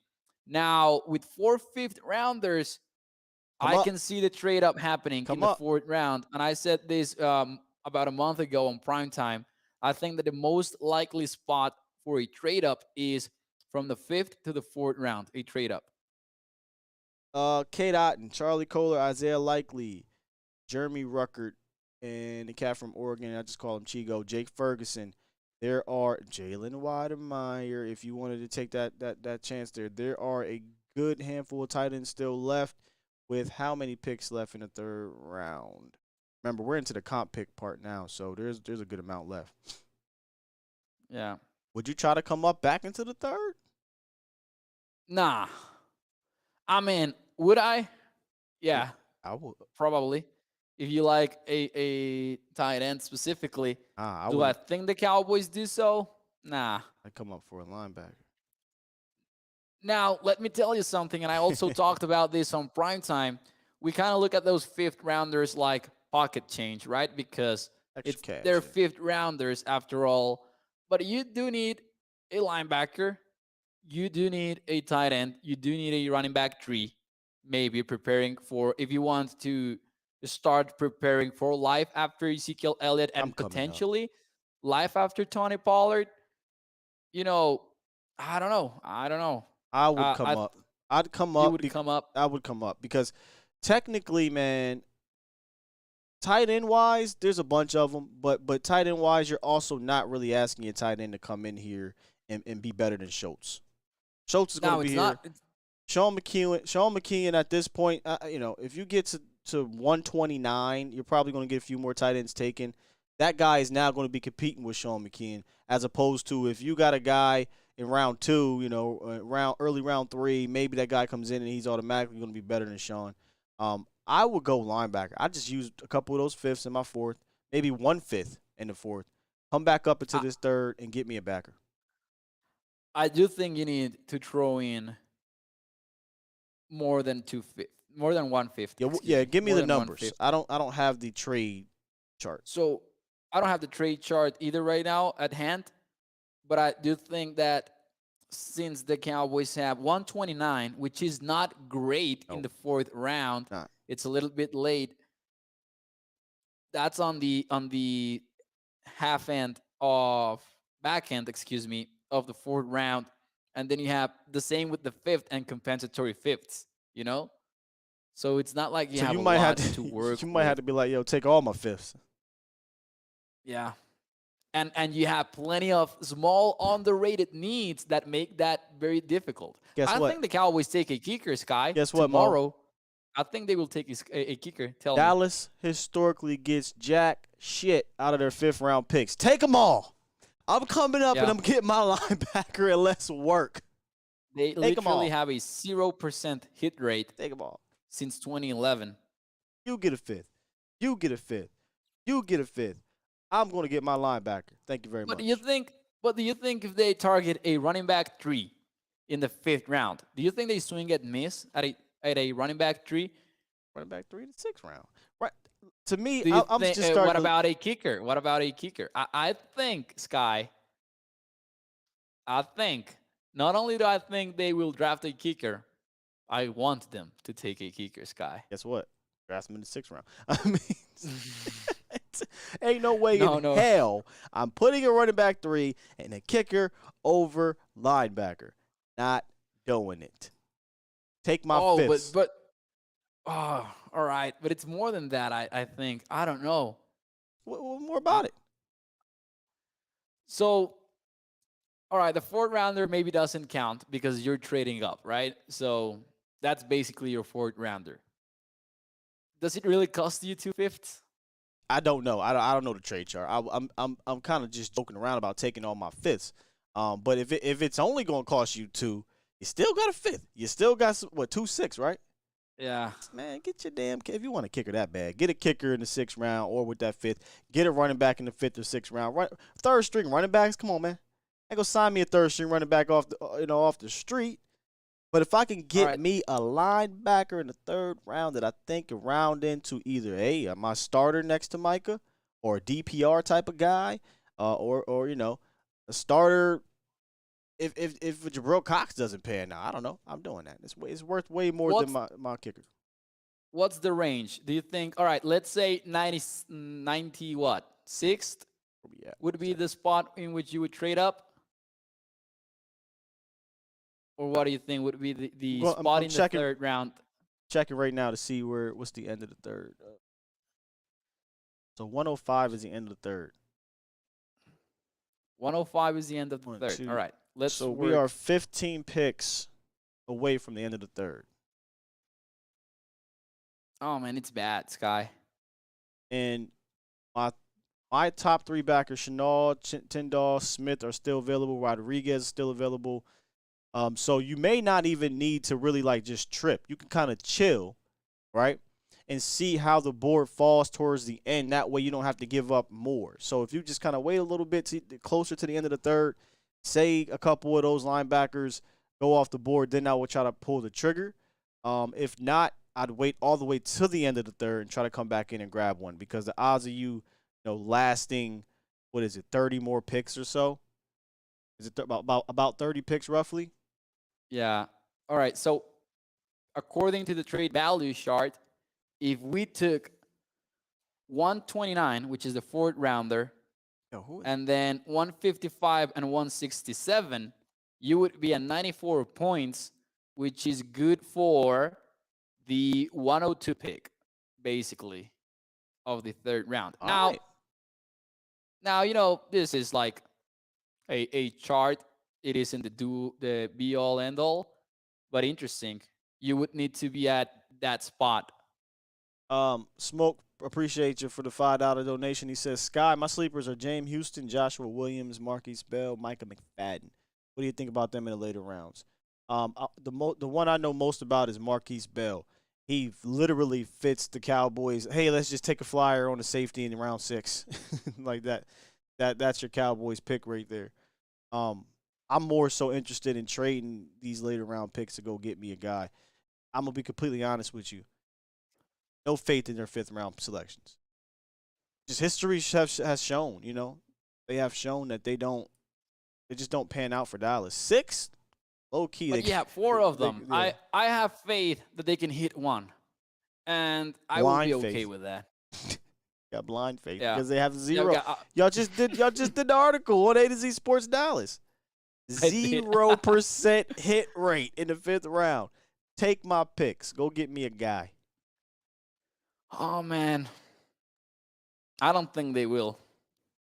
I know that's another topic. I don't think they will. Do you think they will? They haven't got Froggy all draft, so could just be blowing smoke right now. Oh, you know who's on the clock? 49ers. So the 49ers have picked. Oh, Sean Ryan. Oh, shoot. Dr. Disrespect is going to announce the pick. Here we go. The gamer. Yeah. That's fun, man. But the Carolina Panthers are on the clock. What? That's hilarious. He got his whole little get up on. Yeah, man. Oh, I need to take a picture of this and send it to my brother, man. That's hilarious. Oh, man, that's good. Tyron Davis-Price, running back from LSU.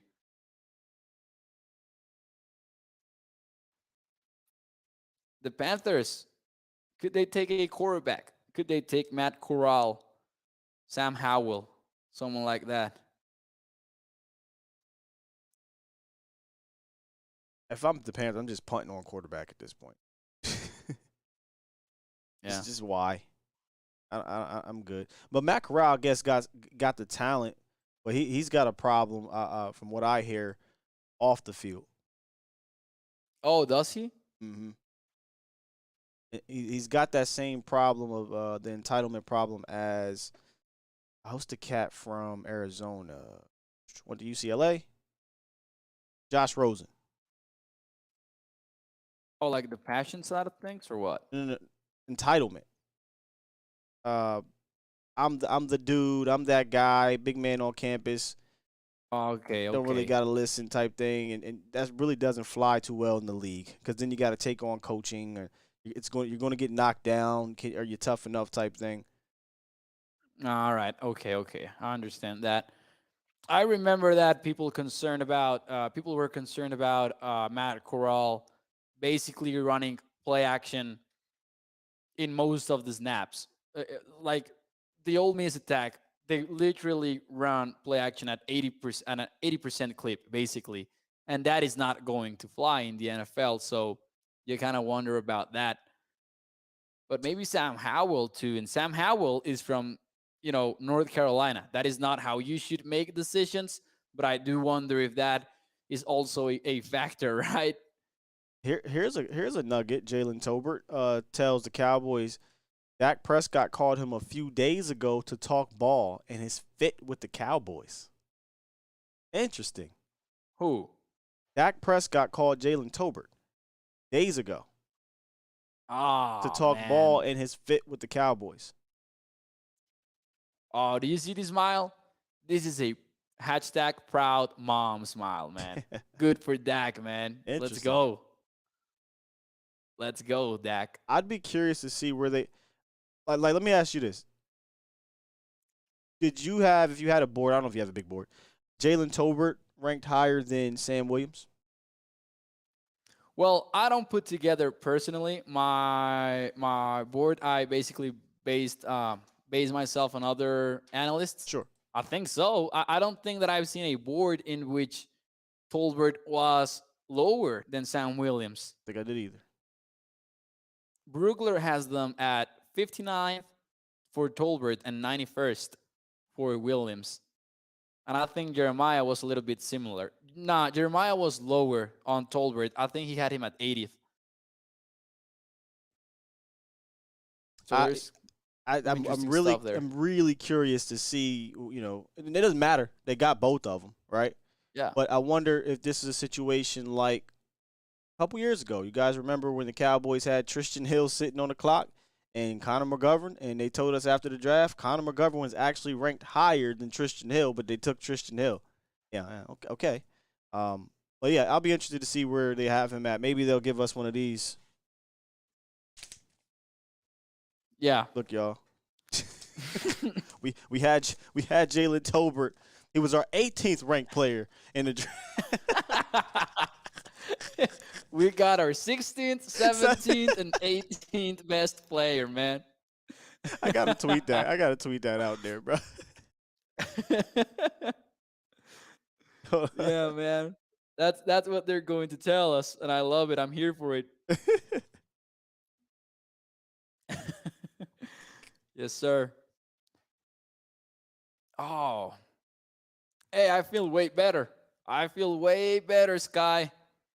I like Jalen Tolbert. Here come the Panthers. Let's see if they do take a quarterback. Let's see if they do. We have the NFL Chief Football Administrative Officer making the pick. With the 94th pick, the Panthers select quarterback. It's Matt Corral. You called that. From Ole Miss. It's Matt Corral from Ole Miss, man. It made sense. You called that. It made sense because why else would they have traded back into the third, nah? I like this pick by the Panthers. You're not pressured to start Corral at all.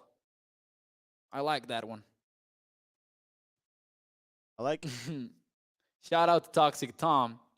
He says, Jerry's draft board written in pencil, of course. Yeah, he has like his in an Excel sheet just ready to go with a blank cell there that he can just fill out. I like this. Yeah, the Tolbert pick, I think, definitely softens the blow of the Sam Williams pick, but it's really not a blow of not expecting the Sam Williams pick. It's more of a, once again, those who were on the board. And honestly, if I had to go with the three, maybe I'll talk about this next week with everyone in the chat. That's probably my least favorite pick. I think Tyler Smith is you like Smith better than Williams? Yeah, his fit, because he's going to be a starter, and I think his upside is higher at that position than that of Sam Williams. I can second that feeling. Yes. So if I had to rank my favorite, I guess, or whatever, top to bottom 1 through 3, Tolbert would be number 1 because the value is just that's just ridiculous value right there. Tyler Smith, and then Sam Williams.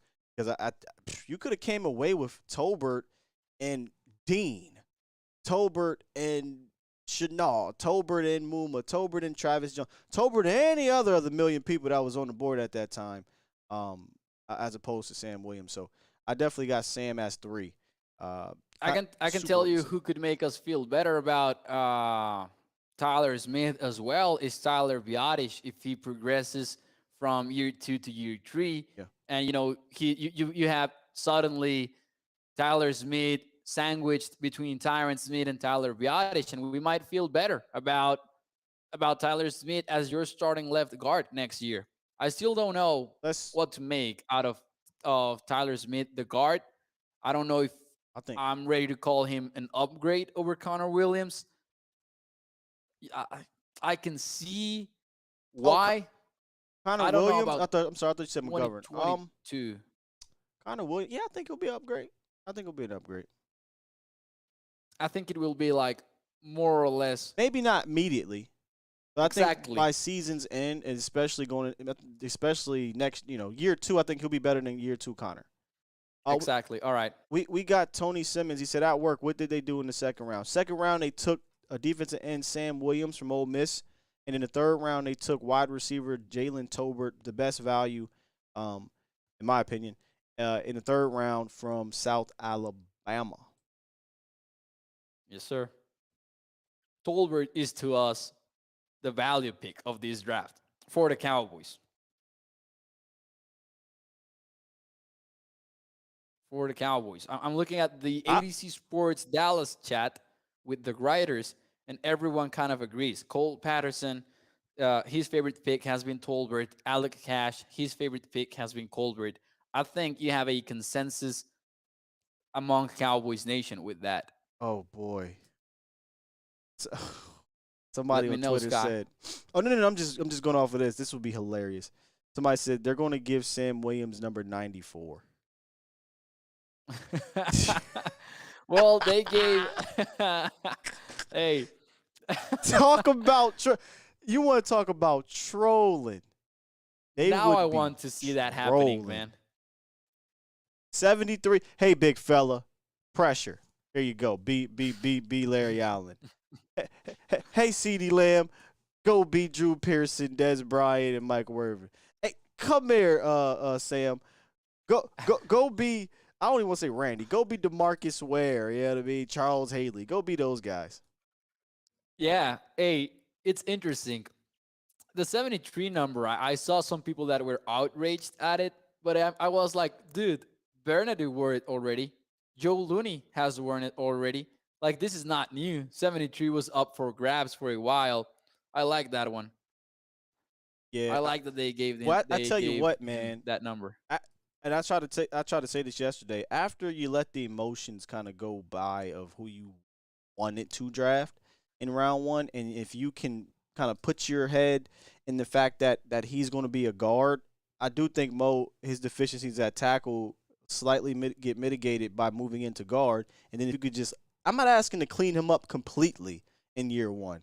I just want to see some progress in year 1 in his technique in his hands. If you can just get a little bit of progress, his deficiency from tackle clean up from into guard, I do think you get a good guard to start off his career with the potential to be, really damn good. I'm tired of these dang on spams that keep hitting this chat, dude. Like, YouTube, come on, man.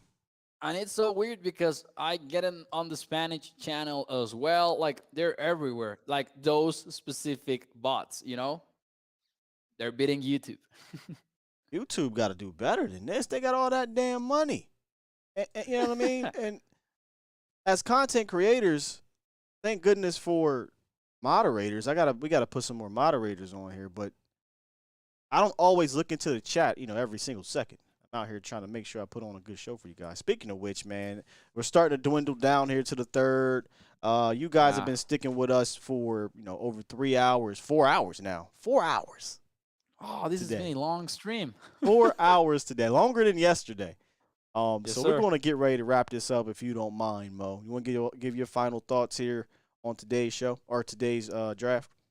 Well, I think that the Cowboys really just got 2 players that one of them is for the future. He's an upside pick. They have a player with explosiveness, with length, with a big body that they can develop. And hey, at least I can trust in Dan Quinn. Sort of like with the Nashawn Wright pick last year. I didn't understand it I didn't fully understand it, but I trust Dan Quinn to develop that player. And then in the third round, to me, Jalen Tolbert is an absolute steal. Ex-receiver that I can see just meshing into the offense right away. Year one, week one. He's going to be big as a rookie, I believe. Yeah, I'm almost step in step with you. The pick today that's going to have me in a major wait and see is Sam Williams. I kind of was that way with Tyler Smith because I didn't know what they were thinking about him. Once I realized what they wanted to do, and you looked at your depth chart or what have you, you figured that Tyler Smith was going to be your left guard probably this year. Now, Sam, it's going to be tough for me to see him get involved a lot. Now, he could go out there and just kill it in minicamp, kill it in training camp, kill it in preseason. But that I got to see it first because he is down on the depth chart, way down on the depth chart, where sandwiched around him, Tyler Smith is likely competing for a starting guard, going to be it. Tolbert, I think he walks into the room, he's your wide receiver too, right? Walks into the room as your wide receiver too. He helps at least soften the blow of not having Michael Gallup because Michael Gallup was your deep threat for Dak. Now you get Tolbert, who's now going to be your deep threat for Dak. And then when you get Michael Gallup back, you got 3 6-foot-plus wide receivers and James Washington who can kind of move around a bit.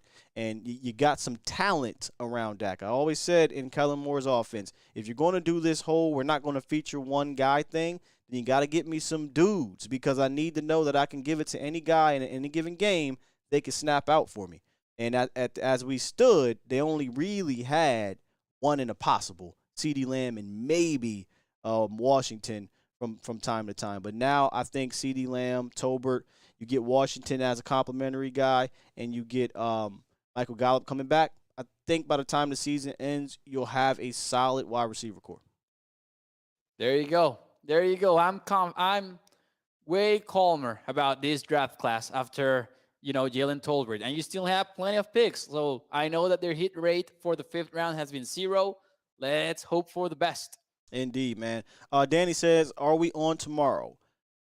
I am not. We are not on here. I don't know if Mo is doing your Spanish broadcast. Oh, I might do some videos on my Spanish channel, but not anything live. I don't believe so. Yeah, what I will be doing, though, squad, is after every pick, I'll likely be dropping just a short video, a quick video on whoever the pick is, giving, the details of who that player is, how he fits, things like that, just real quick. And then next week, man, I'm excited to just review all the draft picks. I'll start our Rating the Draft series. That is going to be absolutely fantastic, man. There is new hope. As my guy, I forget who it was, he calls it hopium. We're all on that hopium after this draft. It doesn't matter if you don't like the pick or not. It's just new hope. Like to see new players. I'll get excited for that. I'll save predictions for seasons a whole other time. I just want to see these new guys get out there and see how they fit. So, big camp coming up. Big off season ahead of us. A to Z Sports, we here, man. And we're going to continue to plant this flag down here in Dallas and make sure that we give y'all the best content as possible, man. Home of quality content over here is what we like to call it, man. Let's go. With that said, man, I don't think I got my button. Do I? Hey, I do got my button. What a show. What a show. Dallas Cowboys. I will see you guys Monday. Mo, you'll see him Sunday. Yes, sir. 8 p.m. Central. All right. Appreciate y'all hanging out with us. I had an absolute blast. Mauricio today. Yesterday it was Foots. I can't thank y'all enough for being here this weekend. Really can't. We out of here, man. Peace.